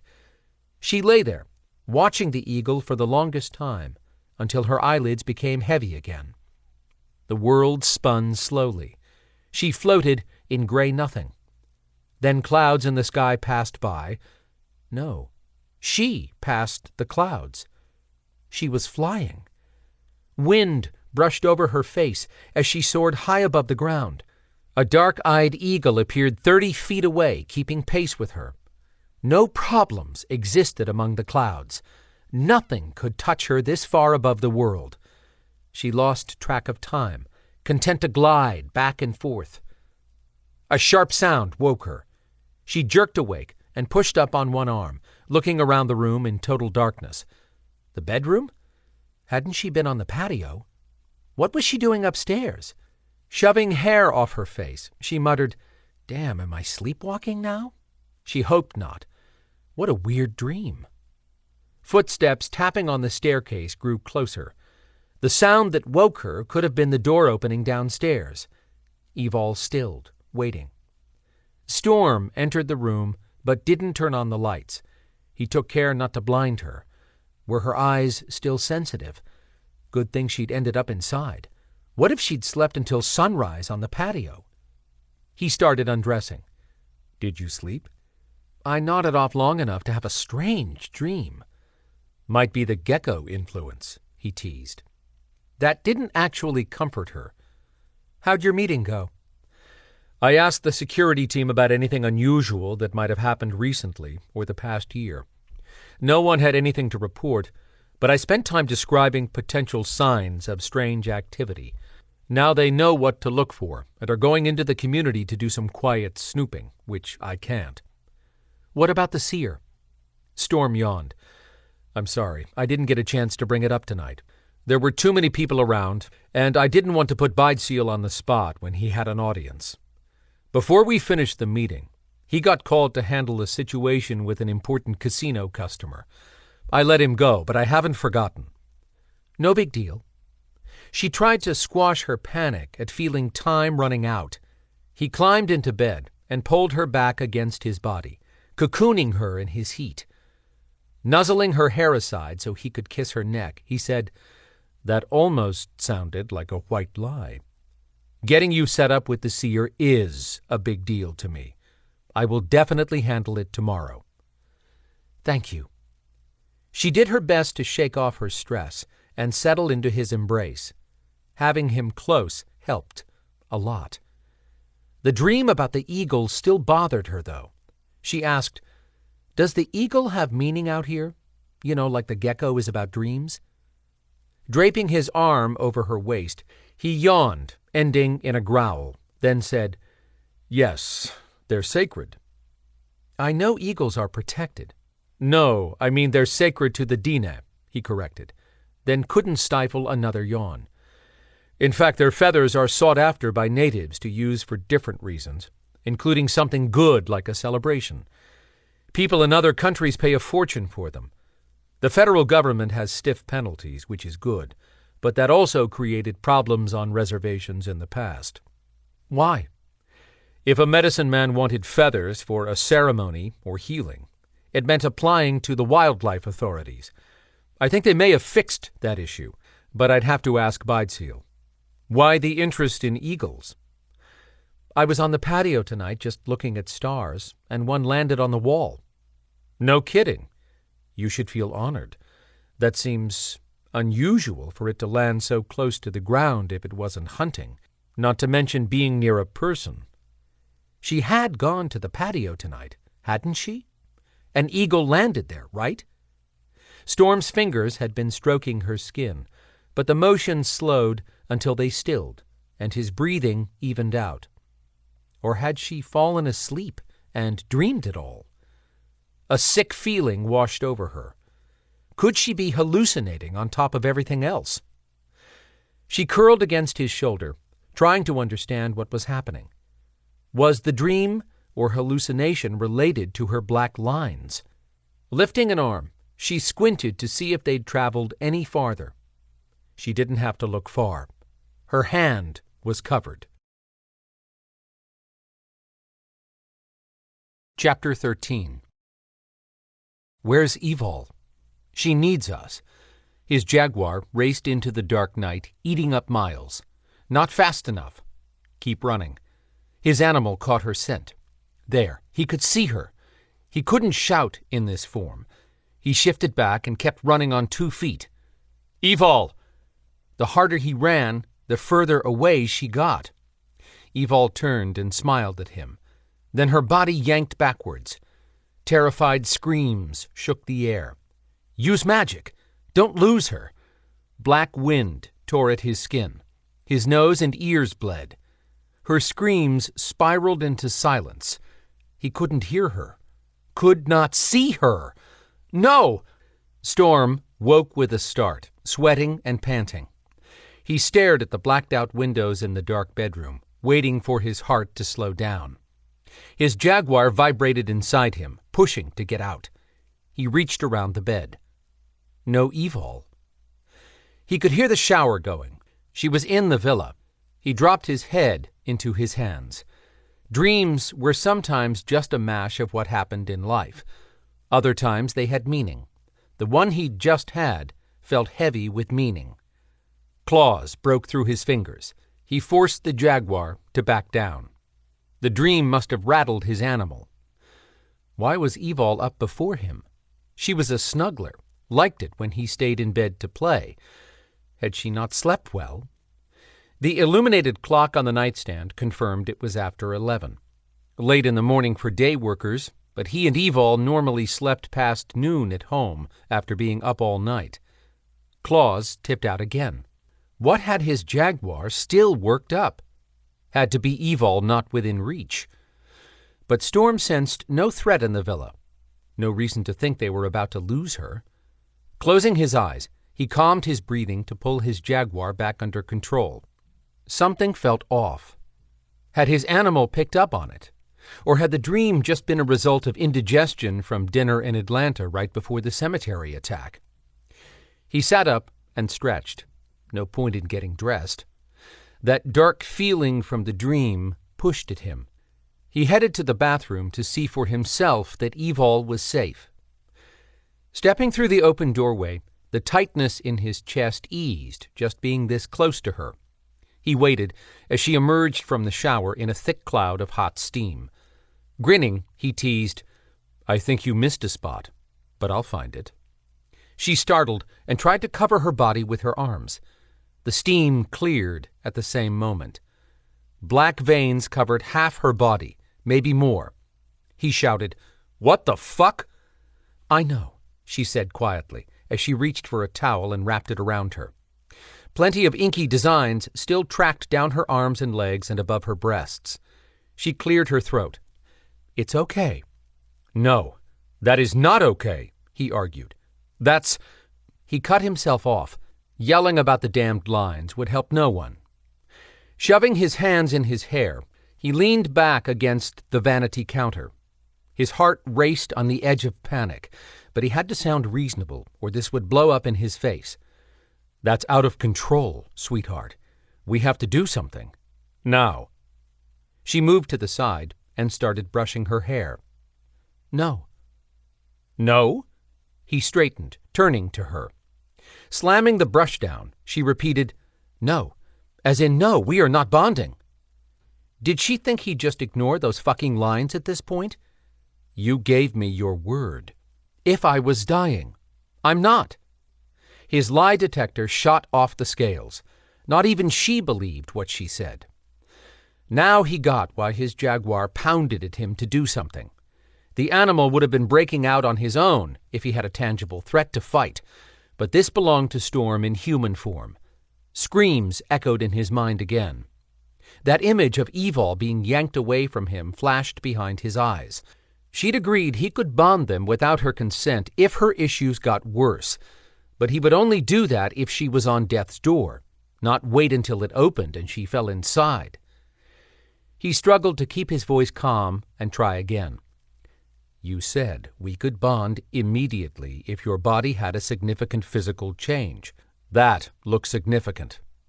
Crossing her arms, she breathed in and out through clenched teeth. We agreed if I was in dire straits. I'm not. Lie. He called it out loud this time. He couldn't tiptoe around her with life on the line. She stepped back, as if slapped. That gutted him. Fuck! Storm hated this, hated himself for not handling it better. But what if those lines were killing her? Lifting his gaze to hers, he hit her with a question he needed answered. What aren't you telling me? There's nothing to tell. I have a bunch of lines on my skin. Might be nothing more than a reaction to leaving that realm. A lie. Another fucking lie. He crossed the room and back, pacing like a caged animal. She would never do that to him maliciously, but it didn't change how much hearing it cut him in half. Stopping behind her, he waited for her to look at him in the mirror. Beautiful, stubborn mate knew something. He had to get to the bottom and find out what she'd discovered. When her wary gaze lifted, he asked, Just tell me this. Have you learned anything about them that I don't know? Even without his ability to detect a lie, he saw the leading edge of her shuffle to avoid the truth as her eyes flicked away. How would I? I've been here with you.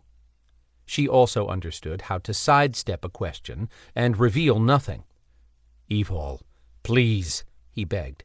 Just tell me the truth. Have you talked to someone? Any answer I give doesn't matter when you've already decided everything I say is a lie. She walked out of the bathroom. His senses were pinging hard on her hiding something big. Striding out behind her, he stepped into the bedroom where she dug through her suitcase with jerky motions. Pushing her now was the hardest thing he'd ever done, but if what she held inside wouldn't harm her, she would have admitted it by now. He couldn't lose her. I thought we were a team to fight our battles together. His voice broke. She flinched and froze over the chaotic pile of clothes. Dark hair fanned past her face in a curtain. Her trembling fingers clenched a pair of jeans. Her smooth skin had turned into a canvas of ink. Flinging the jeans back on the pile, she straightened up and turned an angry gaze on him. The only battle going on here is this argument. We shouldn't be arguing. We discussed this. He walked toward her.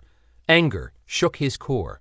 Not at her, never at her, but at the damage those bastards in Abendinu's realm had inflicted on his mate to bring them to this point. Evalle hated fear. The emotion turned into rage when she couldn't manage it. He had an intelligent mate. She had to know they had no other choice but to join his power with hers. How much did she still possess? Those bright green eyes of hers always gave her away. Her friends joked she could never play poker. Her gaze darted everywhere but at him. I'm not ready to bond. He took the last step, leaving them inches apart.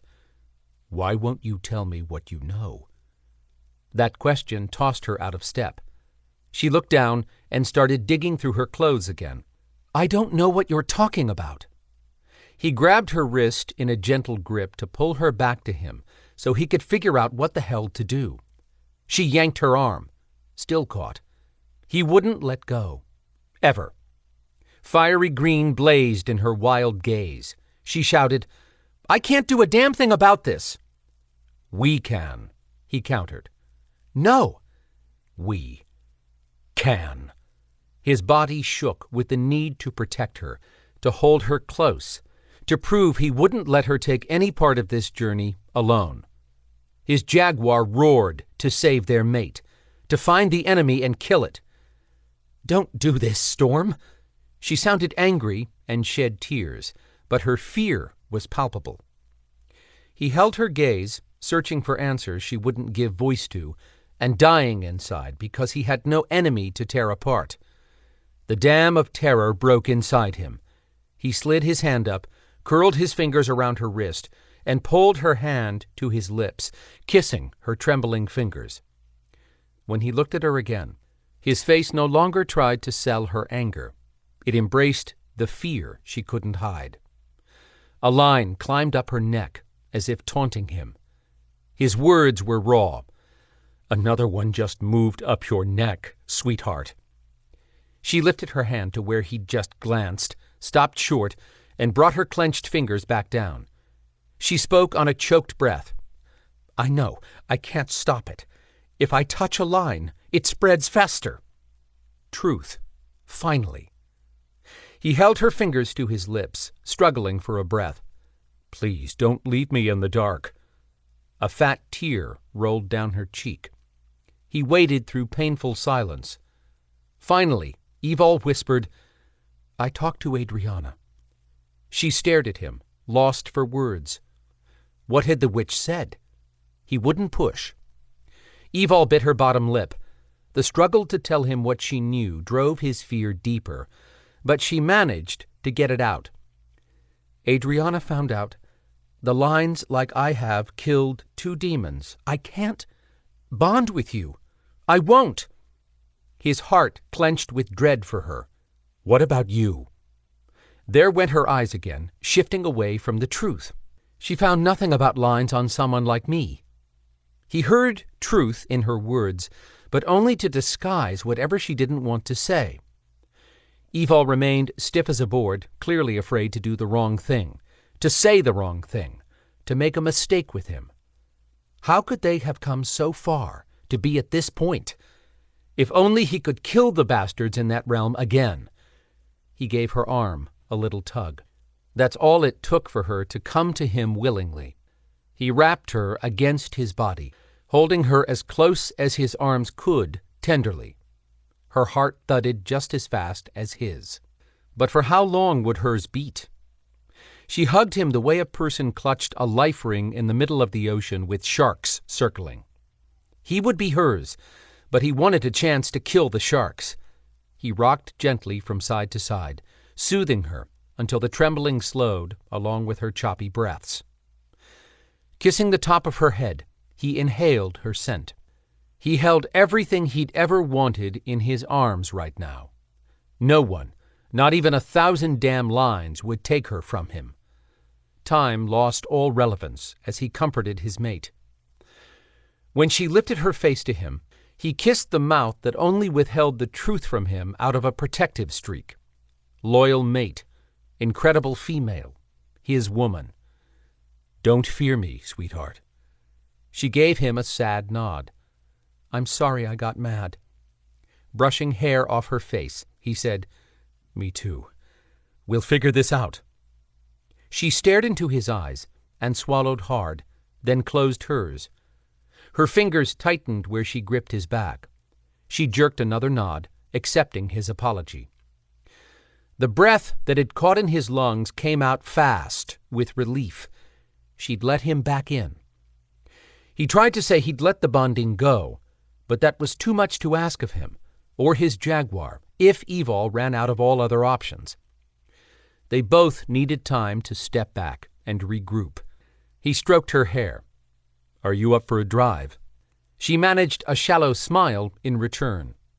"Sure." It strained him to release her, but she needed the time while he showered and dressed to pull her thoughts together. She chose a long-sleeved shirt and pants to wear. He sensed she wanted to hide the lines from him more than the public. After cloaking Evalle to reach their rental vehicle, Storm drove with his mate for hours. He kept the conversation easy when he wanted to pack her up and find a cure. The sun fell out of sight, dropping a gentle blanket of dark over the desert. That allowed her to leave the Yukon without requiring cloaking when they stopped at a true southwestern restaurant. They'd eaten and listened to music under a star-filled night sky. For that moment, she'd smiled as if she had no worries. She did. He could feel them. Storm made a decision right there. Beidseal had until tomorrow morning. Then he and Evalle were leaving. He'd take her back to Garwiley and see what the druid could do. But he had a gully of doubt in his chest of her chances if they didn't bond. As he drove past the casino to their villa, still struggling for an answer, Evalle reached over the console and caught his hand in hers. Storm? She had to know. He gave her part of the truth. I'd like to return to Traor and see if that's better for you. The lines started showing up there. She had a point. In a light voice that sounded created just for him, she said, Hey, maybe the seer will have something to tell me. She kept avoiding the only option he had to offer. He understood her fears. If he died from the bond, that would devastate her. That possibility was reason enough to show some patience, since the lines didn't seem to be giving her any pain or sickness. He'd back off until tomorrow morning. Where does the seer live? Evalle asked, as if trying to renew his interest. I don't know. After listening to everyone last night, I learned that Belador convinced Nasha, the medicine man you met, to move closer and live in a mobile home the elders arranged for him. Belador said he wished their seer would do the same, instead of being so stubborn, because she lived farther out, way off the beaten path, so to speak. He parked and walked around to Evalle's side. His independent mate hadn't wanted him to open her door when they first met. Now the simple gesture made her happy. When he opened it, she was twisted away from him in search of something. What are you looking for? Your phone's buzzing. She lifted it into view and handed the phone to him as she stepped out. He hit a button for the speaker, answering, Storm. Belador said, Where are you?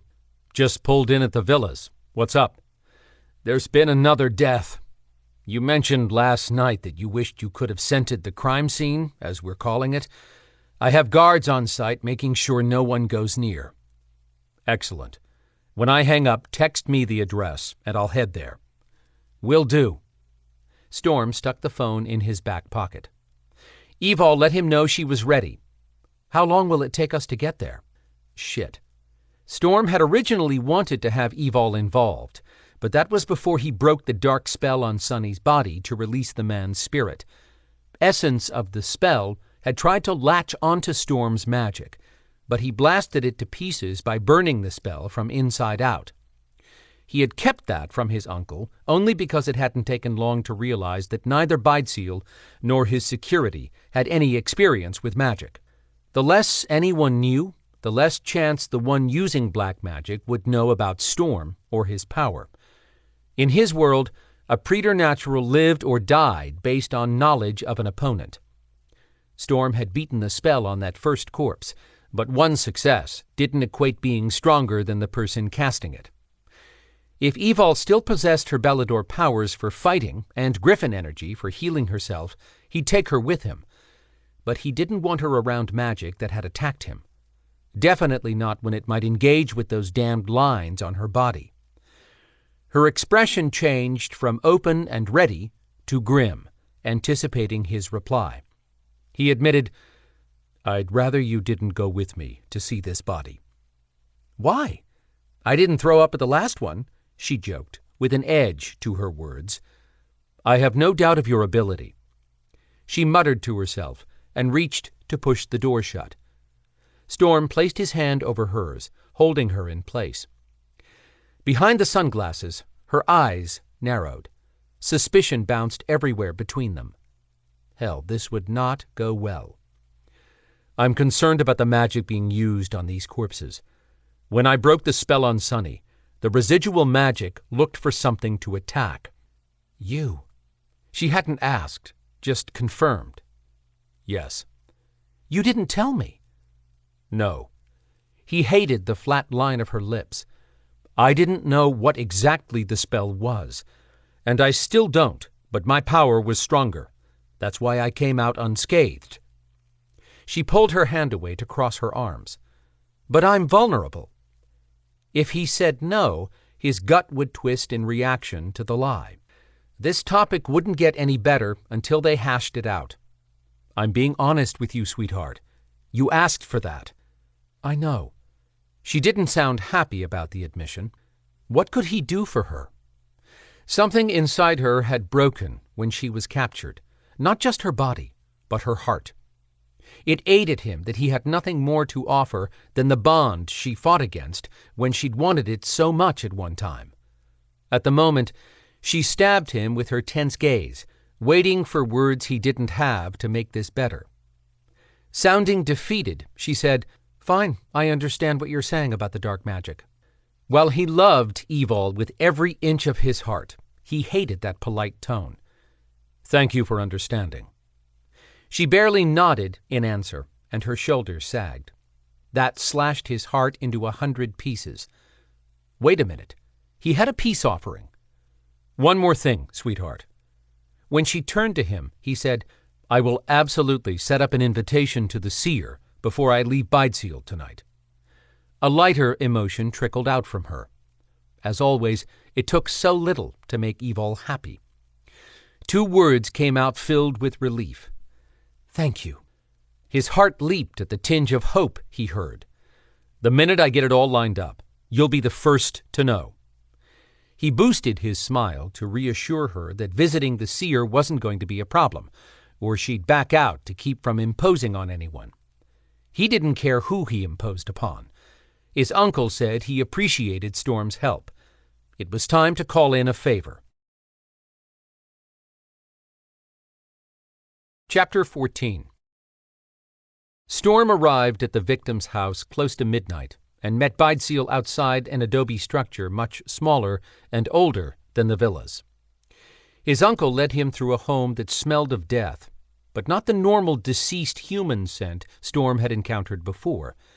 A taint of smoke and sulfur coated it, the same smells that had been on Sonny's body. That confirmed the dark magic involved fire. In the bedroom, the body of a young man wearing only loose shorts sat on a bed. Black hair pulled back at his neck seemed oddly undisturbed when a violent death should have resulted in a more disheveled appearance. His skin had turned to the grayish-brown shade of the dead, but still in stark contrast to the white sheets beneath him. His chest had been cut open from neck to navel with a butcher knife that had been then shoved down at that point. His hands still clutched the handle with a fierce grip. Storm had never seen someone so disturbingly still while appearing fixed in the throes of an agonizing death. The 20-something man had the wide forehead, flat nose, and high cheeks one would expect of a native son, but his eyes bulged almost out of the sockets with pain. His facial muscles remained stretched taut from his mouth opened in a silent scream of agony, just like Sonny's corpse. Both had been aware of what they were doing. Storm cut his eyes to Bydseal. Sweat rolled down each side of his uncle's head, and his suit hung on his haggard body. Bydseal covered his mouth with a handkerchief Storm doubted would prevent him from barfing. After a difficult breath, Bydseal said, "His name is Evalle. Was. His girlfriend, Sayen, found him. We had to sedate her." "You didn't get a chance to question her?" "No." Poor Bydseal might start bawling soon. Storm had to shut down his empathic senses to keep from being overloaded with his uncle's grief.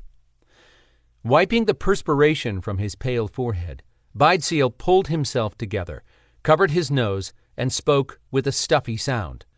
"Evalle's girlfriend snapped. She screamed nonstop. If her friends hadn't just dropped her off and heard the first reaction before driving away, Sayen would probably still be wailing where she found her in the hall." Storm couldn't fault anyone for taking the woman away from the pain. She'd have to deal with enough once she regained consciousness. "Tell me what else you know about Evalle." "This sickens me. He was another bright star I've watched over since he turned 20. He had a sharp mind and amazing people skills. I talked to him about getting into hospitality management so he could return to make a place for himself and support the clan." Storm began to see his uncle's side of the disagreement with his father. That might be why his father had told Storm not to carry another man's burden by choice any time Storm had criticized the uncle he'd never met. Shaking that off, Storm asked, "I sent maybe 6 people who have been here besides you. 2 I recognized from the casino." Who? One is Tom, the security guy you brought into the meeting last night. Beidseal said he and Imola were on a baseball team. The other is that woman Adsila, who brought our vehicle keys the first night. Again, Beidseal nodded. She's friends with his girlfriend and transports anyone to and from work when it's needed. I have 3 who do that, which could account for other scents. Dead end there for the moment. Storm asked, "Did your people get any intel at all?" Yes. My man questioned Sayan's friend who drove her home from work sometimes. She said Imola would normally be at the door waiting for Sayan before he went to work at night in the casino restaurant. She also said Sayan talked all the time about the 2 of them and would have said something if they were having a problem. Her friend wouldn't look at the body when she dragged Sayan away. Said she feared nightmares as it was. I told her Imola had taken his life. I can't keep this quiet for long, not once Sayan is conscious again. Nothing makes sense in any of this, but with 2 deaths, we finally have a common denominator. Storm waited for that to get through to his uncle. Still looking wrung out, Beidseal's voice perked up. Really? What is it? Both were connected to your casino in some way. His uncle deflated. I thought about that, but most of the people in this area work there or have a family member who does. I know, Storm agreed, but we have 2 bodies, and now we find another connection by going over everything we can until 2 threads cross. These 2 must have had more in common than casino employment. That seemed to energize Beidseal. Let me make arrangements for Imola's body, and we'll go to my office. I'll call in everyone who can offer any information, even the elders. Maybe our covert security team will put together the dots. If we don't solve this soon, the media will destroy this place. Storm frowned. He'd just been willing to give his uncle credit for his work to improve the tribe. Was Beidseal now concerned about a media circus that would disrupt the clan, or about the casino's monetary loss by negative press? Beidseal glanced at Storm and expelled a sigh. Don't misunderstand me. I don't care about the loss of money, but I've watched everyone here go from destitution to building real lives. The media will destroy our community. All that being said, I don't want to lose another of my people. Storm told himself to stop being so quick to judge when he'd always been fair with others. Please ask everyone to step outside for a moment, Beidseal. You going to use your magic on it? If this is the same type of spell, I have to release Imola's spirit. Nodding with a tired movement, Beidseal stepped away. I'll clear the house. Storm opened his empathic gift just a little. He picked up genuine mourning from his uncle so heavy that sensing the emotion hurt. He'd clearly cared deeply for those 2 young men. He wouldn't shield anyone from this investigation. Once the house had emptied, Storm performed the same ritual over this body. Prepared for an attack this time, Storm squashed the rogue magic with minimum burning inside the body and managed not to light the bed on fire. As the spirit passed over, it whispered, "Evil blossom." Could that be used in the spell the way sage and other herbs were to heal? Storm headed for the door with what might just break this case tonight. Chapter 15. Tired of going over the same information again, Storm said, "We're missing something. I may have to reevaluate dismissing Nasha and the seer. This has to be someone with knowledge of how the supernatural works." Beidseal sounded wary when he rushed to note, "Your father had been training Nasha before he left. I trust Sani's choice of Nasha over my own opinion." So would Storm, but his father would be telling him to keep his eyes open. All those years can change a person. Rubbing his tired eyes, Storm stood his ground in the executive suite, where he, Beidseal, 3 elders, and 3 security officers met. I'm not accusing either person of a crime, but they might know who is at fault. It's time to bring them in to be questioned. What about the seer? Nasha criticized her. While Hauloki does not have Nasha's power, her heart is in the right place. She's been a good friend of the clan her whole life. Many go to her for counseling as a friend as much as her ability to find a problem. That didn't sound as if the woman would be any help to Evalle after all. Do you trust her? Lifting his shoulders, Baidziel said, We have no reason not to. Hauloki stayed with us even after her son died. That speaks volumes for her dedication to the clan. Two elders nodded in sync with Baidziel's words. The third old guy, Gad, had yet to warm up to Storm, but in truth he'd been surprised the others even allowed Baidziel to invite him. Nothing would get solved if anyone held back information. Sensing distrust from this elder, Storm offered, Please, speak your mind, Gad. I won't take insult. Gad stood. You come here and question those who have served our tribe for many years, when your own father walked away. Gad! Baidziel's face erupted in irritation. There it was, the underlying anger permeating the room. Storm said, I can't argue that point, but my father shared much about all of you and loved this tribe. Ignoring Baidziel, Gad harumphed. Words mean nothing. Actions are everything. The officers seated and standing remained silent, but their expressions denoted a keen interest in the conversation. Again, I agree, but my father felt for him to remain would have divided the tribe. Storm took in Baidziel's face, which registered surprise. It's true, Baidziel. As I grew up, he told me he had been disheartened when he left. He felt all of you failed your people by not holding tight to the old ways. Rage churned the air now, but Storm had the floor and had more to say. He might as well get it all off his chest, every bit of the truth. It would likely be his last chance to speak. Over the years, as my father worked with the Ashaninka tribe to show them ways to improve their lives while holding on to their culture, he realized he still had to introduce new thinking so they would survive. They remained primitive in many ways, but the time he spent becoming integrated into that tribe opened his eyes to how close-minded he'd been toward Baidziel's vision for their people. My father admitted that had he been more open to new ideas, he could have been here to maintain the culture of his people during those changes, just as he had for the Ashaninka. In other words, he regretted his action and the hurt he caused. Now that Storm had spent some time with his uncle, he, too, regretted harboring anger at a man he'd never known. Lessons learned all around. Calm settled over the room. The elder called Tehoma sat back. His fingers tapped on the arm of his chair. You say your people. Do you not feel any tie to this tribe? Baidziel jumped in. Why should he?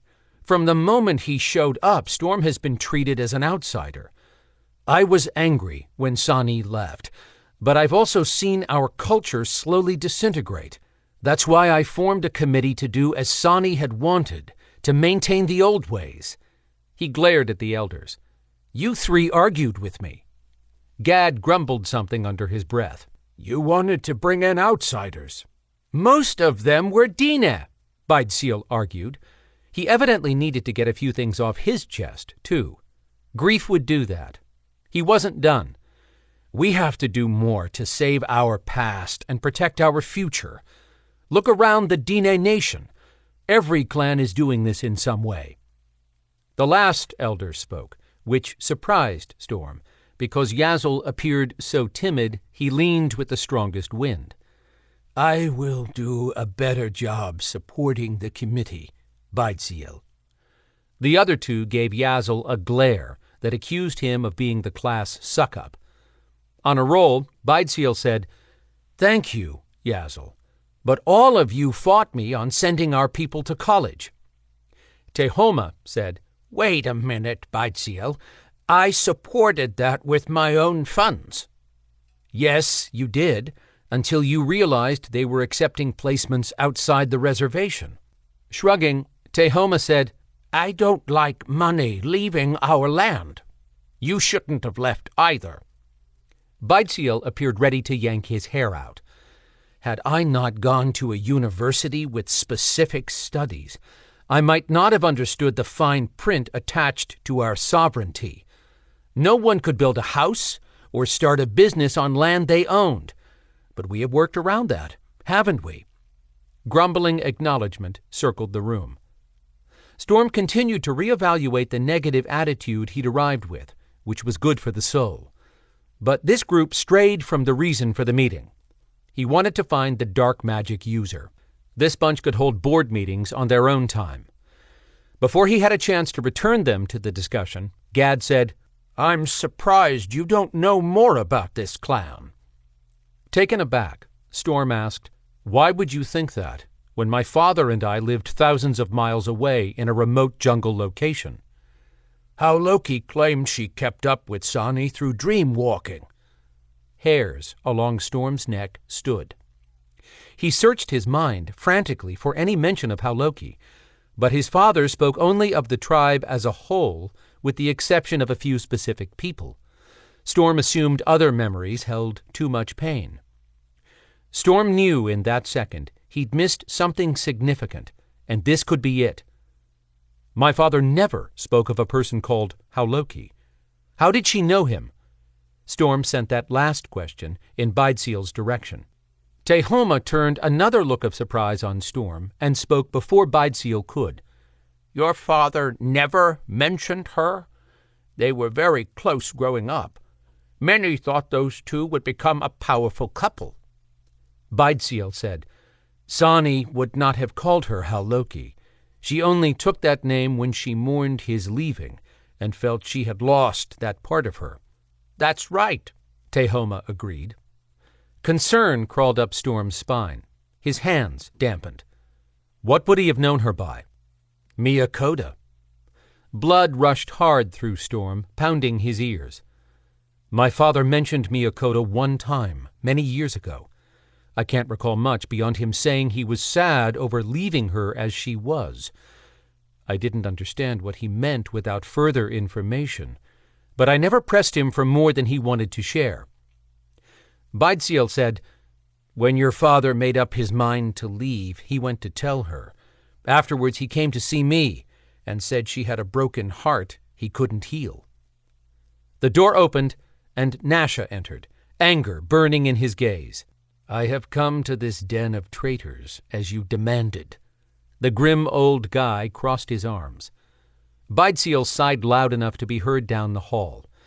This is not a den of traitors, and I sent a request, not a demand. Lifting a wrinkled hand, Nasha said, I did not come to argue. State what you need, so I may leave. Storm would like to talk to you. Expecting the crotchety old guy to refuse, Storm addressed Nasha first with respect. I consider any time you allow me an honor, old one. My father spoke of you as his friend. At that, Nasha's taut shoulders relaxed a tiny bit. My friend should have stayed. My father taught me every action is for a reason, as it creates a ripple effect like a stone tossed into a calm lake. Without the movement, life remains stagnant. While you may not forgive him for leaving, he told me he felt you would never reach your full potential had he stayed. He believed you would have been a great support to him, but his people needed a powerful medicine man. He saw a better future for his people in what you would offer as their medicine man, not him. Beidseal listened with rapt attention. Storm had spoken the truth. Now he waited to see what the medicine man's power might feel like if Nasha dropped his guard or lost control. Nasha bowed his head, then lifted it up. Your father honored me with his belief. He told me often that I should take this position, but he spoke the truth. I would never have stepped in had he stayed. I have given all I can to my people since he left, and feel I have grown into my power.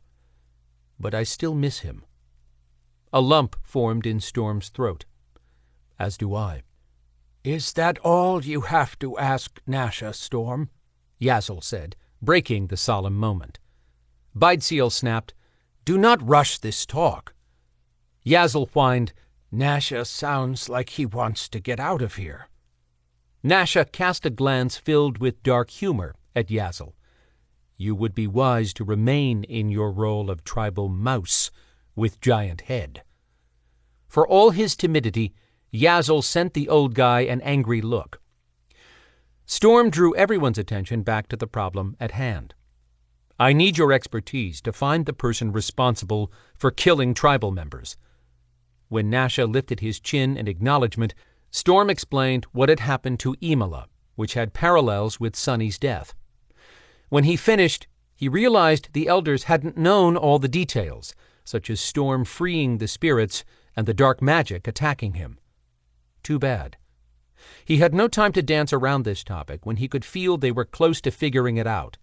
"You said dark spirits walk among us. What were you referencing, Nasha?" "I saw one in the morgue, and another near the casino." "What?"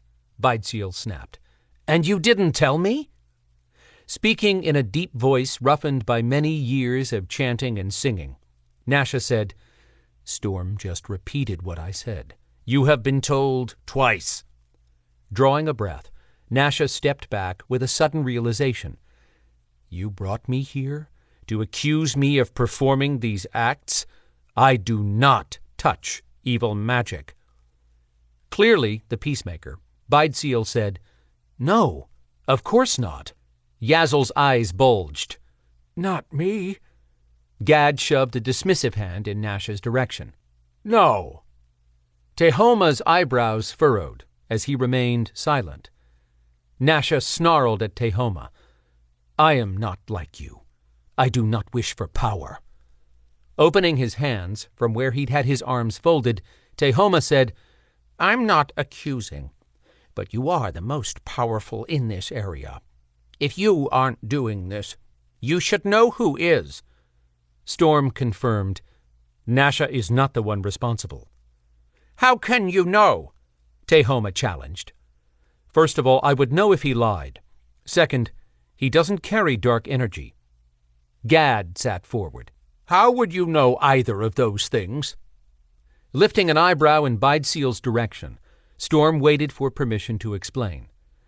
Bideseel said in a forlorn voice, "Might as well tell them, Storm. I am half Ashaninka, as many of you know by now. What you don't know is I am also a skinwalker." Tension and fear burst through the room. Even the security guards leaned back. Sending a look Nasha's way, Storm found himself standing still and not running from the battle. Continuing, Storm said, "I received some gifts and some liabilities with that side of my blood. I am a strong empathic and can detect a lie."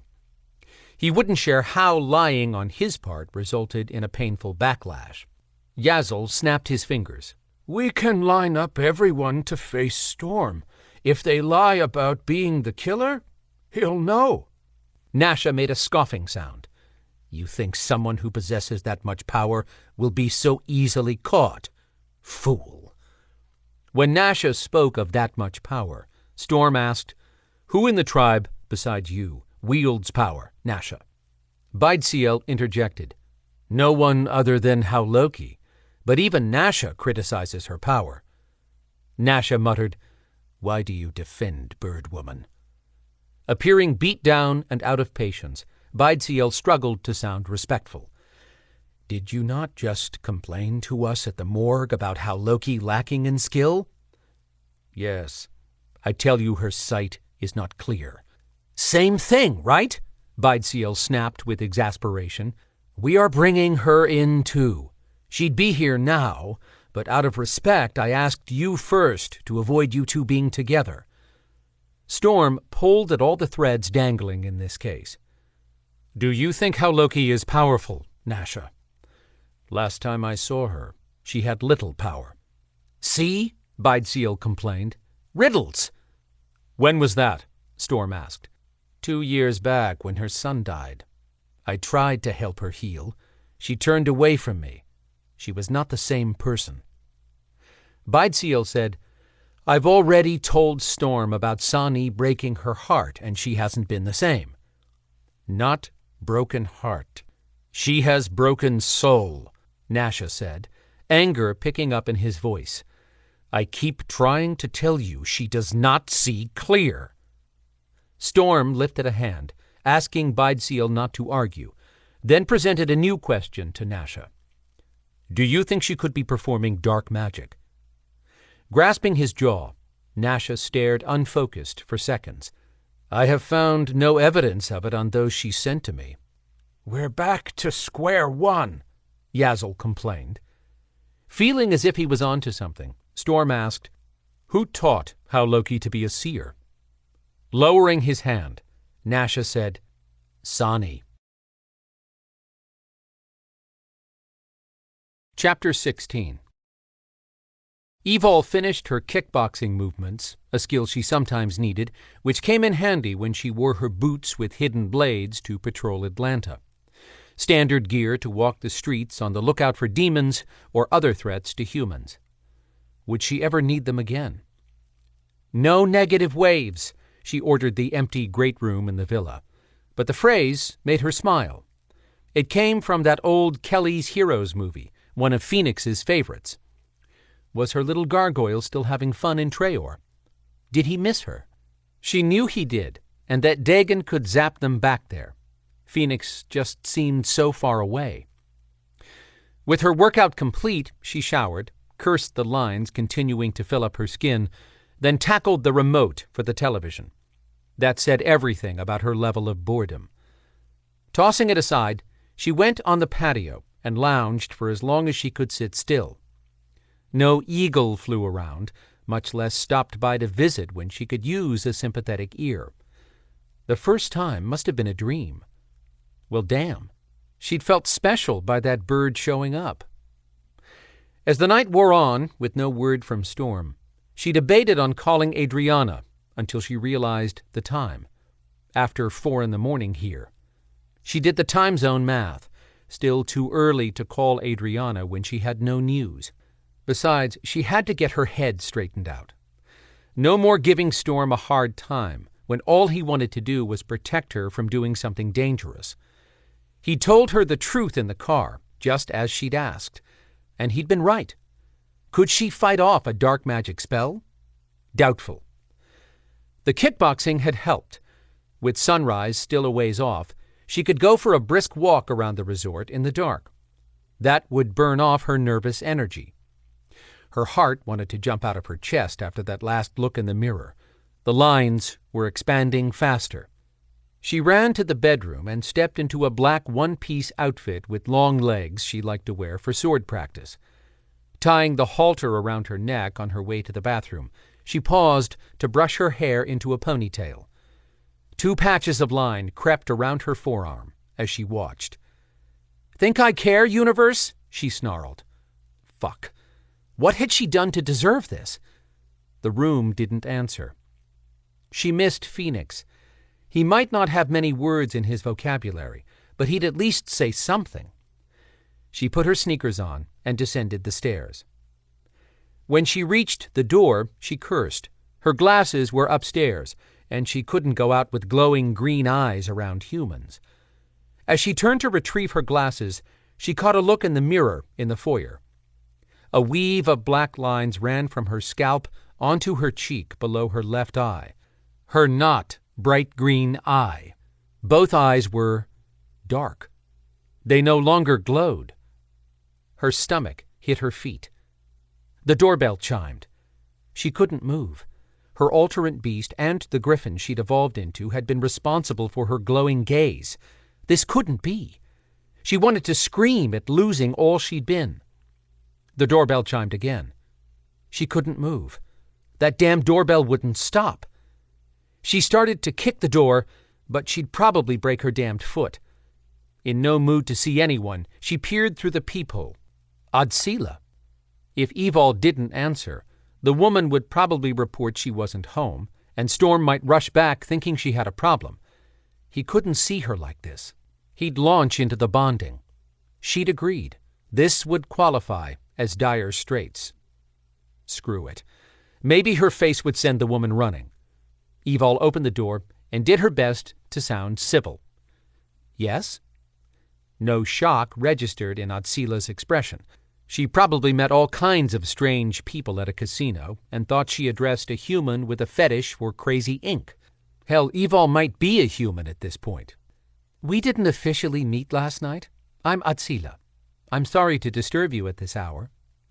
Digging deep to show some manners, Evalle acted as if her face didn't sport a gang tattoo. You're not disturbing me. What can I do for you? Pasting her hospitality smile in place, Otsila said, I'm here to take you to the seer. She'd like to meet you. What? Really? Evalle's heart raced. Would the seer even speak to her once she saw these lines? Her hands shook. She clasped them to stop the trembling and asked, Did Storm set this up? Or Baidziel? Otsila nodded, another polite motion. Yes, they're in a big meeting with security. I was told to come right away, that this is important to you. As if that wasn't obvious in the switch from bitch Evalle to happy Evalle. Best mate ever. She wanted to have Storm say the same about her. Maybe the seer could give her some answers. Evalle had been ready to give up all hope a moment ago. This couldn't have come at a better time. She gave herself tiny kudos for opening the door, in spite of her screwed-up-looking face. I'm in a little bit of a hurry if you're ready, Otsila said, though still in a patient tone. Now? Sure. I have to be back by daylight. I see no problem in that, but it's a little bit of a drive, so we should get moving. Sorry, yes. Evalle looked around in a rush, then at herself. She didn't carry a purse and had a code to the door. Done. I'm ready. She stepped out, locked up, then fell into pace with Otsila's fast steps, leading to a Suburban still running. Storm had been doing his best not to hover. Evalle appreciated how he hadn't asked her to wait so he could go with her. Good mate. He showed his trust and made her feel strong. Chapter 17. Storm ran an agitated hand over his hair. Nasha claimed Storm's father had trained Hauloki. Keeping his voice respectful, Storm told Nasha, But Sani has been gone many years, and I can assure you he never practiced dark magic. That is true, Nasha stated. That is why she is not best seer. She never sought more knowledge. Baidziel stood. That's wrong. Nasha growled. Why? Why do you defend her? Sounding ready to bite nails in half, Baidziel said, I'm only filling in information. 2 years back, after her son died, Hauloki asked me for money to visit another clan to study under a seer revered among our tribe. I gave her funds because you kept complaining about her, Nasha. She returned 10 months later, saying she would be more powerful than ever. Based on those Hauloki sent with message of how to heal their hojo, I saw little improvement, Nasha snarled, defiance in every word. Everything came together in Storm's mind. Are you positive Hauloki trained under the powerful seer? Baidziel opened his mouth and closed it. Nasha pointed at Baidziel. Ha! She spend your money doing nothing. Or, Storm started, hating what he had to suggest. She could have been training under someone else. Turning to Baidziel, he asked, You said she lost her son right before she left on sabbatical. Isn't that the boy you told me ended up shot by a gang member for running drugs at college? Yes. I was angry and hurt. I'd gone to great lengths to find him a suitable placement so he could come back and help his mother, maybe convince her to live closer to the clan. Storm's heart rate picked up speed. Has anyone died unusually before now? No. What about any animals? Storm pressed. Not really. Yes, there was one, Yazel said, shocking everyone when he spoke up. I heard about a wild coyote found dead in grotesque ways. Why didn't you tell me? Baidziel shouted. His security team groaned and started talking among themselves. Now dead animals will solve this? Tehoma asked, getting annoyed all over again. Describe the carcass, Storm directed Yazel. I didn't see it, just heard some boys talking about finding a coyote corpse intact, except for the eyes and heart.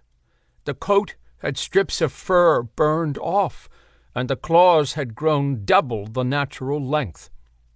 Beidseal asked Storm, What are you thinking?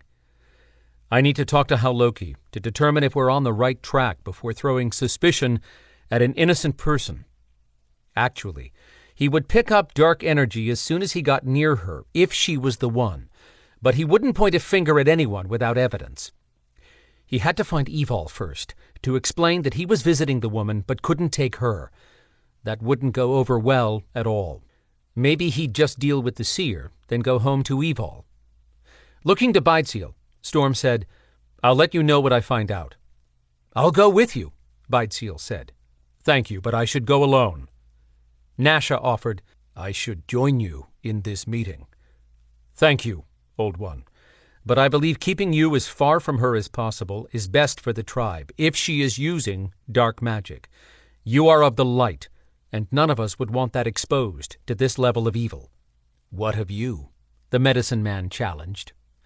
I will be fine. She has no idea what she's risking if she attacks me with dark magic. Storm couldn't say for sure that he knew what he would face, but unless Hauloki had ever gone up against demon blood, he could hold his own.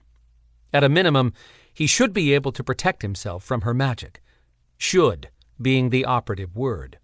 His last statement had shifted the way everyone looked at Storm, from worry over his safety to wariness. He couldn't help that. Before he left, he returned to an earlier topic now that he had a potential suspect. Back to my question about Blossom. Does anyone know if Hauloki has ever referenced that word in any way? Happy to be the one in the know, Yazel said, Not unless you're talking about Adsila. Adsila? Storm asked with a sick feeling. Yazel sounded proud of himself. That's what she told me her name means. He sighed. She's truly a blossom. The calm Gad leaned forward and yelled at Yazel. You tell us now? Storm asked if we knew a person named Blossom, or if anyone used that term in referencing something. He didn't ask me, Yazel complained, eyes widening as he probably just realized his infatuation with Adsila might be a mistake. Storm grabbed his head, ready to turn his roaring jaguar loose. His animal had had enough of this bunch, and so had he. They both wanted to check on Evalle after hearing Adsila might be involved. He said, Yazel's right. He was in the bathroom while that came up, and we were on to something else when he returned. Evil Blossom is what Imala's spirit whispered to me as it left his body. Before we accuse someone of a crime, did Adsila have any contact with Sunny or Imala, specifically on the days of their deaths? The head of security stood and had his electronic pad up, reading it. He said, She punched out from work 2 hours prior to Sunny's death and was off duty 4 hours before Imala's. She should have been at work both times. Beidseal said, I want her brought up, but don't make a scene so she doesn't run. Yes, sir, his head of security replied. Let me call down and determine if she's still on the property. She should be, Beidseal said. We had a tech issue she intended to stay tonight and track down. Nodding, the officer walked off to use his radio. Directing his words at Beidseal, Storm said, Tell me how to get to Hauloki. As he listened, he ended his mental debate over what to do about Evalle. In the past, he'd normally tell her before going. For any hope of getting their life back, he had to continue treating her the same way and speak to her first. When Beidseal finished with the directions, Storm said, I'll wait to talk to Adsila. If she's the one behind this, you won't be able to handle her. As soon as she's contained, I'll know how to approach Hauloki. The head of security walked back, flanked by his 2 other men. He said, Adsila is gone. She signed out a car in the name of So to transport someone to the seer. Why take it in my name? Beidseal asked. Fuck. Storm said, Not you. Me. He yanked his phone out and called Evalle. No answers. Baidziel said, "What do you think Adsila is doing?" Storm knew in his heart where Evalle was, because he'd been played. He yanked the keys from his pocket and turned for the door. "She's taking Evalle to the seer. How long ago did she sign out her car?" The security guy said, 33 minutes. Storm roared. Chapter 18. Evalle had second thoughts. She should have waited for Storm to join her on this trip to the seer, but that might have meant missing this opportunity. She couldn't put this off. He almost snapped this morning. What would he do the minute he saw her eyes no longer glowed? Bond with her. Enough with the mental chatter, even if it was more than she could get from Adsila, who drove with a single-minded focus. The young woman had a heavy foot on the gas pedal for an employee, but during the drive from the villa she'd spoken little. The only time she sounded the least bit interested in the conversation had been when Evalle asked what else she did at the resort. According to Adsila, she had a serious gift for technology. She'd said Baidziel couldn't truly appreciate her skill because he had so little ability. Arrogant much? Evalle lost interest in conversing after that. They might be traveling down the same roads Evalle and Storm had taken earlier, but being out here in the night changed the feeling from tourist to interloper. Adsila slowed the car. Evalle looked for a turnoff. None. That didn't stop Adsila from taking a hard right and driving through the desert. Huh? Evalle looked around. Where are we going? To the seer. She doesn't live near the noise and chaos around electronics. It interferes with her powers. Storm had described the seer's home as way off the beaten path. He hadn't been exaggerating. Evalle had never felt unease at being around humans, but she did now. Was that because she hadn't been able to tap any of her powers earlier? Probably. This must be how a human would feel around a preternatural. Never think like prey. Wrong frame of mind. Even without them, she still had fighting skills and reflexes sharper than a human's. What brought on those thoughts? Her gaze traveled to where she clutched her leg to keep it from bouncing with nervous energy. Black lines split and crawled 2 more inches down her right arm, filling in a blank area. How long before they covered her entire body and linked together? She checked her left arm. A new outbreak squiggled around to the underside. She should have stopped to grab a watch or phone, but Adsila had been in such a hurry, and Evalle had just faced the demise of her powers. No powers and black veins that might turn deadly. She'd been in panic mode and jumped at the chance to go. Hopefully the seer would have something useful to share. How could she and Storm have a life if Evalle had no control over her body anymore? The car bounced over bumps, and the tires dipped into holes. Adsila steered with skill, avoiding short, fat bushes that turned the terrain into a living obstacle course. They slowed as the headlights reached a round structure. Storm had talked about the older structures a few members still lived in today, but this one caught Evalle by surprise. Is that a Hogan? Yes. The seer lives there? Evalle couldn't hide her surprise at the dwelling for someone the tribe revered. How Loki holds to the old ways, as any strong seer should, Adsila replied in a terse tone. How dare this woman chastise Evalle just for questioning the hut? Not Baidziel's best representative for the casino. It didn't matter. Evalle would not complain after the woman had driven her to meet with the seer. Evalle would have likely gotten lost on her own. Adsila parked. A 50-ish woman in a blousy pale blue top with multiple strands of beaded necklaces appeared at the opening where light flickered from inside the Hogan. Her dark skirt, made of geometric designs, stopped short of her ankles. Silver ran through her black hair, which fell loose to her chest. She had an attractive face Evalle could see being used on brochures about native culture. This must be the seer. As Evalle got out, a large eagle swooped down and landed on an arm the woman extended. The bird lifted its head, and stared at Evalle through dark eyes that appeared as black holes. She squinted. Was her night vision going? Or was it gone? The eagle reminded her of the bird she'd dreamed about. Maybe not a dream. Just like the one on the patio, this bird didn't so much as twitch a feather. "Welcome, Evalle. I am Haloki," she said in a warm voice. Smiling to hide her misgivings over seeing the eagle again, Evalle said, "Thank you for the invitation, Haloki. I'm humbled you agreed to meet me." "It is an honor. I knew your mate's father." That was a surprise. Maybe that was why Storm felt confident he could arrange this meeting. Should it surprise Evalle that Haloki called Storm her mate when Adsila had referred to her as Storm's wife? He probably referred to her status that way when he set this up. "I have to go, Mother Haloki. Will Roy find peace tonight?" Adsila asked in a longing voice. "Yes, child." Adsila turned toward the car she'd left with the motor running again. Evalle had to remind Adsila not to forget her. "Are you coming back in enough time to return before daylight?" Adsila paused, then angled her head with a glance at Haloki before her gaze went to Evalle. "Storm will come." "Oh, well, shoot. That's okay then." Storm would bring the vehicle he'd placed a protective coating on. He'd be here for sure before sunrise. "Thank you for the ride, Adsila," Evalle said, trying to be polite while grinding her teeth at the woman. Adsila could have mentioned earlier Storm would be coming.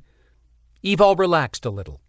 Storm knew so much more than her about medicine men, shamans, and seers.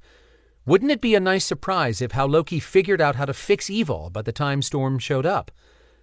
Haloki spoke with gentle authority. "You have questions for me?"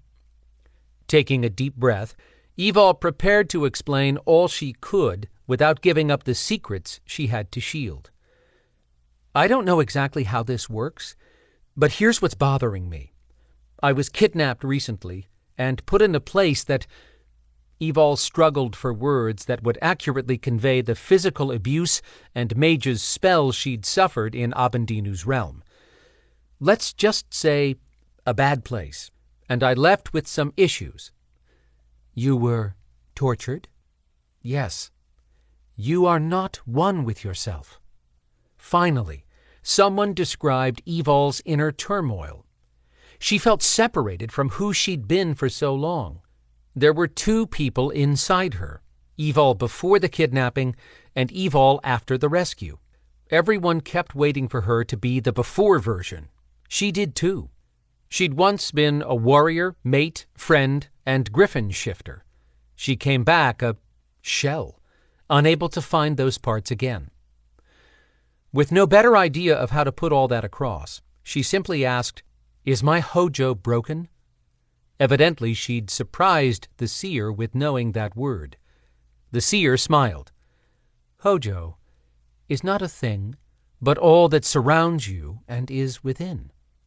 The seer stroked her eagle and whispered words that sounded affectionate.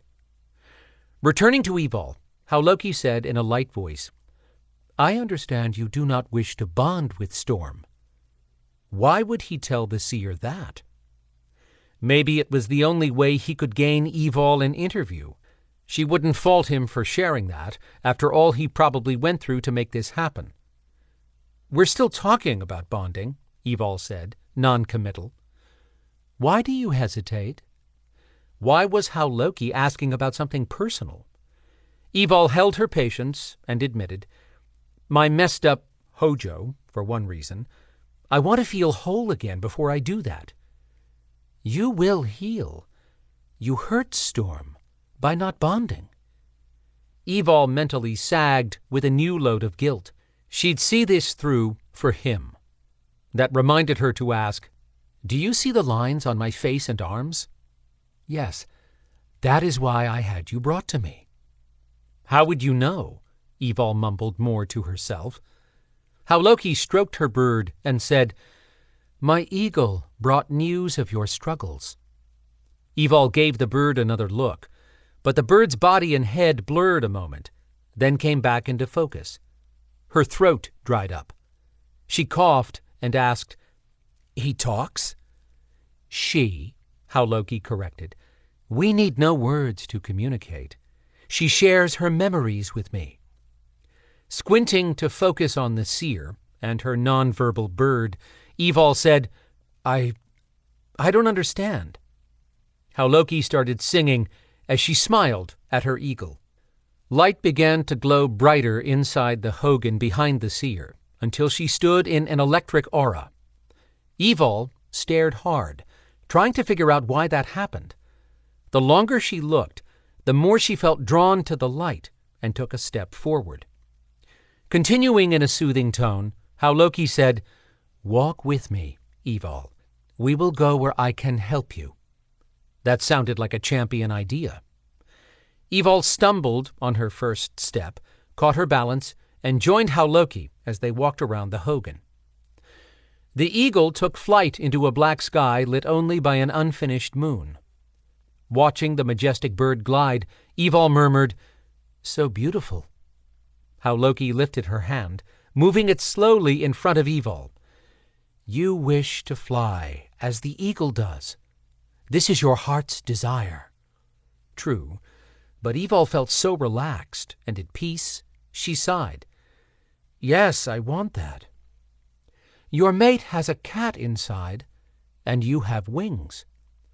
Hauloki said the nicest things. She definitely understood.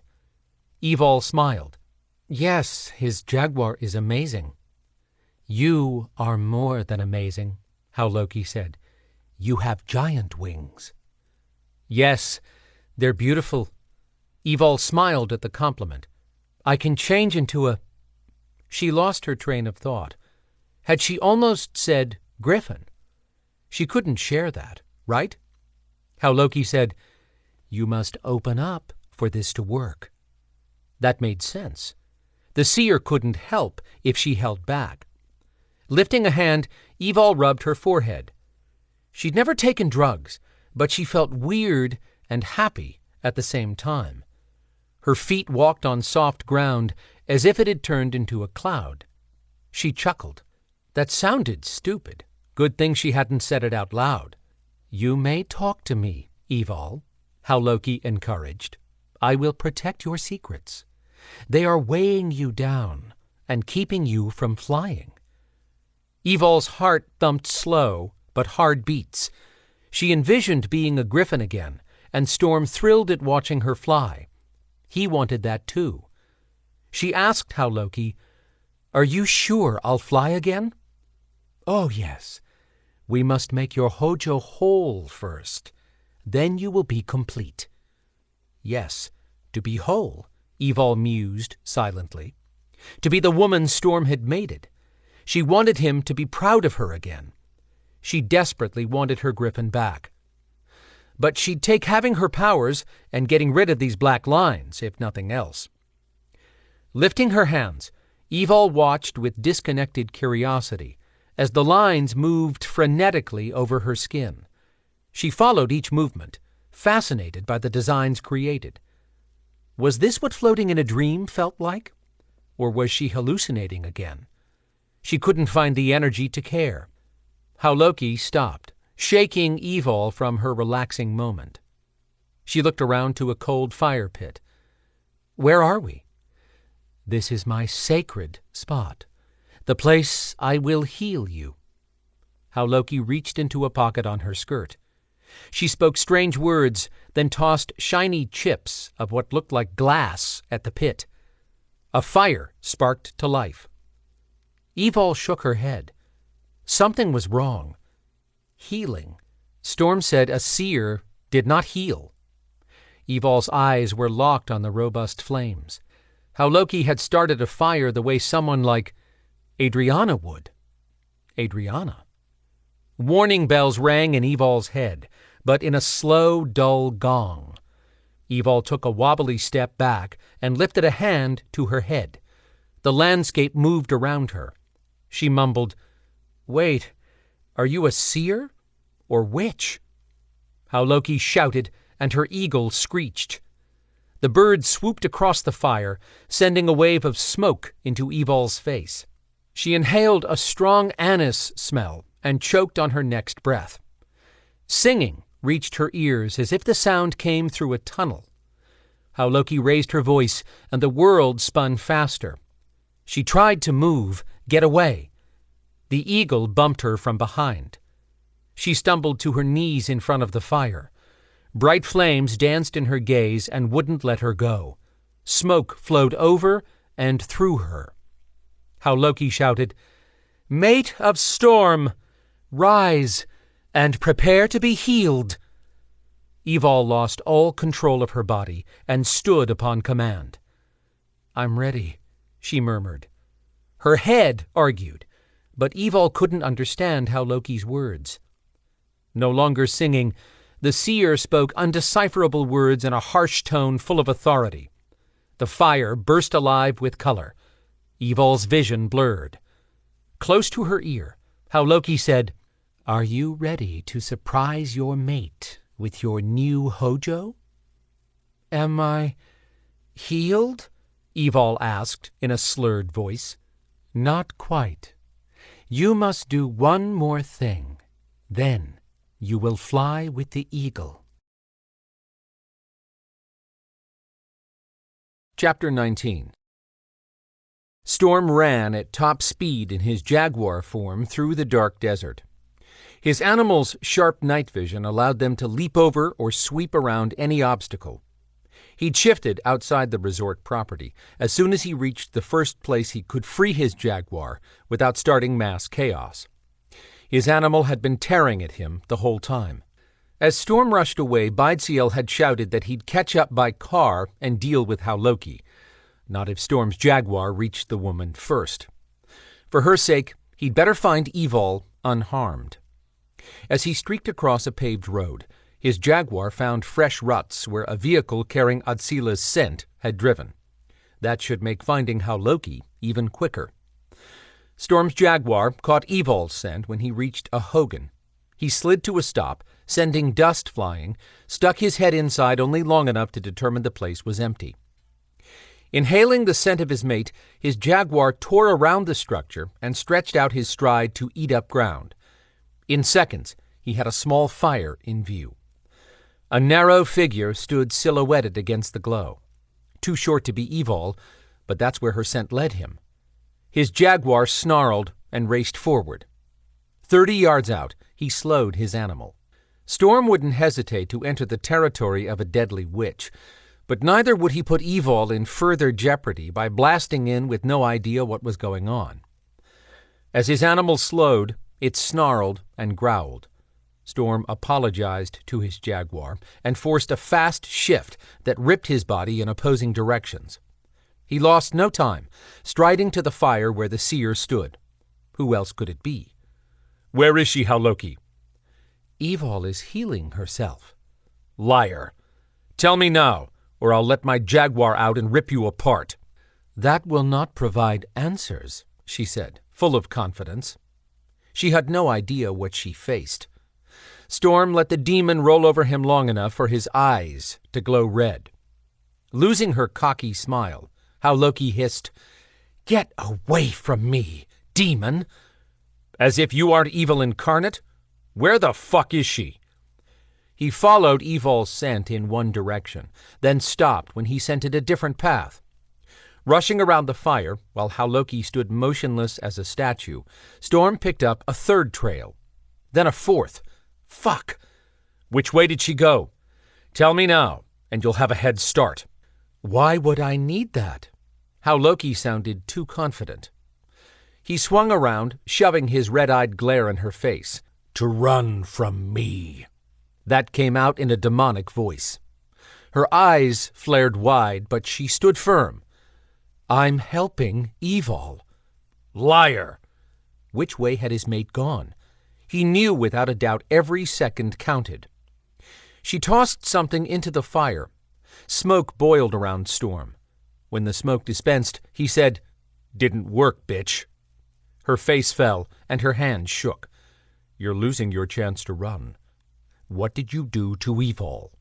"Healed her," How Loki started on a shaky breath. "I saw the damage in her. No one helped my Roy." Storm strained to prevent his jaguar from breaking out and shredding her, but he still had no idea which direction Evalle had departed here. Running in any single direction risked choosing wrong and losing precious seconds.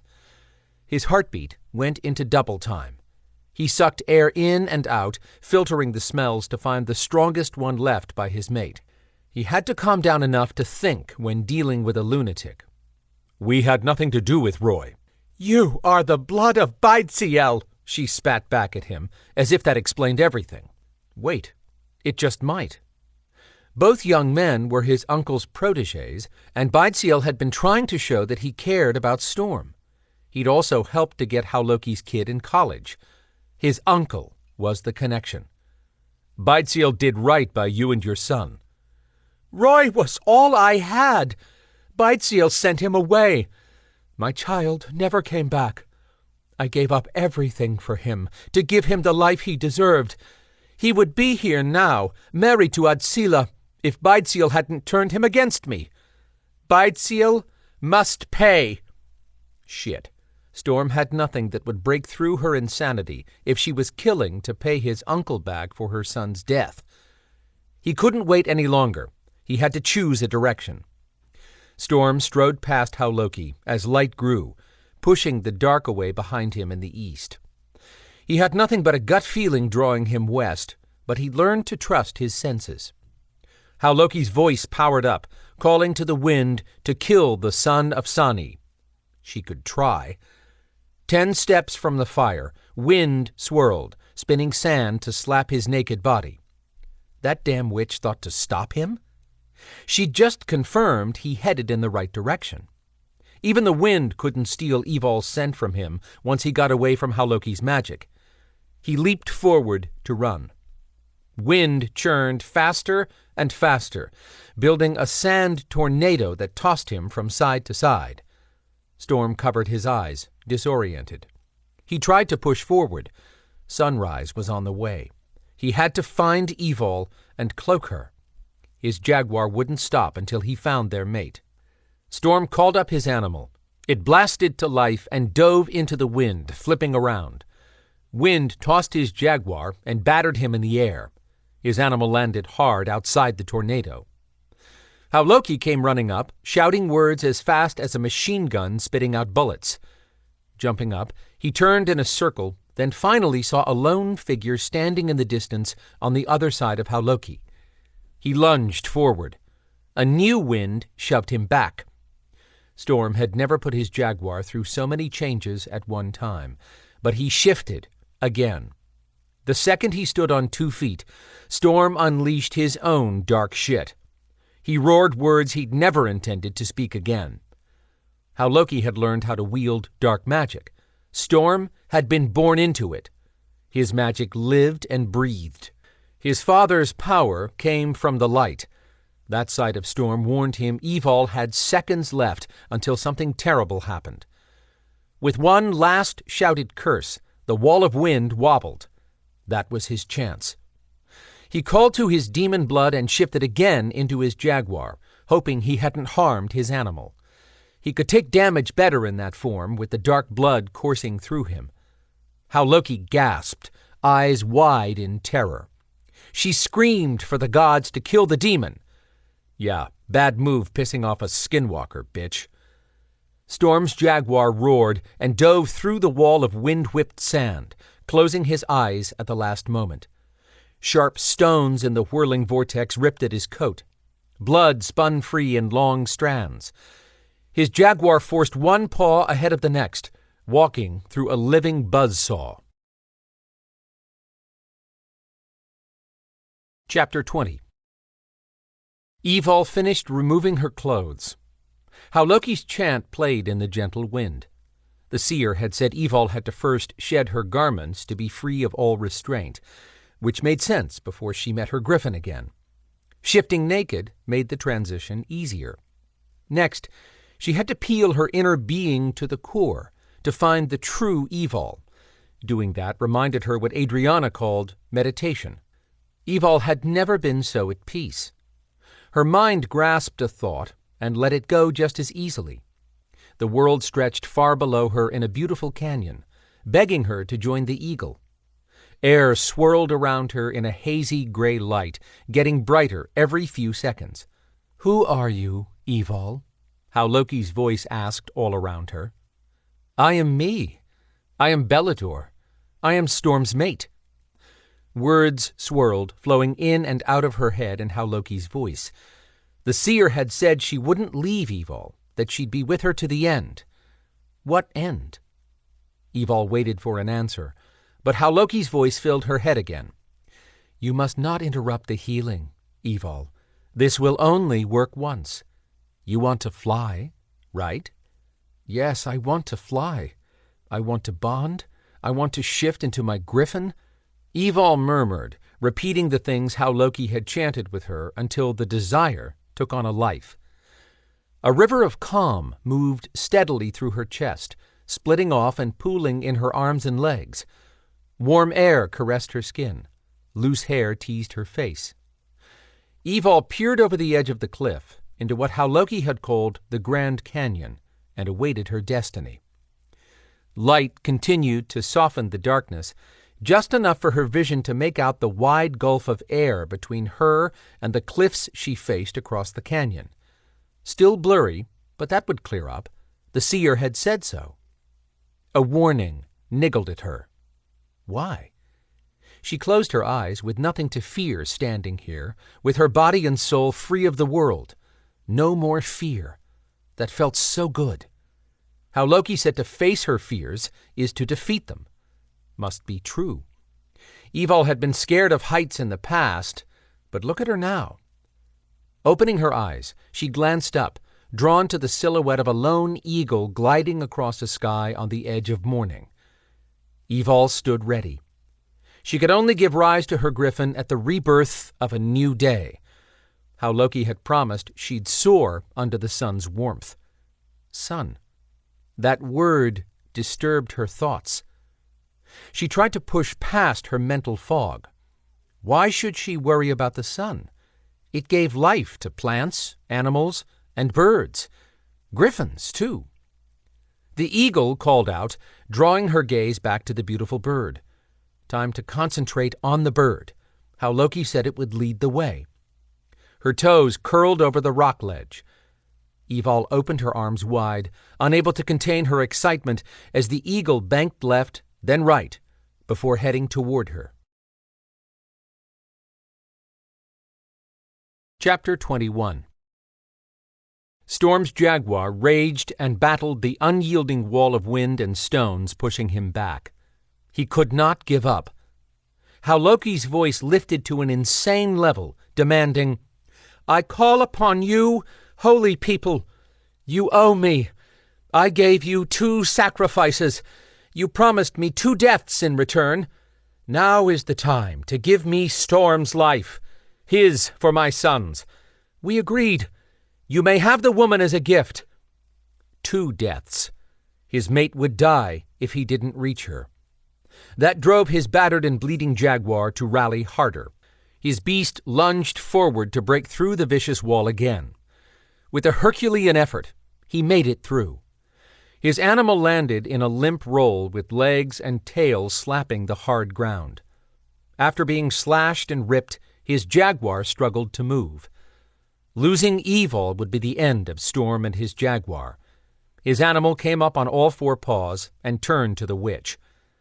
Storm had little control of his animal in this wounded state and called up the change once more. He'd have to use his magic again to shut down How Loki before she hurt Evalle. His jaguar held firm, not giving in. What? Storm forced everything into changing. Not happening. Half mad from surviving that bludgeoning, his jaguar turned toward Evalle. So caught up in her homicidal pleas, How Loki failed to realize Storm's jaguar had escaped her wind attack until his cat roared. How Loki jerked around in shock and started chanting again. His jaguar yanked his head back to her. Storm begged his animal to stand down and shift. His animal roared louder, showing his fangs to the witch. All at once, She calmed and laughed. "You can't kill me. You need me. If your beast attacks me, you'll never save Evalle." Her eyes cut to the silhouette Storm had seen, as first light seeped into the eastern horizon. Evalle hadn't moved during all the roaring and Hauloki's screaming. She had to be under a spell. Seeing through his animal's eyes, Storm finally realized why she faced away from him and toward the west. She stood on the edge of a cliff. Hauloki laughed. "I control her. You can't kill me." His animal started for Hauloki. Storm roared at his jaguar to let him shift. Hauloki panicked. Insanity bloomed in her face. Her eyes were wild with crazy. She started chanting furiously in Evalle's direction. His gaze shot to their mate. Evalle stretched her arms wide. Storm screamed at his jaguar to stop the witch. His massive cat dove at her, knocking the witch to the ground. He ripped her head off with a swipe of his sharp claws. Without another thought for the seer, his jaguar lunged around and raced for Evalle. His powerful legs stretched out at preternatural speed. Sunlight threatened to break the horizon any second. He wouldn't get there in time for Storm to cloak her. An eagle circled above her and swooped, flying past where she stood. Evalle leaped off the ridge. Chapter 22. Eyes on the eagle gliding in front of her, Evalle bent her knees and leaped into the air. She opened her arms, waiting for her griffin to break free with its huge, beautiful wings. No wings. She couldn't hear Hauloki speaking to her. A wild roar blasted behind her. She twisted to look over her shoulder. A black jaguar lunged off the cliff, falling. Storm's jaguar. Her mind broke free of her mental fog. She realized everything at once and flipped over, screaming, "No!" Time turned into tiny microseconds that stretched with each drawn-out heartbeat. Her heart thumped once. She and Storm would die unbound. She'd never find him in the afterlife. Her heart thumped again. Red eyes glowing, Storm shifted into his human body. He yelled, "We're bonding!" They were too far apart for his words or magic to reach her. Another thump. No, no, no! She would not let him die. Furious at the universe, Evalle bellowed, "No more! I want my griffin back! It is mine! Storm is mine!" She reached deeper inside her to the core where energy began to spin. The Belador power she possessed boiled. Yes, the power that belonged to her. Garwiley said to believe. She called her griffin, refusing to be told no. Energy exploded inside her, but no beast. Storm turned his body into a knife shape, slicing the air faster. She shoved her hands up to slow him with kinetics until she hit the ground. She hoped his jaguar could heal anything he broke. Her arms twisted and yanked away in two directions. Pain ripped through her. Her head warped and grew. 2 strong thumps. Her heart felt 10 times its size. Pain stabbed her head and body. Lights flashed through her eyes. She moved her arms. Her fall slowed. A blue-green wing flapped into view. Her griffin. Yes! Storm yelled, "Save yourself!" Flapping her giant wings hard, she lurched over to look down, ground coming too fast. She opened her wings wide, begging for an updraft. Twisting her griffin head, seconds stretched. Storm barreled toward her. Wind caught her wings, shoving her upright. That took her out from under Storm. Damn. She wouldn't catch him. His body would smash against the rocks below. With one last chance, she lunged her griffin hard. Please let Storm's body slam into her. Either she could take the hit and save them, or they'd both die. Brown eyes now wide with realization, he yelled, "No!" "Sorry, sweetheart, you have no vote in this." But Storm couldn't hear her thoughts. Flipping like an out-of-control kite in a wind, her griffin slammed against Storm before he passed her. That knocked him further out where the jagged slope dropped deeper. She dove after his spiraling body, had him, and the canyon floor in sight. Extending her claws, Eval's griffin shuddered with strain to reach Storm. She wouldn't make it. Calling up all the power her griffin could give, she tucked her wings tight. Her griffin blasted forward. Claws extended, she latched onto Storm's thick shoulder and opened her wings fast. Her body yanked brutally. Ow, ow, ow! That hurt like hell. But she forced her griffin to keep flapping to slow their descent. Her heart pounded, still falling fast, not time enough to recover. Suddenly, magic flowed around her. She caught the sound of Storm's chanting. New energy surged through her. Her beast banked hard to the right, 20 feet from slamming into the ground. So close, dust blew up. Then her griffin launched toward the sky. They lifted above the cliffs. Sunlight burst over the horizon. Storm couldn't have cloaked them while flooding her with his magic. Her griffin screamed a victorious sound. Eval had her mate, her griffin, her life, and a new gift. Her beast could fly in sunlight. After gliding back and forth, her griffin headed for the cliff Eval had been standing on. Had she really jumped from there, thinking she could fly? So many mistakes. Descending in a slow approach, her griffin gently released Storm barely above the ground, where her mate dropped into a roll, then came up on his feet. Her griffin continued flying, taking its time returning to the cliff. She didn't care. If someone saw her, she doubted anyone would believe the story. It might make for a great photo on the cover of the rumor rags. Flying back to Storm, her griffin executed a graceful landing. Storm stood, with blood running down his shoulders. The overwhelming need to feel him hit her in the middle. Her mate lived. Eval asked for her human body again. Running toward her, Storm shouted, "Don't! No! Stop shifting until—" It took a split second for his panic to make sense. The sun would fry her human body. She didn't have his control when it came to changing. Adrenaline flooding her body dulled the ferocious pain of shifting so quickly. She couldn't understand Storm's words. She finished in a hunched form and lifted up as Storm caught her to him, still chanting wildly. He stopped, panted for air, and said, "Shit, the cloaking worked. I didn't know if I had enough magic left." Good thing, or she'd have died, burned to a crisp by the sun climbing higher. She'd been so caught up in the moment, so happy to feel alive after flying beneath the hot sun, she'd wanted to share that moment with her mate. He held her so tight her bones might break. Her griffin would heal her. "Thought I'd lost you forever," he breathed out in a hoarse voice. Hugging him just as hard, she rambled through her tears. "I thought I'd watch you smash into the rocks. I never want to feel that desperate again." Desperate enough to believe. Garwiley had been right. Pulling back, she looked at Storm. She once thought there would be no joy like flying again. But seeing her mate's beautiful teak-colored face, shiny brown eyes and black hair flying around, defined true joy as nothing else could.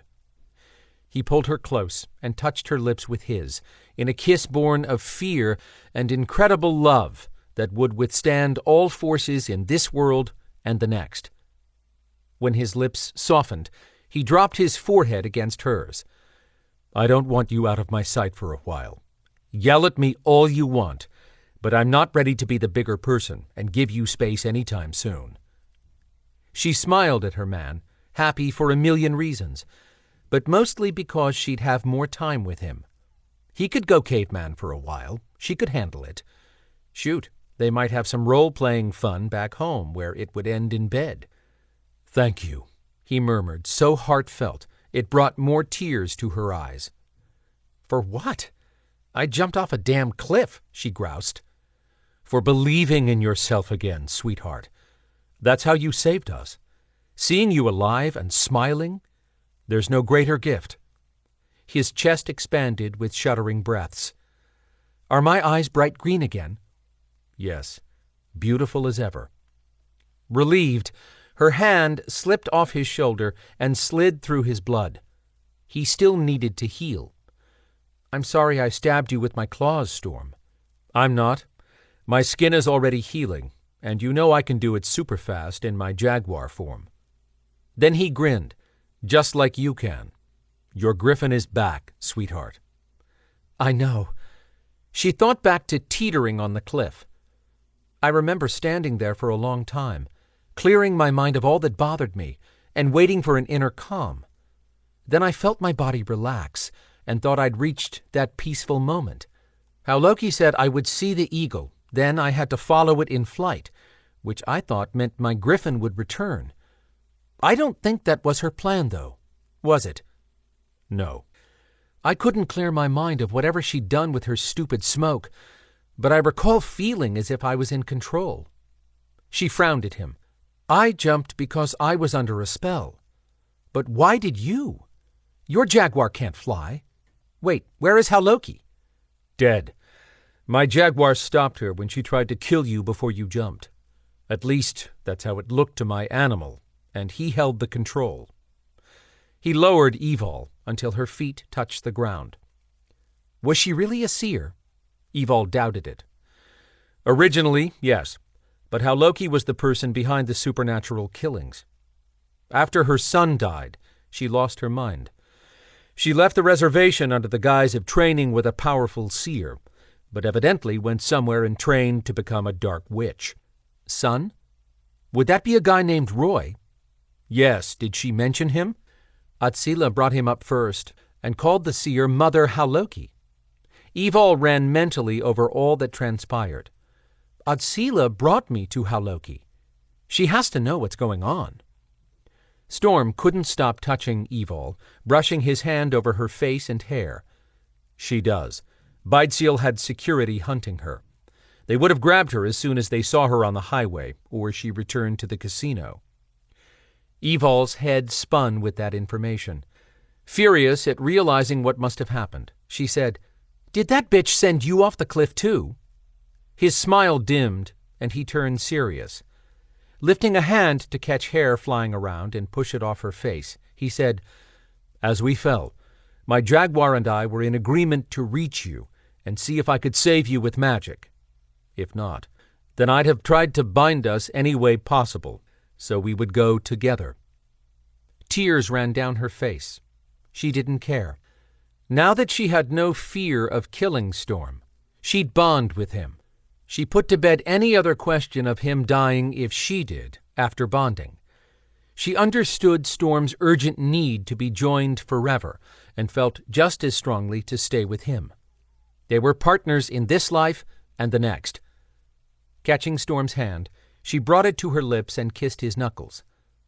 "Bond with me." His arm wrapped her up tighter. He whispered, "Anything for you, sweetheart." Chapter 23. Evalle had new eyes for the rugged landscape they passed as Storm drove them through northern Arizona. The day had been a blur from the moment Beidseal showed up at the cliffs this morning in a Suburban. Storm took control, cloaking the vehicle, then wrapped Evalle in a blanket Beidseal produced from the cargo area. Her poor mate had been bled dry of magic by that point. Storm climbed into the back, where he pulled her into his lap, leaving Beidseal to drive them back to their villa. His uncle had gained more knowledge about their preternatural world than he probably ever wanted, but he'd been genuinely relieved they'd survived. Loki's death hurt Beidseal, but he held no ill will toward Storm. He couldn't forgive the woman for what she'd done to Sunny, Imola, or them.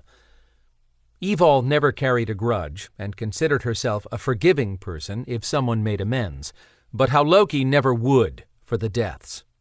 Those young men no longer had a life ahead of them once she turned them into collateral damage in her personal war of vengeance. Every time Evalle saw Storm falling to his death, she wanted to rip Loki to pieces. Storm's hand reached for hers, folding their hands together and bringing Evalle back to their peaceful drive. He asked, "What has your emotions worked up?" "Just thinking about Loki and Atsila. What a sick pair." "That's an accurate description." The seer had been cruel to Beidseal, but Storm's uncle would recover. Seeing Storm alive went a long way toward his healing.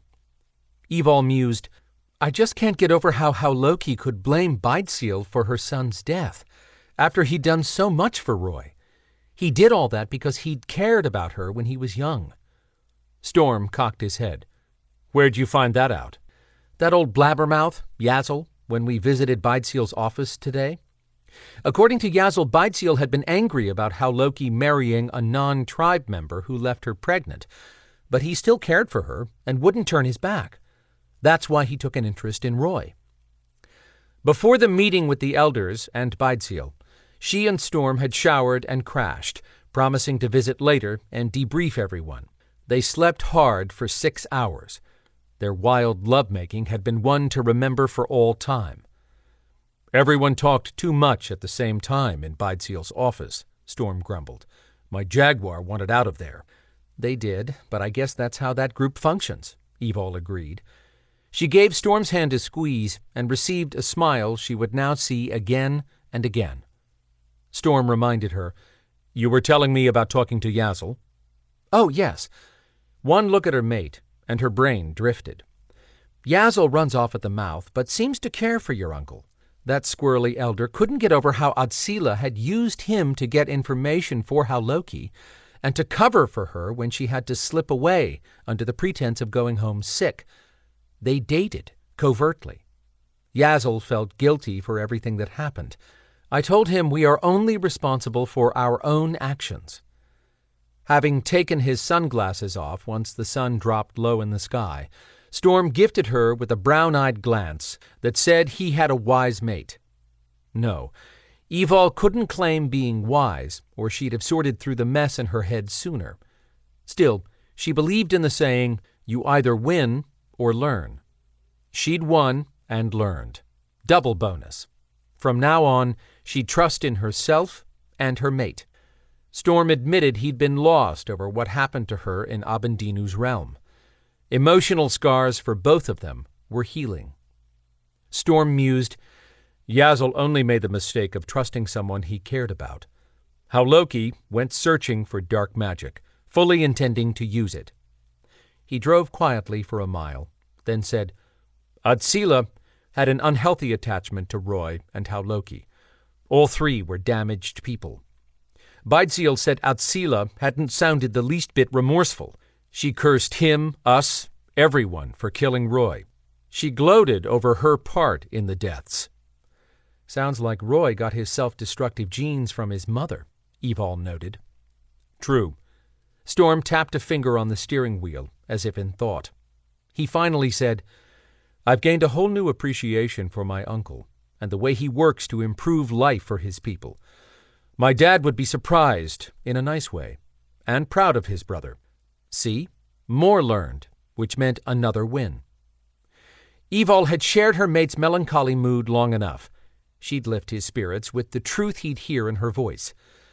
Your dad would be proud of you, too, for coming to help and preventing more young men from dying. I hope so, was all Storm would allow. Her mate had begun to heal his heart, too. It had to be easier to care for his uncle than harbor anger. Shaking his head, Storm beat his thumb on the steering wheel. Loki was delusional, but Adsila was just as much of a whack job. Evidently a brilliant one for what she did with that bird, Evalle pointed out. Loki had me convinced she could read the eagle's mind. That's only because you were under a spell. You said you started questioning Loki when she said she could heal you. Too little, almost too late, Evalle added silently. Thinking over how they'd all been tricked, she said, Adsila would make a dangerous spy with her ability to create an eagle as a robotic drone with a hidden camera. It took me getting closer to realize I didn't feel any life energy coming from it. But I also figured that was because my preternatural ability was gone. Crazy stuff, Storm muttered. The eagle recorded you talking to it. He'd moved his hand to touch hers without looking, as if he'd done so unconsciously.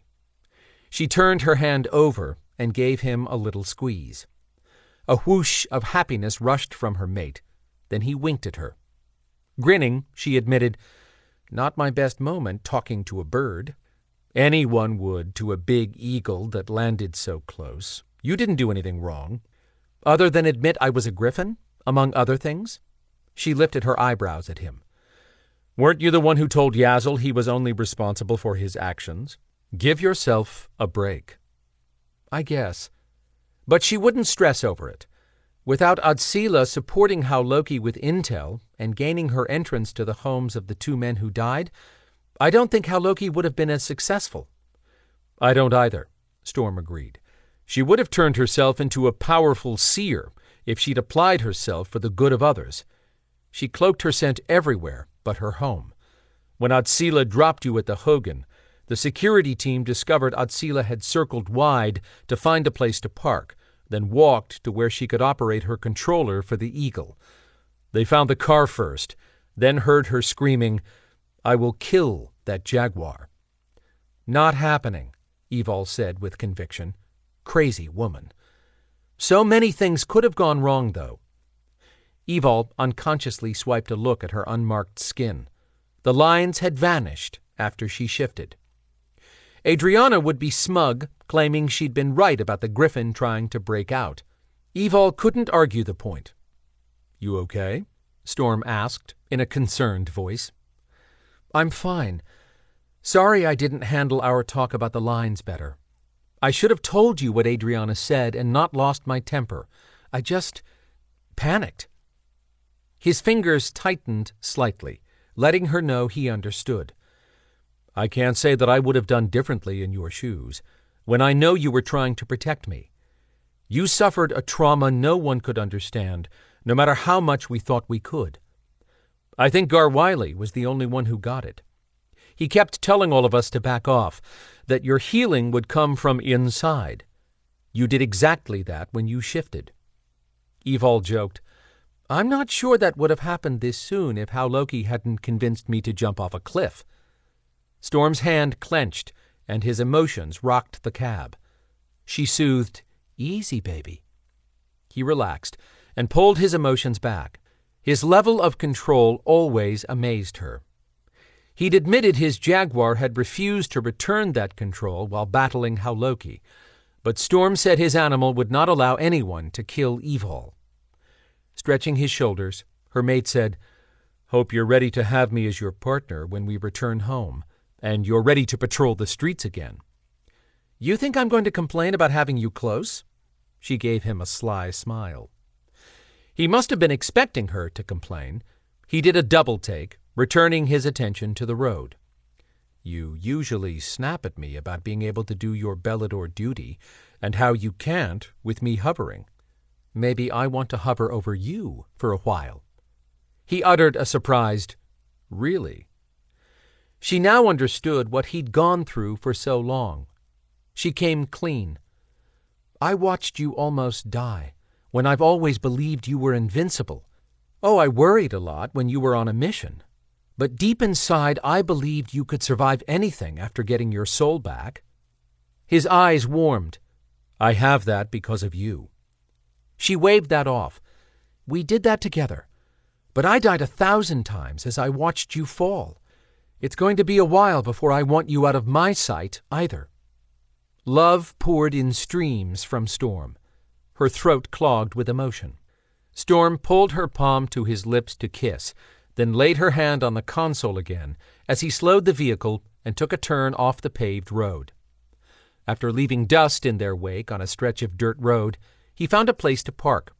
He said they'd walked the final distance on the sandal trail that led to the Batatacan cliff dwellings, where natives had lived 1,000 years ago, a sacred place that had held significance for his father as a child. Twilight fell across the Red Mountain Range. Warm wind carrying the fresh smell of the land stirred the hair she'd left to fall around her shoulders. She smoothed a hand over the beautiful pale beige deerskin dress given her by Baidziel. He said it had belonged to his and Sani's mother. Evalle never wore dresses, but in this moment she felt special, wrapped in an outfit created with love by Storm's grandmother, something that connected her to Storm's heritage. Like the moccasins she wore. She could never fight in them, but she wanted a pair of her own. These shoes would rock at home. Storm would always be hot no matter what he wore, and definitely when he wore nothing. But she admired the way his tan buckskin shirt fit. It dressed up his dark jeans. Silky, coal-black hair fell with a narrow braid wrapped in a tiny strand of leather hanging down the right side of his face.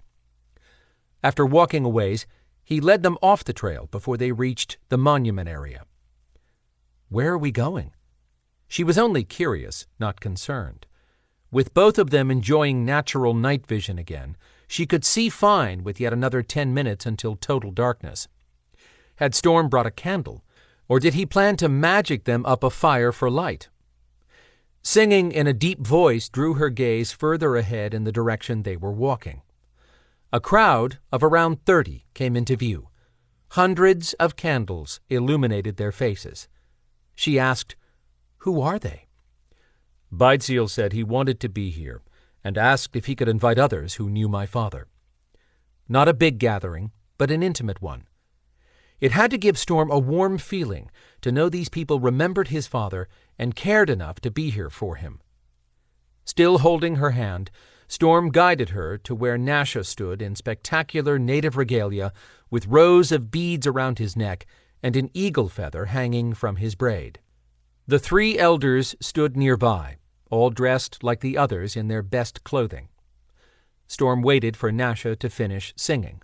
When he did, Storm spoke in a smooth voice. "You honor us, Old One, as you have honored us, son of my friend." Tears burned from the corner of Evalle's eyes, but she wouldn't allow the waterworks. Beidseal walked over and placed a necklace of turquoise and carved beads over Storm's head, then a similar one over Evalle's. His uncle paused to tell her, "You are a beautiful mate, inside and out. Storm deserves you, and you him. You will both be considered family from here on out. We are your people." Damn. She couldn't stop the tears as Beidseal kissed her cheek, but one glance at Storm told her he fought his own. His fingers clasped hers tighter as he asked, "You ready?" "Absolutely." She drew in a deep breath and hoped she made no mistakes tonight. Storm had gone over everything with her. She wanted this more than her powers and Griffin. Those were important, but nothing compared to bonding with Storm. She had a partner for every step of her life. After tonight, she'd have one for all eternity. Chapter 24. Storm led Evalle to their waiting jet, feeling 1,000 times better than when he'd first landed here. He held up 2 large shopping bags. "Sure you got everything?" "Hey, if we can fly in private jets, then I can buy everyone gifts," Evalle said, clutching another in her hand. "You're expensive, but so worth it," he admired with a wolfish grin. She blushed. Having his badass warrior do that made his day. Storm enjoyed every minute of Evalle's shopping, something he'd never seen her do. He took her to visit the native shops this evening before heading to the airport. She fawned over every handmade piece. The crafters and artists ate up her attention, then got even more excited when Storm suggested she hadn't finished. He pointed out she had yet to find something for Phoenix. A large shopping bag later, she moaned that she should get a gift for Adriana, then Zader, Quinn, and the list went on and on. He warned her to leave no one out, or they'd have their feelings hurt. He could just see her good friends Quinn and Zader rolling their eyes at that, but they would have enjoyed watching her too. Convincing her to buy for others had been so easy. Did she find anything for herself? No. That was okay. He had a gift just for her. A different flight attendant met them at the top of the stairway. "Mr. and Mrs. So, your luggage has been stowed. Once you're comfortable, please let me know if you need anything." "Thank you," Storm said, letting Evalle step ahead of him into the cabin. He handed his bags to the flight attendant as a second closed the hatch. The 2 found places to stow the booty. Storm headed to the center to join Evalle. He would never tire of her joy. He could feel excitement rolling off her as they prepared to fly this time, where she'd been nervous as a cat in a rocking chair factory on the flight out. Hell, even his energy surged now that they were bonded. They'd be linked forever. He could sleep at night now, well, as long as she was no more than an arm's length away. Evalle had dropped her things on the first chair she reached, then continued on to plop down on the sofa. She leaned over to take her boots off, saying, "This isn't as fast as Erdegan, but it's much more fun and comfortable." "What is Erdegan, Mrs. So?" Evalle's head swung up to face the flight attendant who had followed Storm as they began moving toward the runway. Storm saved Evalle by explaining, "She's talking about a friend who transports us from time to time." He had to tell the truth in a way that covered her words, or he'd pay a price. The woman smiled. "How nice. What can I get you?" "We'll wait for liftoff," Storm told her. "We'll be fine until then." She nodded and returned to the galley area where she pulled a privacy drape across the entrance, leaving them alone, just as he'd requested. Evalle leaned forward. "I must have been zonked when we flew out. I don't remember a curtain to close off the cabin." "They didn't use it last time," Storm replied, then noticed Evalle's knee bouncing. He put his hand on her knee, and she stilled. He asked, "What's going on?" For a moment she looked as if she wouldn't tell him, then held her hand up in a way he'd seen when she heard telepathically from someone. When her gaze shot to him, she said, "Trey's voice blasted into my head. I think this bonding has dialed up the power of my telepathy." She grinned at her new powers. Storm laughed. "Our energy connection might take some getting used to." "Not a problem," she answered with glee. "Why did Trey call you?" She said, "Oh, shoot, that's right. He said Dagan needs us in Atlanta. I told him we were on the way." Storm hated that she'd have to return to the streets to fight preternaturals so soon, but his mate could handle it, and he'd be with her. He lowered his voice and asked, "What's the problem?" She replied just as softly, "Some preternatural is amping up the problems with exposure to the humans." They were doing that when we left. Storm didn't get the new urgency. Loki torched one of the bounty hunters in a tribunal meeting when the guy admitted to intentionally exposing us.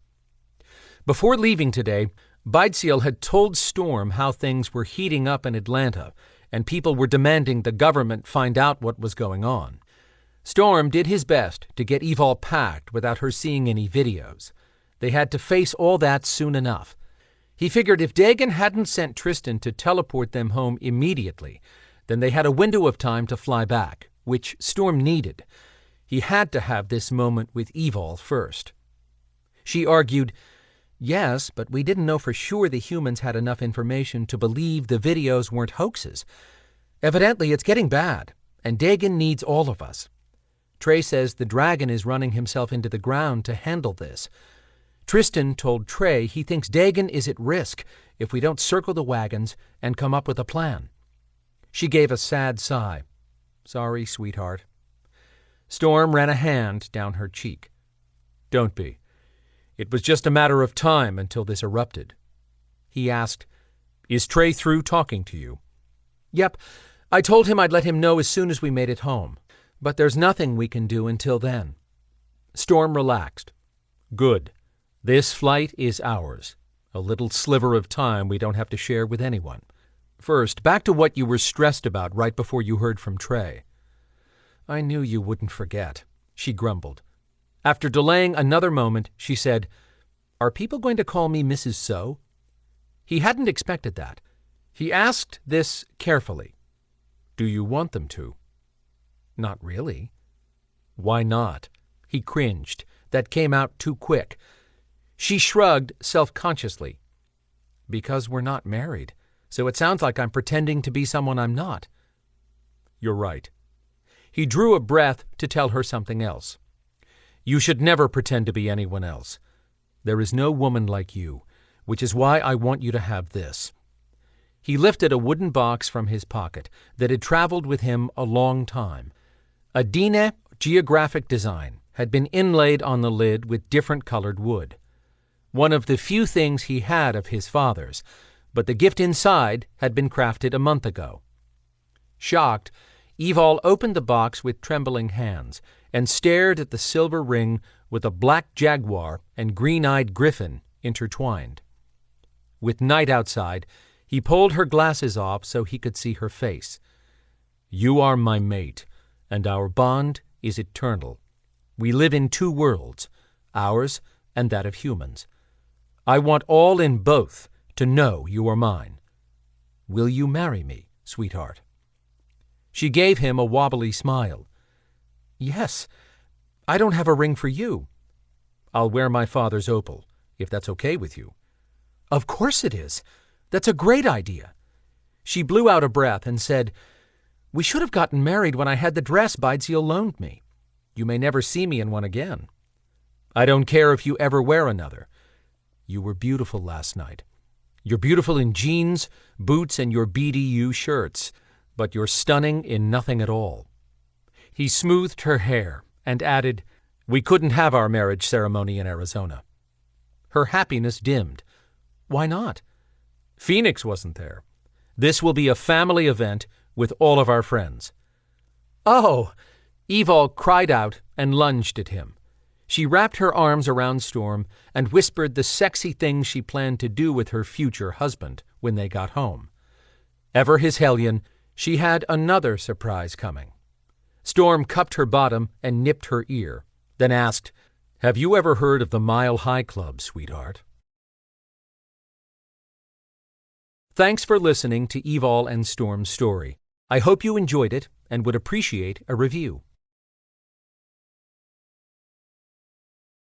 Note from Dianna. Finally, Evalle and Storm are bonded. I've known this story from the point I created the series. I've received so many questions about Storm's background and wanted a book specifically for these two, where you would learn more about his father's side of his blood. Thank you for allowing me to take some artistic license with things like casinos on the Navajo reservation to be able to tell this story. Any mistakes are my own, and possibly are due to my need for a little flexibility to make the story work. The Uncle's casino and clan community are fictional, but I pulled information from casinos on the Navajo reservation and other tribal lands. I've seen two sides of that story for a long time, and wanted to not take one side, but to show the struggle for both sides. The Navajo, also known as the Dianna people, held out longer than other tribes. It appeared they were the last major tribe to bring casinos to their land. I have the sense that waiting so long was a good thing, because that gave them the opportunity for a faster learning curve by observing other tribal casinos. I think it also allowed them to plan for how to better make it work for their people. I often hear people outside of these reservations talk about how Native Americans are making a killing with casinos. When that off-the-cuff opinion is said to me, I share that over half the Native population does not have a job, and some of the many issues they face to survive and succeed. I don't judge anyone else and never form an opinion on anything without all the information. As for the Navajo and other Native tribes, I feel only those living that life every day can speak to the pros and cons of any decision affecting them. Storm has shared blood with two Native groups, which allowed me to develop someone unique.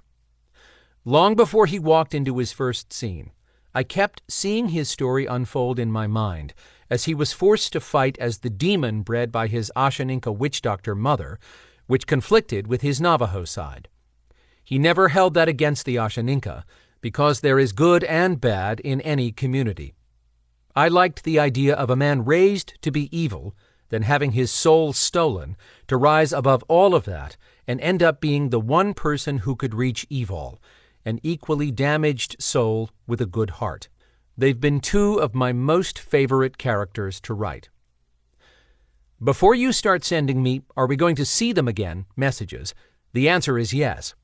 They'll continue to play prominent roles in the Belador books, as will the rest of the gang, and appear when needed in the new Treor Dragon Chronicles series coming up next. But it was time to complete Evalle and Storm's bonding. I hope you enjoyed their journey to this point. Thank you for following the Belador series, and allowing me to give life to so many stories in my head. Author's bio. New York Times bestseller Dianna Love once dangled over 100 feet in the air to create unusual marketing projects for Fortune 500 companies. She now writes high-octane romantic thrillers, young adult and urban fantasy. Fans of the best-selling Belador urban fantasy series will be thrilled to know more books are coming after soon, with the new Treor Dragon Chronicles. Diana's Sly Temp sexy romantic thriller series wrapped up with Gage and Sabrina's book Fatal Promise, perfect for bingers. She has a new League of Galeese shifters paranormal romance series. Look for her books in print, ebook, and audio. On the rare occasions Dianna is out of her writing cave, she tours the country on her BMW motorcycle, searching for news story locations.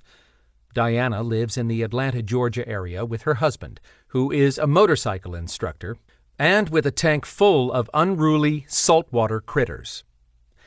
Visit her website at www.authordiannalove.com or www.diannaloveSignedBooks.com or on Facebook and get in on the fun.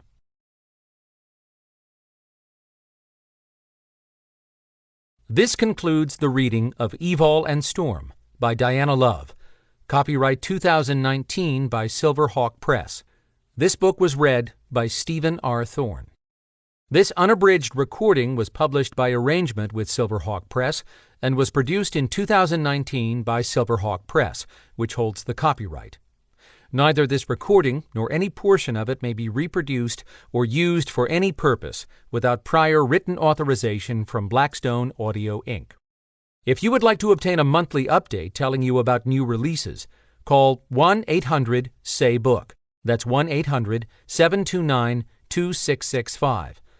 For a complete listing of our titles, visit our website at www.downpour.com. Thank you. Audible hopes you have enjoyed this program.